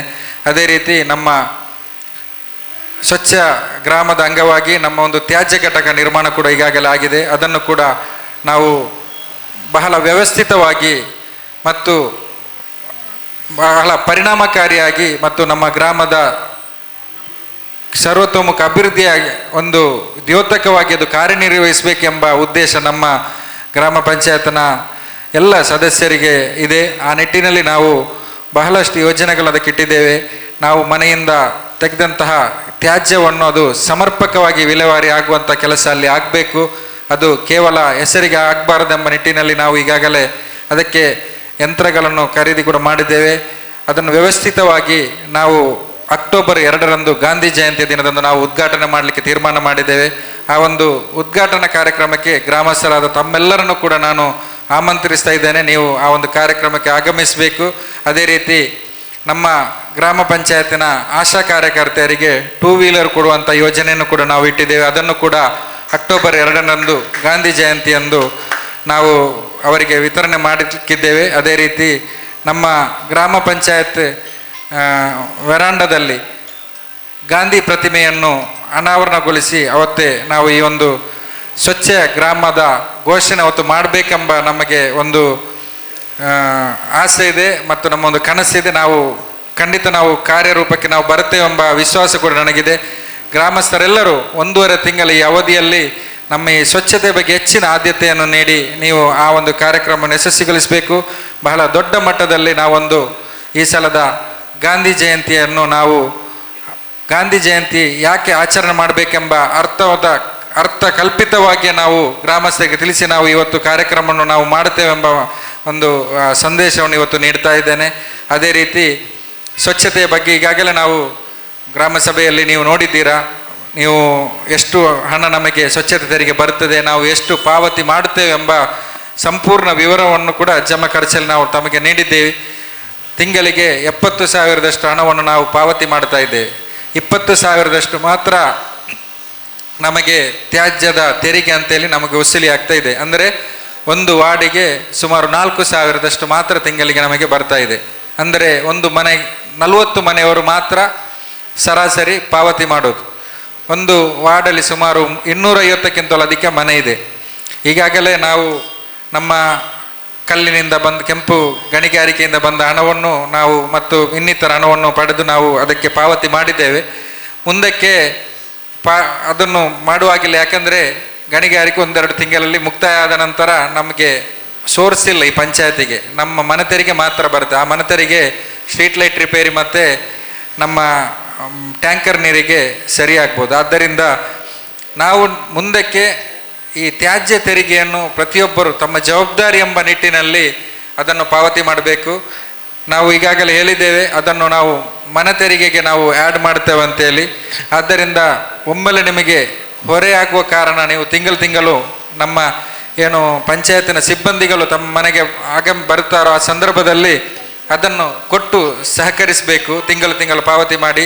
ಅದೇ ರೀತಿ ತ್ಯಾಜ್ಯವನ್ನು ಕೂಡ ಈಗಾಗಲೇ ನಾವು ಹೇಳಿದ್ದೇವೆ, ಬೈಫರ್ಕೇಷನ್ ಮಾಡೋದು ಏನಂದರೆ ಅದನ್ನು ವಿಂಗಡಣೆ ಮಾಡದೆ ನಾವು ಒಟ್ಟಿಗೆ ನೀವು ಕೊಡ್ತಿದ್ದೀರಿ.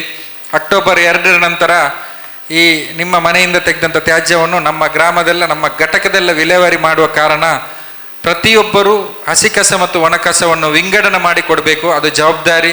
ಇವತ್ತು ಗ್ರಾಮ ಸಭೆಯಲ್ಲಿ ಹೆಚ್ಚಿನ ಜನರು ಇಲ್ಲ, ಆದರೂ ಕೂಡ ತಮ್ಮ ನೆರೆಮನೆಯವರಿಗೆ ಮತ್ತು ತಮಗೆ ಪರಿಚಯಸ್ಥರಿಗೆ ಇದರ ಬಗ್ಗೆ ಒಂದು ಜಾಗೃತಿಯನ್ನು ಮೂಡಿಸಿಕೊಂಡು ಪ್ರತಿ ಮನೆಯವರು ಕೂಡ ಹಸಿ ಕಸ ಮತ್ತು ಒಣ ಕಸವನ್ನು ಬೇರೆ ಬೇರೆ ಮಾಡಿ ನಮ್ಮ ಪಂಚಾಯತ್ ಗಾಡಿಯ ಬರ್ತದೆ ಕೊಡಬೇಕು.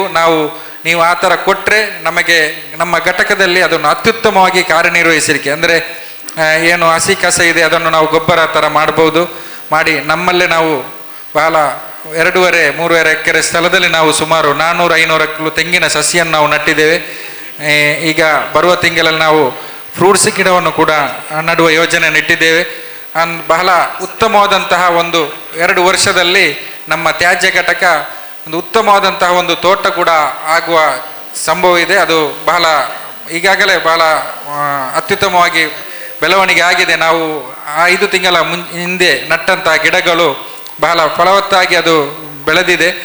ಈಗಾಗಲೇ ತ್ಯಾಜ್ಯ ಘಟಕ ಮಾತ್ರವಲ್ಲ, ನಮ್ಮ ಮಲತ್ಯಾಜ್ಯ ಘಟಕ ಕೂಡ ನಮ್ಮಲ್ಲಿ ಆಗಿದೆ. ಸುಮಾರು 1 ಕೋಟಿ ವೆಚ್ಚದಲ್ಲಿ ನಮ್ಮ ಮಲತ್ಯಾಜ್ಯ ಘಟಕ, ಯಾಕಂದರೆ ನಮ್ಮ ಗ್ರಾಮದಲ್ಲಿ ಫ್ಲ್ಯಾಟ್ಸ್ಗಳೇನು ಜಾಸ್ತಿ ಇಲ್ಲ, ಮನೆಗಳು ಜಾಸ್ತಿ ಇರೋದರಿಂದ ಹೆಚ್ಚಿನ ಏನು ಟಾಯ್ಲೆಟ್ ಪಿಟ್ಗಳು ತುಂಬುವುದಿಲ್ಲ. ಆದರೂ ಕೂಡ ಅಡ್ವಾನ್ಸ್ ಆಗಿ ಮುಂದಕ್ಕೆ ಅಂಥ ಚಾನ್ಸಸ್ ಇರುವುದರಿಂದ ಕೆಲವು 2-3 ಸೈಟ್ ಏರಿಯಾಗಳಿದೆ. ನಾವು ಅದನ್ನು ಕಷ್ಟಪಡುವಾಗಿಲ್ಲ, ನಮ್ಮ ಗ್ರಾಮದಲ್ಲೇ ಅದನ್ನು ಅದಕ್ಕೆ ಬೇಕಾದಂಥ ಪರಿಹಾರವನ್ನು ಕಂಡುಕೊಳ್ಳುವ ಉದ್ದೇಶದಿಂದ ಈಗಾಗಲೇ 75% ಕಾಮಗಾರಿ ಪೂರ್ಣಗೊಂಡಿದೆ. ಮಲತ್ಯಾಜ್ಯ ಘಟಕದ್ದು 1 ತಿಂಗಳಲ್ಲಿ ಪೂರ್ಣ ಮಾಡಿ ಕೊಡ್ತಾರಂತ ಗುತ್ತಿಗೆದಾರರು ಹೇಳಿದ್ದಾರೆ. ಅದು ಕೂಡ ಸಂಪೂರ್ಣವಾಗಿ ಕಾಮಗಾರಿ ಪೂರ್ಣಗೊಂಡ್ರೆ ಅಕ್ಟೋಬರ್ 2 ಅದು ಕೂಡ ನಮ್ಮ ಉದ್ಘಾಟನೆಗೊಳ್ಳಲಿಕ್ಕಿದೆ.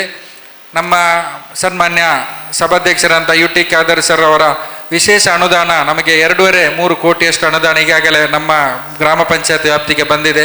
ವಿವಿಧ ಕಾಂಕ್ರೀಟ್ ರಸ್ತೆಗೆ, ಕಾಂಕ್ರೀಟ್ ಚರಂಡಿಗೆ ಇರ್ಬೋದು ಅಥವಾ ಇನ್ನಿತರ ಕಾಲುದಾರಿ ದುರಸ್ತಿಗಿರ್ಬೋದು, ಅವರ ಕೆಲಸವೂ ಕೂಡ ಆಗ್ತಾ ಇದೆ. ಮಳೆಯ ಕಾರಣ ನಿಂತಿತ್ತು, ಮತ್ತೆ ಮುಂದುವರೆದಿದೆ.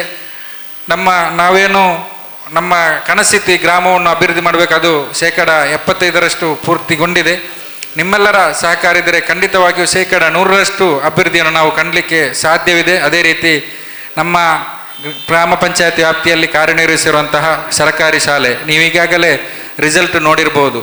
ನಮ್ಮ ವ್ಯಾಪ್ತಿಯಲ್ಲಿರುವಂತಹ ಪ್ರೈವೇಟ್ ಸ್ಕೂಲ್ ಮತ್ತು ಸರ್ಕಾರಿ ಶಾಲೆಗೆ ನೀವು ಮಾಡಿರ್ಬೋದು. ರಿಸಲ್ಟಲ್ಲಿ ಅವರು ಎಷ್ಟು ರಿಸಲ್ಟ್ ಬಂದಿದೆ ಅಂತ ಅದರಲ್ಲಿ ಗೊತ್ತಾಗ್ತದೆ. ನಮ್ಮ ಗ್ರಾಮ ಪಂಚಾಯತ್ ವ್ಯಾಪ್ತಿಯಲ್ಲಿ ಕಾರ್ಯನಿರ್ವಹಿಸುವಂಥ ಸರ್ಕಾರಿ ಶಾಲೆಗಳು ಎಷ್ಟು ಗುಣಮಟ್ಟದ ಶಿಕ್ಷಣವನ್ನು ಕೊಡ್ತದೆ ಎಂಬ ಮಾಹಿತಿ ನಿಮಗೆ ಆಗಲೇ ಗೊತ್ತಿದೆ.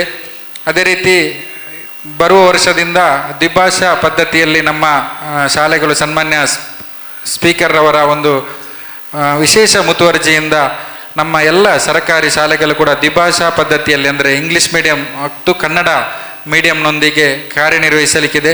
ಆದ್ದರಿಂದ ನಮ್ಮ ಗ್ರಾಮದಲ್ಲಿರುವಂಥ ಯಾವ ಬಡ ವರ್ಗದವರು, ಬಡ ವಿದ್ಯಾರ್ಥಿಗಳು ಕೂಡ ಗುಣಮಟ್ಟದ ಶಿಕ್ಷಣವನ್ನು ಮುಂದಕ್ಕೆ ಪಡೆಯಬಹುದು. ಅದೇ ರೀತಿ ನಮ್ಮ ವ್ಯಾಪ್ತಿಯಲ್ಲಿರುವಂಥ ಸರ್ಕಾರಿ ಶಾಲೆಗೆ ಅತ್ಯುತ್ತಮವಾದ ಬಿಲ್ಡಿಂಗ್ಸ್ಗಳನ್ನು ಕೂಡ ನಮ್ಮ ಸನ್ಮಾನ್ಯ ಸ್ಪೀಕರ್ ಅವರು ಒದಗಿಸಿ ಕೊಟ್ಟಿದ್ದಾರೆ. ಶೌಚಾಲಯದ ವ್ಯವಸ್ಥೆ ಕೂಡ ಆಗಿದೆ. ನಮ್ಮ ಸರ್ಕಾರಿ 2 ಶಾಲೆಗೂ ಕೂಡ CC ಕ್ಯಾಮರಾದ ವ್ಯವಸ್ಥೆಯನ್ನು ಕೂಡ ಮಾಡಿದ್ದೇವೆ. ಮಕ್ಕಳ ಸುರಕ್ಷತೆಯ ದೃಷ್ಟಿಯಿಂದ ನಮ್ಮ ಕಲ್ಲರಕೋಡಿ ಶಾಲಾ ವ್ಯಾಪ್ತಿಯಲ್ಲಿ ಬರುವಂಥ ಕೆಲವು ಮಕ್ಕಳಿಗೆ 2 ವೀಲರಲ್ಲಿ ಬಂದು ಮಕ್ಕಳನ್ನು ಎದುರಿಸುವಂಥ ಒಂದು ಕೆಲಸ ಆಗಿದೆ ಅಂತ ಮಾಹಿತಿ ನಮಗೆ ಬಂದಿತ್ತು. ಕಳೆದ ವರ್ಷ ನಾವು ಪೊಲೀಸ್ ಇಲಾಖೆ ಮತ್ತು ಅಲ್ಲಿ ಅವರಿಗೆ ತಿಳಿಸಿ ಅಲ್ಲಿ ಗಸ್ತು ತಿರುಗುವಂಥ ಕೆಲಸವನ್ನು ಮಾಡಿದ್ದೆವು. ಮತ್ತು ಶಾಲಾ ಬಿಡುವ ಸಂದರ್ಭದಲ್ಲಿ ಪೊಲೀಸ್ ಒಂದು PCR ಗಾಡಿ ಅಲ್ಲೇ ನಿಲ್ಲಿಸುವಂಥ ವ್ಯವಸ್ಥೆಯನ್ನು ಮಾಡಿದ್ದೆವು. ಪೊಲೀಸ್ ಇಲಾಖೆಯವರು ಕೂಡ ಬಹಳಷ್ಟು ಕಟ್ಟುನಿಟ್ಟಿನ ಕ್ರಮವನ್ನು ತೆಗೆದಿದ್ದರು. ಈ ವರ್ಷದಿಂದ ನಾವು ಪ್ರತಿ ಸುತ್ತಲೂ ಕೂಡ ಶಾಲೆಯಿಂದ ಸಂಚರಿಸುವಂಥ ಮಕ್ಕಳು ಹೋಗುವ ಪ್ರದೇಶದಲ್ಲಿ ನಾವು CC ಕ್ಯಾಮರಾವನ್ನು ಅಳವಡಿಸಿದ್ದೇವೆ. ಈಗಾಗಲೇ ಅಳವಡಿಸಿಕೆ ಆಗಿದೆ. ಮಕ್ಕಳ ಸುರಕ್ಷತೆಯ ದೃಷ್ಟಿಯಿಂದಲೂ ಕೂಡ ನಾವು ಸಂಪೂರ್ಣವಾಗಿ ನಮ್ಮ ಸರ್ಕಾರಿ ಶಾಲೆಯನ್ನು ಬಹಳಷ್ಟು ವಿಶೇಷ ಮುತುವರ್ಜಿ ನಾವು ಗ್ರಾಮ ಪಂಚಾಯತ್ ವಹಿಸಿದೆ. ಅದೇ ರೀತಿ ಶಾಲೆಗೆ ಬೇಕಾದಂಥ ಮೂಲಭೂತ ಸೌಕರ್ಯಕ್ಕೆ ಕೂಡ ಅದು ನೀರಿನ ವ್ಯವಸ್ಥೆ ಇರ್ಬೋದು, ಟಾಯ್ಲೆಟ್ ಇರ್ಬೋದು, ಅಥವಾ ಮಕ್ಕಳಿಗೆ ಸ್ಪೋರ್ಟ್ಸಿಗೆ ಬೇಕಾದಂಥ ಏನು ಮೆಟೀರಿಯಲ್ಸ್ ಬೇಕು ಅದೆಲ್ಲವನ್ನು ಕೂಡ ಪಂಚಾಯತ್ ಒದಗಿಸಿಕೊಟ್ಟಿದೆ. ನಮ್ಮ ಪಂಚಾಯತ್ ವ್ಯಾಪ್ತಿಯಲ್ಲಿರುವಂಥ ಶಾಲೆಯ ಮಕ್ಕಳು ಕೂಡ ಸರ್ಕಾರಿ ಶಾಲೆಯ ಮಕ್ಕಳು ಕೂಡ ಬಹಳಷ್ಟು ಮಕ್ಕಳು ಕಲಿತಾ ಇದ್ದಾರೆ. KPS ಅಲ್ಲಿ 1,500 ಮಕ್ಕಳು ಕಲಿತಾ ಇದ್ದಾರೆ. ಕಲ್ಲರಕೋಡಿಯಲ್ಲಿ 300ರಷ್ಟು ಮಕ್ಕಳು ಕಲಿತಾ ಇದ್ದಾರೆ. ಕಲ್ಮಿಂಜದಲ್ಲೂ ಕೂಡ ಸುಮಾರು 70-80ರಷ್ಟು ಮಕ್ಕಳು ಕಲಿತಾ ಇದ್ದಾರೆ. ಇದು ಕೂಡ ನಿಮಗೆ ಗೊತ್ತಿರ್ಬೋದು, ಇಲ್ಲಿಯ ಮೂಲಭೂತ ಸೌಕರ್ಯ ಇರುವುದರಿಂದ ಮಾತ್ರ ಮಕ್ಕಳು ಆ ಶಾಲೆಗೆ ಬರಲಿಕ್ಕೆ ಸಾಧ್ಯ. ಮಕ್ಕಳಿಗೆ ಕೊಡುವಂಥ ಶಿಕ್ಷಣವನ್ನು ಕೂಡ ನಮ್ಮಲ್ಲಿರುವಂಥ ಎಲ್ಲ ಟೀಚರ್ಸಿನವರು ಭಾಳ ಅತ್ಯುತ್ತಮವಾಗಿ ಕಾರ್ಯನಿರ್ವಹಿಸ್ತಾರೆ. ಕಲ್ಮಿಂಜ ಶಾಲೆಯ ಮುಖ್ಯೋಪಾಧ್ಯಾಯರು ಈಗಾಗಲೇ ಅವರು ಕೂಡ ಏನು ಸರ್ಕಾರ ಒಂದು BLO ಡ್ಯೂಟಿಯನ್ನು ಹಾಕಿದ್ದನ್ನು ಕೂಡ ಅವರು ಅದನ್ನು ತೆಗಿಬೇಕೆಂಬ ಹೇಳಿದರು. ಯಾಕಂದರೆ ತಾವು ಈ BLO ಡ್ಯೂಟಿಗೆ ಹೋದಂಕ ಮಕ್ಕಳಿಗೆ ವಿದ್ಯೆಯನ್ನು ಕಲಿಸಿಕೊಡ್ಲಿಕ್ಕೆ ಸಾಧ್ಯ ಇಲ್ಲ ಎಂಬ ಮಾತನ್ನು ಕೂಡ ಮಕ್ಕಳ ಬಗ್ಗೆ ಅಷ್ಟು ಕಾಳಜಿಯನ್ನು ಕೂಡ ನಮ್ಮ ಪಂಚಾಯತ್ ವ್ಯಾಪ್ತಿಯಲ್ಲಿ ಬರುವಂಥ ಎಲ್ಲ ಸರ್ಕಾರಿ ಶಾಲೆಯ ಟೀಚರ್ಸ್ನವರು ವಹಿಸಿಕೊಂಡಿದ್ದಾರೆ. ಅವರಿಗೆ ನಾನು ಮತ್ತೊಮ್ಮೆ ಧನ್ಯವಾದಗಳನ್ನು ಸಲ್ಲಿಸುತ್ತಾ, ನಮ್ಮ ಏನಿದೆ ಈ ಪಂಚಾಯತಿಗೆ ನಮ್ಮೊಂದಿಗೆ ಸಹಕರಿಸಿದ ಈ ಪಂಚಾಯತಿನ PDO ಕೂಡ, ಪಂಚಾಯತಿನ ಕಾರ್ಯದರ್ಶಿಯವರಿಗೂ ಕೂಡ ಹಾಗೂ ಸಿಬ್ಬಂದಿಯವರಿಗೂ ಕೂಡ ನಾನು ಧನ್ಯವಾದಗಳನ್ನು ಸಲ್ಲಿಸುತ್ತಾ, ಇವತ್ತಿನ ಈ ಒಂದು ಕಾರ್ಯಕ್ರಮವನ್ನು CDPO ಮೇಡಮ್ರವರು ಅವರು ಇರಲಿಲ್ಲ, ಬ್ಯಾಂಗ್ಳೂರಿಗೆ ಹೋಗಿದ್ದರು ಅಗತ್ಯ ಕಾರ್ಯದಿಂದ. ಆದರೂ ಕೂಡ ಇವತ್ತು ತಾನೇ ಬಳಿಗೆ ಬಂದು ಈ ಒಂದು ಸಭೆಯನ್ನು ಪೂರ್ಣಗೊಳಿಸಲು ಸಹಕಾರ ಮಾಡಿದ್ದೀರಿ. ತಮಗೂ ಕೂಡ ಧನ್ಯವಾದಗಳನ್ನು ಸಲ್ಲಿಸುತ್ತಾ, ಗ್ರಾಮಸ್ಥರಿಗೆ ಏನಾದರೂ ಬೇಡಿಕೆಗಳಿದ್ದರೆ ಕೇಳ್ಬೋದು, ಇಲ್ಲದಿದ್ದರೆ ನಾವು ಈ ಒಂದು ಗ್ರಾಮ ಸಭೆಯನ್ನು ಇವತ್ತು ಮುಕ್ತಾಯಗೊಳಿಸಲಿಕ್ಕೆ ನಾವು ಅನುವು ಮಾಡಿಕೊಡ್ಬೇಕಂತ ಈ ಸಂದರ್ಭದಲ್ಲಿ ಹೇಳಿಕೊಳ್ಳುತ್ತಾ ನನ್ನ ಮಾತನ್ನು ಮುಕ್ತಾಯಗೊಳಿಸಿದ್ದೇನೆ. ಜೈ ಹಿಂದ್, ಜೈ ಕರ್ನಾಟಕ. ಧನ್ಯವಾದ ಸಮರ್ಪಣೆ. ಅಧ್ಯಕ್ಷತೆಯನ್ನು ವಹಿಸಿ ಈ ಸಭೆಯನ್ನು ಚಂದಗಾಣಿಸಿಕೊಟ್ಟಂತಹ ನಮ್ಮ ಗ್ರಾಮ ಪಂಚಾಯತ್ ಅಧ್ಯಕ್ಷರಿಗೆ ತಮ್ಮೆಲ್ಲರ ಪರವಾಗಿ ಧನ್ಯವಾದ ಅರ್ಪಿಸ್ತಾ ಇದ್ದೇನೆ. ಹಾಗೆ ಈ ಗ್ರಾಮ ಪಂಚಾಯತಿನ ಉಪಾಧ್ಯಕ್ಷೆ ನಮ್ಮೆಲ್ಲರ ಆತ್ಮೀಯರಾದ ಶ್ರೀಮತಿ ಜ್ಯೋತಿ ಡಿಸೂಜ ಇವರಿಗೂ ಕೂಡ ತಮ್ಮೆಲ್ಲರ ಪರವಾಗಿ ಧನ್ಯವಾದ ಅರ್ಪಿಸ್ತಾ ಇದ್ದೇನೆ. ಹಾಗೆ ಈ ಒಂದು ಸಭೆಯ ನೋಡಲ್ ಅಧಿಕಾರಿ ನಮ್ಮೆಲ್ಲರ ಆತ್ಮೀಯರಾದ ಶ್ರೀಮತಿ ಮಮತಾಜ್ ಬೇಗಂ ಇವರಿಗೂ ಕೂಡ ತಮ್ಮೆಲ್ಲರ ಪರವಾಗಿ ಧನ್ಯವಾದ ಅರ್ಪಿಸ್ತಾ ಇದ್ದೇನೆ. ಹಾಗೆ ಈ ಸಭೆಯಲ್ಲಿ ಇಲಾಖಾ ಮಟ್ಟದ ಅಧಿಕಾರಿಗಳು ಮಾಹಿತಿ ನೀಡಿದ್ದಾರೆ, ಅವರಿಗೂ ಕೂಡ ತಮ್ಮೆಲ್ಲರ ಪರವಾಗಿ ಧನ್ಯವಾದ ಅರ್ಪಿಸ್ತಾ ಇದ್ದೇನೆ. ಹಾಗೆ ಈ ಒಂದು ಸಭೆಯನ್ನು ಕೊಡುವವರೇ ನಮ್ಮ ಗ್ರಾಮ ಪಂಚಾಯತ್ ಸದಸ್ಯರು, ಅವರುಗಳು ಕೂಡ ತಮ್ಮೆಲ್ಲರ ಪರವಾಗಿ ಧನ್ಯವಾದಗಳನ್ನು ಅರ್ಪಿಸ್ತಾ ಇದ್ದೇನೆ. ಹಾಗೆ ಗ್ರಾಮ ಪಂಚಾಯತಿ ಅಭಿವೃದ್ಧಿ ಅಧಿಕಾರಿ ಶ್ರೀಮತಿ ರಜನಿ ಡಿ ಇವರಿಗೂ ಕೂಡ ತಮ್ಮೆಲ್ಲರ ಪರವಾಗಿ ಧನ್ಯವಾದ ಅರ್ಪಿಸ್ತಾ ಇದ್ದೇನೆ. ಆರೋಗ್ಯ ಕಾರ್ಯಕರ್ತರು, ಅಂಗನವಾಡಿ ಕಾರ್ಯಕರ್ತರು, ಆಶಾ ಕಾರ್ಯಕರ್ತರು ಹಾಗೂ ಗ್ರಾಮಸ್ಥರು ನಮ್ಮ ಜೊತೆಗಿದ್ದಾರೆ, ಅವರಿಗೂ ಕೂಡ ತಮ್ಮೆಲ್ಲರ ಪರವಾಗಿ ಧನ್ಯವಾದ ಅರ್ಪಿಸ್ತಾ ಇದ್ದೇನೆ. ಹಾಗೆ ಈ ಒಂದು ಕಾರ್ಯಕ್ರಮಕ್ಕೆ ವಿಶೇಷವಾಗಿ ನಮ್ಮೊಂದಿಗಿದ್ದು ನಮ್ಮ ಕಾರ್ಯಕ್ರಮಕ್ಕೆ ಬೆನ್ನೆಲುಬಾಗಿರುವಂತಹ ಶ್ರೀನ ಶೆಟ್ಟಿ ಹಾಗೂ ಕೃಷ್ಣಮೂಲ್ಯ ಇವರಿಗೂ ಕೂಡ ತಮ್ಮೆಲ್ಲರ ಪರವಾಗಿ ಅನಂತ ಕೃತಜ್ಞತೆಗಳನ್ನು ಅರ್ಪಿಸ್ತಾ ಇದ್ದೇನೆ. ಹಾಗೆ ನಮ್ಮ ಪತ್ರಿಕಾ ಮಾಧ್ಯಮದವರು ಹಾಗೆ ನಮ್ಮ ಗ್ರಾಮ ಪಂಚಾಯತ್ ಸಿಬ್ಬಂದಿಗಳು ನಮ್ಮ ಜೊತೆಗಿದ್ದಾರೆ, ಅವರಿಗೂ ಕೂಡ ತಮ್ಮೆಲ್ಲರ ಪರವಾಗಿ ಧನ್ಯವಾದ ಅರ್ಪಿಸ್ತಾ ಇದ್ದೇನೆ. ಹಾಗೆ ಈ ಒಂದು ಕಾರ್ಯಕ್ರಮಕ್ಕೆ ಪ್ರತ್ಯಕ್ಷ ಹಾಗೂ ಪರೋಕ್ಷವಾಗಿ ಸಹಕರಿಸುತ್ತಿರುವಂತಹ ಎಲ್ಲರಿಗೂ ಕೂಡ ಧನ್ಯವಾದ ಅರ್ಪಿಸಿ ಮುಂದಕ್ಕೆ ರಾಷ್ಟ್ರಗೀತೆಯೊಂದಿಗೆ ಈ ಕಾರ್ಯಕ್ರಮವನ್ನು